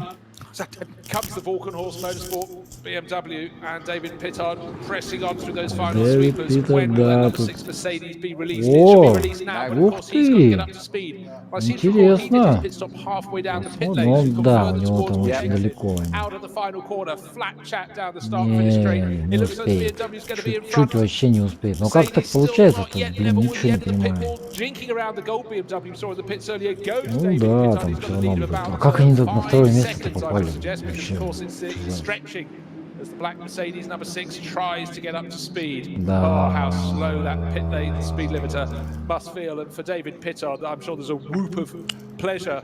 As not only did he not have the black Mercedes come out level with him, but he was going past at far greater speed, so he's stretching his advantage all along. So just remember the gap between them. But of course, we can't give you an accurate one because Mauro had tripped the КТМ. timing beam to start another lap before he pulled into his pit stop. To his, КТМ вроде как refueling GT4 area машина. at the end of his pit stop. Чё But не the едет visual is нифига. what you need to know. Вообще едет какая-то, как в прогулочном режиме. BMW bouncing off the Километров, не curbs, знаю, pulling ever 90-100. further clear. But we've got to Ах, 28 minutes да, remaining until КТМ, checkered flag конечно, это can нечто. be flown. Он как Be BMW. a fair bit longer than that. Ну, понятно, что Do the BMW maths там on, 160, 190, может how many laps we 200. have to go? Well, if we call it multiples of 8 160, minutes, we'll get quite 190, close to the это truth on предел, that. That's наверное. 32, so another 32 minutes of racing. Thank you very much. Так-то, походу, 100, может 120. Just about to leave the Grand Prix loop. David Pittard diving up the inside of a Porsche Cayman from one of the junior classes. Nice Дико and извиняюсь, neat, но, tidy. The traffic как я и may have сказал, a 12 час, role to play полдвенадцатого in this, уже, наверное. final sprint to the finish of this opening 4-hour race. Да, первая this year, гонка but, as we GT. keep saying, Peter, Ну, it can work in your на favour. Nürburgring настоящая гонка, But what I'd не say in the case of David не в Pittard, he's цифровом got a large формате. enough handful of seconds as a buffer not to have to make Что those даже не decisions that he was показывают нам making in the early laps today. желтый He was diving Мерседес, down что же, настолько and отстал, around, что ли? not only down the inside of things, we saw him going around the outside where the track was greasy, greasy Гоняется. of Raffaele Marciello. Теперь And so the почему-то risks, Кисяр maybe they обгоняет will BMW. There's a mixture of greasy Ничего не and leaky, понятно. was it? I take it. Вот, Yeah, вот as you пойди said, разберись, just вот, beautifully кто на какой preempted позиции, that кто, maneuver. у кого какая хорошая Said, what to do машина, at у the кого end of a race плохая like this? You haven't машина. raced for a while, we're back in Кисяр real стартует cars. из второй группы, потому что они просто Do быстрее, а distraction вот take over, тут does BMW common из sense третьей go out the группы window, обгоняет or, Кисяр из not saying второй anybody does группы. that Как deliberately, так but получается? all sorts of emotion change, and it's very different. Волшебство Suddenly getting back to какое-то. what we took for granted for so many years, the world has changed completely, and suddenly we're back out doing it again. And as you said quite rightly, driver's mentality, 4-hour race. Do we take it steady? Do we take risks? Do you not take not too many risks on an opening lap, etc., etc.? And we talked ourselves into the smart cookies would be measured, calm, first race back, get a finish, so and Yes, so. boss. Yes, And then boss. David Pittard just went, nah, I've got other ideas. Yeah. And tell you what, I'm going to go around the outside of this. And like you, I didn't think he was going to have an off. I didn't think that for a minute. I just didn't think he'd pull the manoeuvre off. I just thought it wouldn't work. It would be a Laws of composite physics. Всего 6 часов не спишь, а уже так. And it didn't. And David Pittard Убивает was saying, немножечко, ну obviously, ладно. to a different rule book on that. Старость не радость, здоровье не то. Ну, короче, ладно, I'm not taking мелочи, anything away это from, гонки не имеют his, отношения. as well, teammates has done an Продолжаем extraordinary мы job, заканчивать in that car. последнему Young получасе Mick. гонку But I think, NLS, the не foundations, ВЛМ, the все-таки position хочется they're сказать in ВЛМ, now, гонку not to NLS take too much because there's another 25 minutes to go. But на the foundations Нюрбургринге. where they are now, Первая where that car гонка is этого laid сезона, by наконец-то, the man that's in that стартовал car now, David нормальный Pittard, in that сезон first гоночный, stint, which, I нормальных wasn't expecting гоночных the серий. first race of the year after such a layoff. No, entirely. So Формулу-1 я даже не жду, потом смотреть не на maybe that что. has given him a small advantage. But Так one person I've что... spotted, Yannick Fubrick, ну last вот, year's наконец-то нам champion, плашечку решили показать. leading the way, not leading the way, third in the Cup 5 class. So he's got to get a bit of a move on, but I think they're in their final sequence. So yes, it's 2 riders have made the pit stop, so he could be putting up yet another strong performance here on the Nordschleife. не обновилась Yannick еще. Fubrick, such a good year last year, but at the moment it's Итак, well, we're waiting for the timing interval to на be improved. At the moment, we're saying 15-е, it's a 4-minute gap. Big Maro Ingles Crash. leading the race. We know наверное, he тоже is. надо That's because he остановиться crossed the еще. timing beam in the pit lane, then Audi had to pull over for R8, his refueling part of his pit stop. Принц 2 на part pit stops Audi, here BMW in the NLS 30, until further 99 на notice. 6 месте, First pass in the paddock, ее вообще не having driven through the показывают, на pit lane, 7 second part in the pit 911, lane, having emerged 62 from the paddock. Porsche, I'm going to throw a GT3, curveball in here. третья, это Falcon Force. Social distancing apart, Ой, Falcon. pandemic apart. А вот I quite 26-я like Феррари, this я даже не two-phase знаю, pit что это stop. за команда. Но если I Людвиг, то, really, like наверное, you said, with the digital Конрад stuff, Моторспорт, amazing how скорее easy I've taken to всего. it. I quite Хирш, like this. Гроцман, Phase one, Трюмер, do that, talk Людвиг, about да, that скорее bit. Somebody всего, gets out, do Конрад they, don't they Моторспорт. change? Ну, Round если and они round не and round, come back the перемывались other way, как-нибудь and тоже. then refuel. I go with that as well because also Adds a rhythm. many is the time when they've got the traditional pit stops in the Так, pit lane, very разница у них crowded. была The там car you're 4 looking for секунды. maybe hidden Посмотрим, behind посмотрим, another car, посмотрим. but you go, did someone get in? Did they Что change? номер So 15? it Ну, does что-то make принципиально были так... Не знаю даже, неужели они проиграли? A dimension and a rhythm that Смотрим. I really like it. Я что-то Here we go. не очень Two-phase pit stops. There уверен. you go. Somebody tell I was going to say Bernie. No, it's not Bernie anymore. Is it? No, it's very much not. А, вот 62-я машина как раз. Go to Terry. Go and tell Kerry. Понятно, почему они такой были.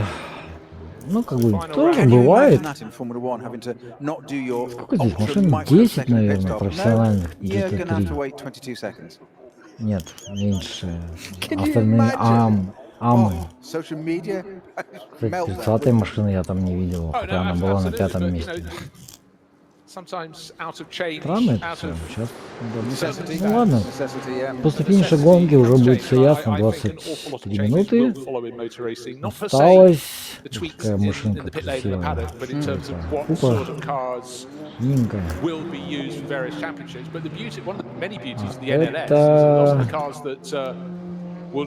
Тойота Супра. Вот это точно Супра, 100%. Ну или Subaru BRZ. О, BRZ, я вспомнил. Subaru BRZ. To go racing in European Championships as well as Japanese series that haven't started yet, but for novel racing with ring racing, shared by Andreas Goulden and Michael Tischner, looking very natty indeed, car number 170. So it started the race going well in the race. Не, So, супер. good to see that. Another body shape. You know what? That actually looks really quite different in the metallic blue with the yellow nose. Doesn't it? I'm sort of 28. used to seeing that in its testing livery of white. Maybe with a different It looks red. almost sort of Datsun 260, 240, 260Z era. For those that you can remember those. I know Bruce and I can, but yes. Yeah. Да, I'll find your file. напоминает действительно Subaru Sure it was like back in the day. той самой But I эры agree. 3 пятерок. And at least it's a super that justifies one of those rear wings, unlike those previous ones. Вот носит. Вот не поймешь вообще Going абсолютно, back to the что necessity of кто breeding change and лучше, whatever, кто it's, хуже. all that sort of stuff. It is amazing now how much Гонщики of a тоже мне. super just Не, ну понятно, slows что a bit это there all of a sudden. полулюбители, но все равно. Just let the car pass back through again, so I don't think there's an issue from Только that. обогнал сейчас опять. Yes, so much of now is digital signing on. Кошмар, Briefings from извиняюсь. my video, Ой, etc., ужас etc. And I какой-то. think that some of those things don't need to change back again. It's no bad thing with in this day and age to make things a little bit more online. And I think it makes the day, the event, potentially much slicker. Ух, как Because so его much can be носит-то. done Что free ж event. так, что ж так Yes, no, все entirely. плохо. I mean, it did always used to sort of be a point of mirth. Ну, We вот saw some наш people лидер. turn up on time for drivers briefing, sprinting through the paddock, but it's Чё? just an extra Чё confusion on the оторвался day. больше? If you, as you say, get your paperwork done, Что-то you've got вторую enough to do машину with не the race circuit показывает почему-то. a lot of the time without any further complications. Right, Yes. so on Ну, to судя lap. по let's всему, take да. the socks off so I can do up Lap the adding. 24. Lap 24 А, не, вон он, goes рядышком. David Pittard. What will the gap be? Looks about 3 seconds. Just waiting for confirmation. 3.3 seconds. Yes. So Maro Engel, I think, had the better of You've still that. got it, Bruce. 2,3 секунды. 24 круга. А, ну да, правильно, еще круга 2-3. So with 27 so a где-то. 4-hour race with Смотрим. 20 minutes to go, and we've still got a 3.3 second gap between first and second. Да? Ты? Not too И shabby 3 at all, is it? секунды, No. 3 секунды. Между первым и вторым секундой. Ну, хотя на самом деле это все кажется. Will it be the number 2 Mercedes? More BMW likely может now, спокойно уехать, судя по их темпу. just up ahead. Across the line, yeah. А Мерседес, а второй Мерседес на секунд на 20 стоит. That's all you need. Slow zone at Hatzenbach Вот, медленная зона в Хатценбахе. for that. Знать бы, что это за поворот? So I think we can 51-я safely say гонка. it's a successful Что formula. мало. Add За an последние hour 5 лет Strecken trophy. So по successful 9 in the гонок first running, but I think it пошло probably has больше. had very few changes as marked as it's had to have. Шиллер, for Бук this. It и would enable us to go Марчелло. racing Шиллер. while the Шиллер coronavirus это pandemic continues, but hopefully is now, I think, on Пандемия retreat. But let's not get ahead of продолжается. ourselves. We have beautiful weather. Cars are Но racing on the наконец-то у Nordschleife. нас It's есть been great хорошая racing погода и too. машины на And, трассе гоняются. Clearly now a 2-horse race to the end of the event, but for Да, 34th теперь Wagenhorse на Motorsports, 2 лошадках it's гонка looking good. до конца. 3.3 seconds in and among traffic. That can 3 change. секунды. All competitors on the Nordschleife knows it's an event, it's a circuit where variables, there are plenty thereof. And Ну, они-то уже давно уехали на Нордшлайфе, а вот эти еще только подъезжают к выезду на Нордшлайфе. Все, поехал. Pittard has shown, particularly in the early stages of the race, he's prepared to take risks to not just get to the front, but to stay Почему there. нам показывают For GetSpeed? BMW, if they Вообще take не the victory, it'll понимаю. be the first win since the opening round last year. But that was back in Это March. М62 машина, да, вот это? 2019. Нет, That это was Rover Стивен racing. какой-то. Nicky Katzberg, John Edwards, and Marco Wittmann. Непонятно, а что их This time around, показывают. it's Что the они duo, сражаются. trio. And Ну David вот, Pittard and пожалуйста, Mick вам Jennings, гонки. have been doing a very, Постоянно very good кто-то job где-то with кого-то this. обгоняет, Outright постоянно pace, где-то с I кем-то think the number кто-то 6 борется, Mercedes даже just если это about просто has the на edge. круг, Then again, даже that's если down это to driver просто pairing of Patrick Assenheimer не за and Maro позицию, Engel, все равно who где-то are что-то very, все время very происходит. pairing, Иногда даже машины вылетают, а потом возвращаются. Иногда нет. Ну, в общем, я бы всем советовал то есть, смотреть, почему, в общем-то, я и веду эти трансляции иногда, не все. Вот, 9-ю гонку прошлого года я так и поленился сделать, но upgraded from slow zone at Hatzenbach, so someone has just got it wrong going out onto the Nordschleife. да. Вот, поэтому я бы всем советовал гонки эти смотреть с удовольствием, потому что, да, немножечко затянуты, но немножечко скучновато And again, I к just mentioned концу, Peter, of course, you can have но, many в twists in the tail of this принципе, event, and, С точки зрения разнообразия именно соревновательностей, просто равных этой гоночной серии просто я сейчас не вижу. СПА 24 это одна гонка. И на ней, ну так прям борьбы прям, да, там постоянные обгоны, да, там постоянная толкучка, но вот чтобы борьба прям, не сказал бы. Хорошая гонка, безусловно, но вот как бы, что это он там? На абсолютно пустой трассе умудрился выехать на обочину. Как бы круто. Что-то смотрю, походу тут много новеньких. Кто-то не пропускает, кто-то вылетает с трассы, кто-то не умеет просто держать машину на траектории вообще.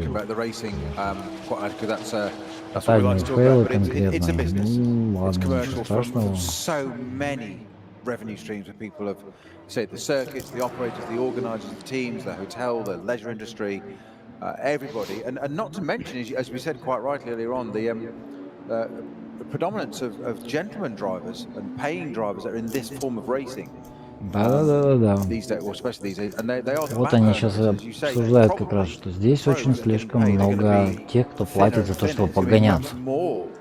For the gentlemen drivers, those that are paying. So all their businesses, it's affecting it and how they can go racing or not. It's great to see so many cars out there that still there's some strength. Да, безусловно, пока мы еще наблюдаем то, что современная экономика может поддержать такие гонки, что будет дальше, не совсем ясно, но хотелось бы, чтобы хотя бы в этом году эта серия закончилась, а там уже будем посмотреть, что будет. Дай бог. Чем-нибудь придумают, смогут спасти это все и посмотрим, что будет. А пока вот наслаждаемся хорошими гонками, соревновательными, интересными. 20-километровое кольцо, 141 машина на старте, огромное количество классов разнообразных, в том числе и как-то вылетать-то можно на что-то в этом году, я смотрю, вообще джентльмен-драйверов очень много. Ну ладно. Большой перерыв перед окончанием. Unsere Initialen stehen für Qualität und Fortschritt. Wir schaffen den Technologietransfer von der Rennstrecke auf die Straße. Wir fertigen Gewindefahrwerke, Sportfedersätze, Stabilisatoren, Distanzscheiben und Gewindefedern. Zu 100% in Deutschland. Wir arbeiten mit Herzblut und Hingabe für diesen einen Moment. Wir sind Motorsport. Wir sind H&R.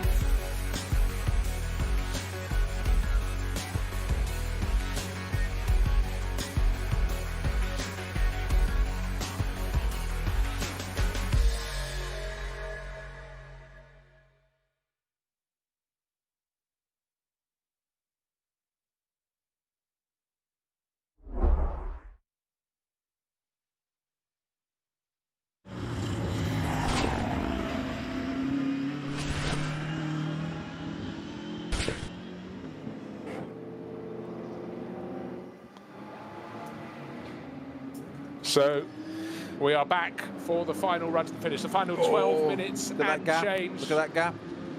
I will now look at the gap. I can move one screen to the other. It's down to, it's not even 0.2 0.2 of a second. Exactly. 0.18 of a second. Pittard has got his work cut out. He knew he would have, but that was a really, really good lap. Were there any assists from traffic? The lap difference between them in times was 3.1 seconds, but we know you can be interrupted on the Nordschleife. We didn't get to follow the car the whole way around the lap there. And the order has changed. It's changed, yes. BMW is back in second place. He's down by about, and that's before they've even got off the Grand Prix loop. So the move Как мы вовремя down возвратились, around turn one. I смотрите. was just going to say that, Я говорю, no что-то disrespect to David не то Pittard, с an гонкой amazing opening in that car. происходит. That's Просто job, за but to have 3 секунды отыгрались за Moore круг непонятно breathing каким in there образом. with the last 2 laps Что за чудеса? of a 4-hour race at the Nürburgring. 2 круга It's some осталось pressure. до I know конца. it really is, but I suppose there's one thing for the two of them. They're not being involved with anybody else. They're 38 seconds the good over Beretta. Beretta's only got 1.2 seconds advantage over Да и, в fourth place общем-то, Fabian и Schiller. So that yellow Mercedes этот не number очень 2 далеко. from Они Team только Getspeed на may get back. But look at шляйфе this, at the уехали, и moment, we've got этот 3 вот он уже Masters сейчас cars in the поедет. top 3 positions. And it 10 could be an уже absolute 15 fairy осталось. tale debut for HRT. It could. Да, он действительно на Flies 4-м ahead, месте, не на 10.5 3-м. minutes till the checkered flag can come out. And the yellow Audi in Michele Beretta is Ладно. going to have to work very, very hard indeed. I'll run you down the rest. René А Rast вот и in car number 32. вот On и my entry list, Robin Friese, he's taken 99-я over вдруг Christopher Hartley подтянулась. to get to the meeting BMW не race. так уж и And далеко Nicky на Caxton, самом they деле. are 5th and 6th. Всю That's not гонку that bad. We've никого got из них two не видно было. Mercedes, Если two еще BMWs, two Audis Монтай in the top подъедет, 6 то вообще positions. будет Then the прикольно. best of Porsches, Julian Andlauer in 7th place overall ahead of Dennis Olsen, so 2 Works Porsche drivers, 7th and 8th. So a couple of seasons ago it was Porsche singing the song, naming the tune here, and this time around it's very much the... Да, эта гонка какая-то вообще странная. Прям непонятно откуда, вот просто за рекламу, за круг. But in terms of the Кто там BMW сейчас? battles, the one in 6th place is Rover Racing, the one that's done a lot of the winning. Ох, я But Walkenhorst забыл. really Азенхаймер. have found a very Я strong считаю, driver машина lineup in David Pittard Энгель. and Mikkel Jensen, a Brit and a Dane. Just want to set our eyes on what is happening between the driver now leading, Maro Engel. Ну, Is he как still бы да, leading? я бы David тоже Pittard, Маро yeah, Энгель. second at the start of the lap and now second and first because their positions have swapped around. Pittard now in second, Engel in the lead of the race. Maro Engel for Hubert Hout's new team, and that deal was only announced within the last fortnight, so things changing fast. Black Falcon deciding its business model didn't stack up to run all the SP9 cars. It's running cars in the Porsche Cup class. And Ну да, вот рассказывал, что Black Falcon решили, что SP9 не очень выгодно category as well. They've got a car running in гоняться. that, but right now it's all about, is it going to be BMW fighting back into the lead, or will it be Mercedes having got there, staying there? А вот это, по-моему, БРЗ. Хотя, может, и GT This lap and one more. Yeah, I would think so. Пойди в их различия, они абсолютно одинаковые, но не супер. 0.198 of a second between them as they went across the line, and by the time they'd come back into Вы our бы view on плашку camera, показали, я так не вижу. they had никогда. indeed swapped positions. But again, I really feel that the Mercedes we've seen it time and again seems to have a bit more punch out of the final corner onto the start-finish straight, got into the slipstream, dived up the inside into turn one. Just seems a slightly stronger package as a car, doesn't it? Put the driver to one Да, side for a minute. and GT86 Maro действительно. Engel is a supreme Вот talent in that car, and David Pittard's Ну, no slouch. все-таки He не improved his БРЗ. first inch, but Странно. in terms Вообще, of конечно, just physicality of the ситуация, car, конечно, с этими that машинами, just что seems БРЗ a ездил slightly черт знает stronger сколько package, лет, and теперь it почему-то just does what it и says on the Супра tin есть, all the time, every GT86 time. есть, Doesn't seem to appear to в have одном any классе там, weaknesses in the ну не race. знаю, Like I said, nowhere on в the одном не в circuit одном is it quite a классе. bit where, oh, it's really Что-то good у here, but Toyota аж not две quite so good теперь there. гоночные It's машины, just а the обе same они, all the way честно round. говоря, отстой. The M6 just didn't quite look to be Я не понимаю, зачем они that их consistent. выпускают, We're для какого talking рынка, fine details, I know. хрена и так далее. So it'd be great idea, but У maybe них for есть the driver Короллы, track, у них but, есть Камри, put Engel in the что еще, BMW next казалось бы, lap, next надо. race, and David Pittard in the Mercedes. Wouldn't phase them. Новая Супра это даже не близкая старая Супра. В Владивостоке уж точно знают, что такое Супра. So that car clearly good without too much traffic А это кто? around А, in its way. Мерседес? Это такой же Мерседес, как типа BMW. Вот, пожалуйста, вон еще одна машина. Вот еще одна более там, блядь. Вот вам еще одна We BMW. haven't got Это уж точно. Это не GTA 20.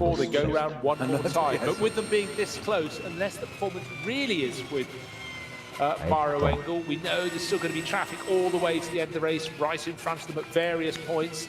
Anyone can slip up, but for David Да, сейчас Pittard, закончится he's got to этот be круг, able и to stay последний in the круг будет slipstream. последним.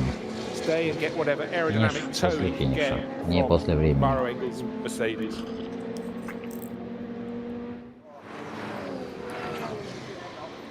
Weather conditions absolutely set fair.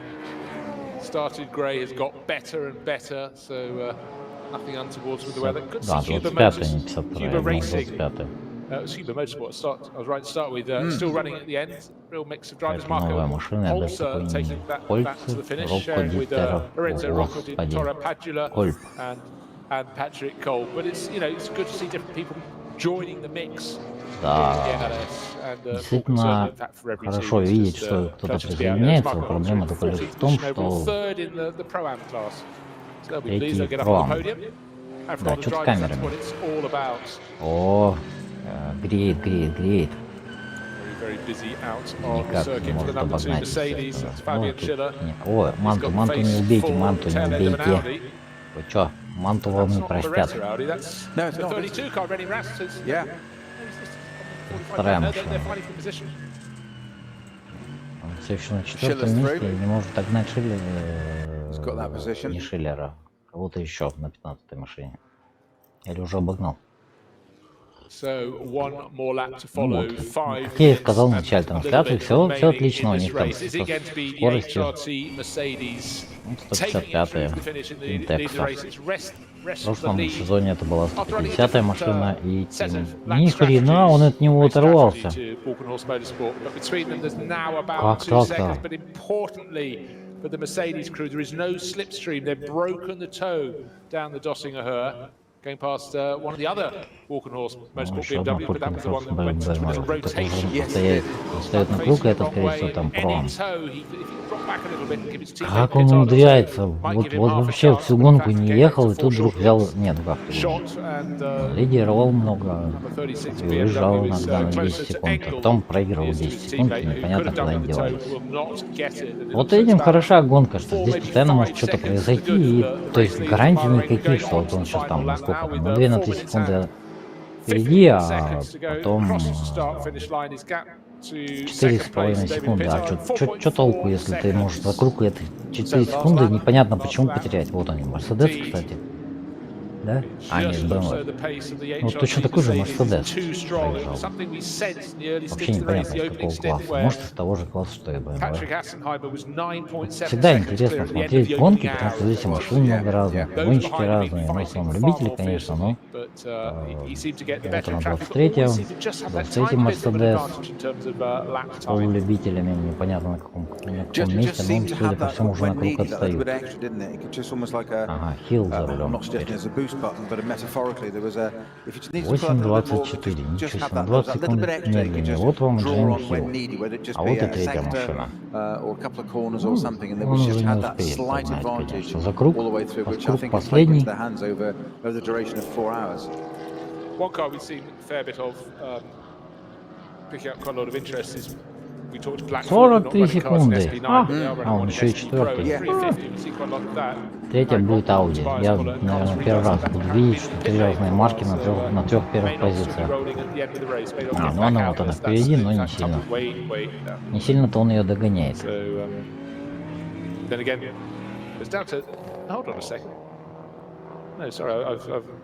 Gone for a bit of a bump steer there. We mentioned that. It's actually this is 13th overall, just trying to see if it's gone for an extra pit stop. No, not sure that it has. 0:02. Slight red herring there. Anyhow, that battle for third place. Audi versus Mercedes. It's still Audi ahead of Mercedes. Michele Beretta going really well for Phoenix Racing, and he's got a 2-second advantage now over Fabian Schiller. And again, if they're going to sort it out, it's on this final lap. Наверное, вот если ничего не случится, ну хотя тут понятно, это не буркинг, может случиться что угодно, это же Нордслайф, можно 7 секунд выиграть, можно 10 секунд потерять. Можно на одном круге потерять 3, на следующем 4 секунды и как-то оказаться с первого места на втором, непонятно абсолютно. Ну, то есть этим хороши гонки эти. Единственное, что, конечно, на 24 часа нервотринга покрытие камерами намного лучше. И, соответственно, намного лучше показывает. Более динамику проще сохранять, понимать. Все-таки на вот этих вот NLS, кто-то сломался опять. На теперь уже NLS-овских гонках все-таки камеры вот только те, которые установлены на трассе, непосредственно на Гран-при. На трассе Гран-при и, в общем, все. Раньше еще была даже камера, которая вот смотрела, как ты уезжаешь на Нордшляйфе. Сейчас что-то вот в этот раз я вообще не вижу ее. Ну, опять же, все сокращенные, я так думаю, что не бюджеты, а в смысле команды, пандемия.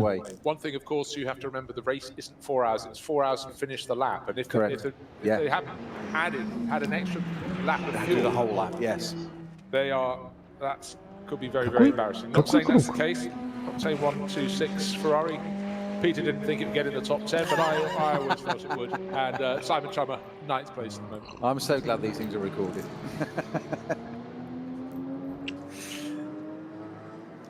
Well, it's not over yet, but what a stunning lap there on that late in the race. I know new tires, etc. Да, действительно, какой-то необычный Феррари 488, говорю, походу это Конор. Может быть, Полькин Шпигель, кстати. Нет, она сейчас как-то иначе называется. Нет, 18-я команда как-то иначе называется. Кстати, много Феррари, много. Раньше тут больше двух Феррари не было. Сейчас их 3.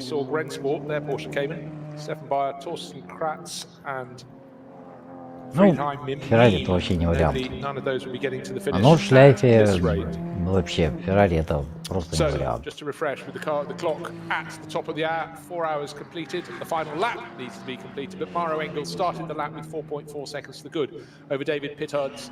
Все, последний круг заканчивается. Мы приближаемся к концу, наконец-то первой гонки в этом сезоне на переназванной NLS Nürburgring, как это там, Лангштраке Series, Лангштраке Series, неизвестная как ВЛМ, и которая будет в середине увенчана гонкой 24 часа Nürburgring, где-то там в середине сентября или в конце сентября, по-моему.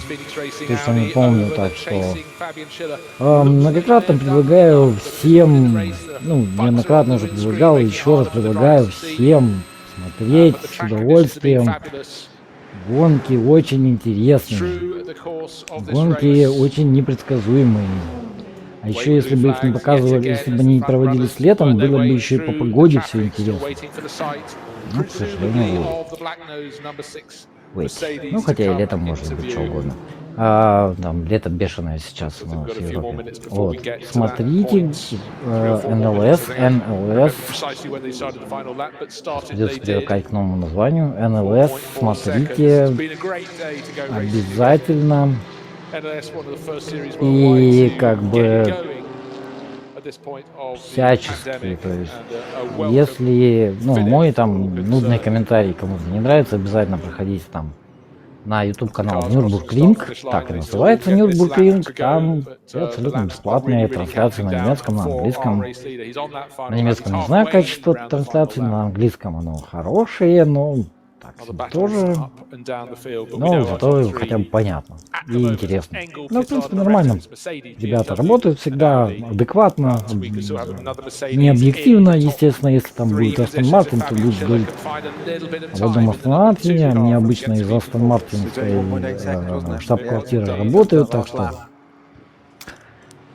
зачастую говорят много про КТМ, ну, сейчас они просто в восторге от того, что просто какие-то гонки есть, поэтому они не говорят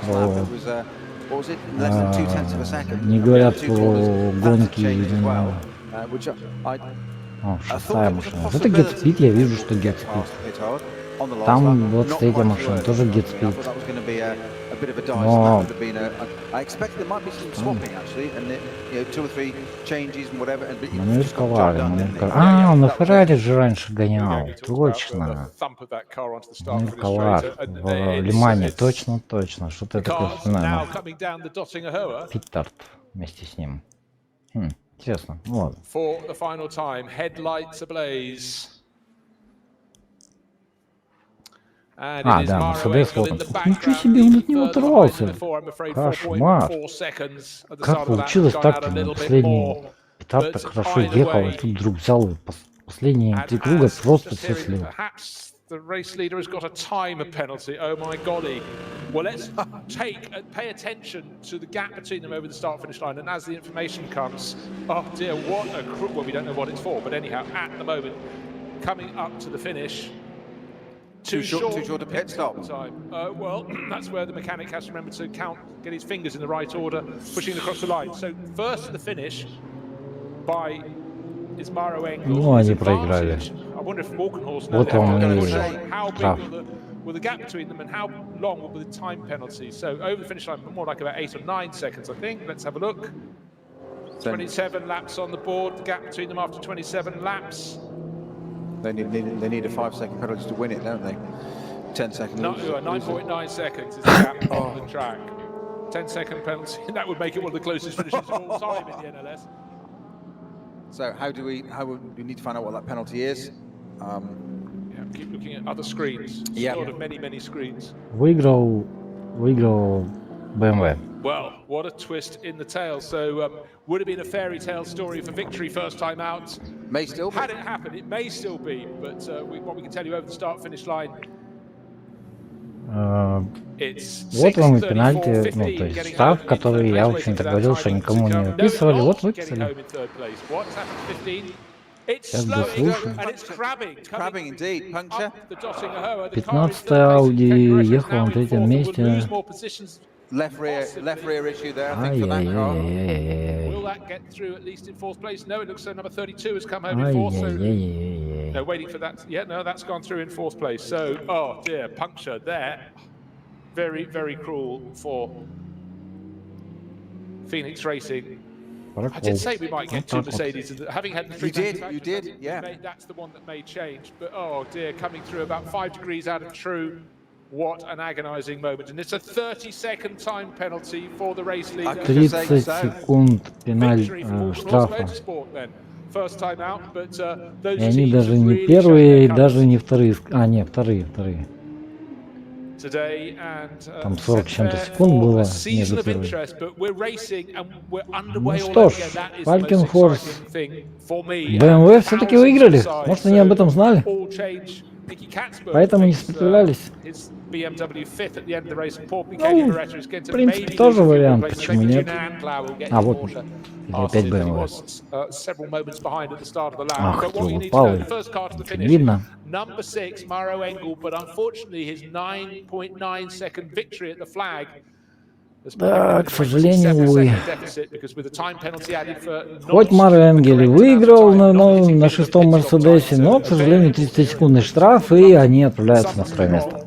But either way, the pit stop Как бы я не time топил за wasn't Мерседес, но это sufficient. справедливо, So не надо Walkenhorst нарушать. win, and it was a Тем более на 37 second технологии. Тем более всем как бы это penalty самое. that they had to serve, which actually would tally 27 вторые. seconds behind Нет. at the finish. So 34 wins from 6th. Number 6. And has the message, well, as they get flagged into the winning position in the pit lane, maybe the message has got through, but maybe the Walkenhorst driver, David Pittard, thinks he's just going to the podium, but he will get more than that. 911 does move up past 15 into 6th place. 911 закончил на шестом месте. Now, Хоть что-то. if it's 37 seconds, why? It's a random number. I'm intrigued. Well, it's to do with the amount by which they skip the pit. By that short, that's simple as that. Yeah. And the number 15 Beretta car has made it back Yep. to the pits, but he just ended up in 7th place, lost a position with that puncture. Well, lost many positions. He should have been coming home third. He's ended up in 7th place. Да, приехал на 8th place середину. goes to Dennis Olsen.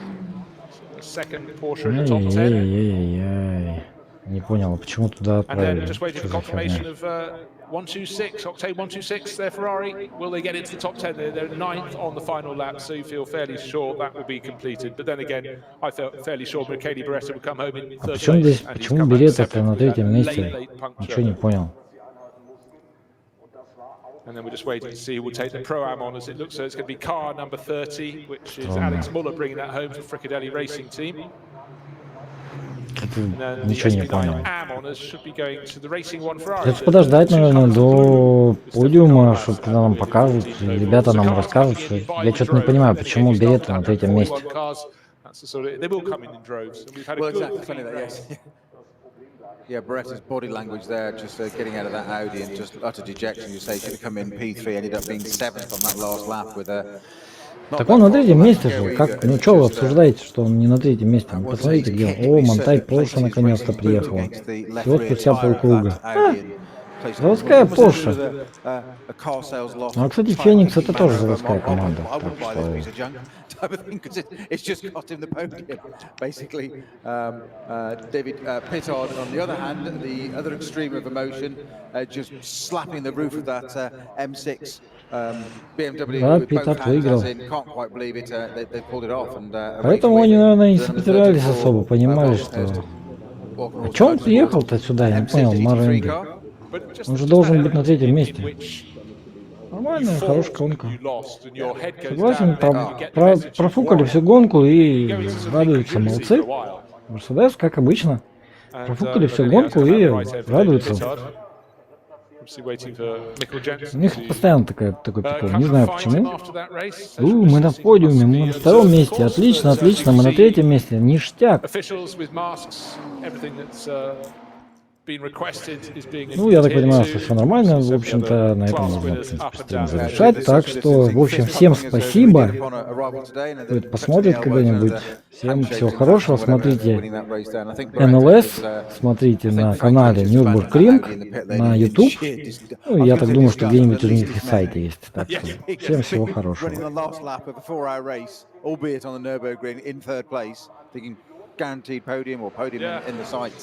And disappointing, just a puncture there with a handful of corners to go. Unfortunately, finishing seventh overall there. Then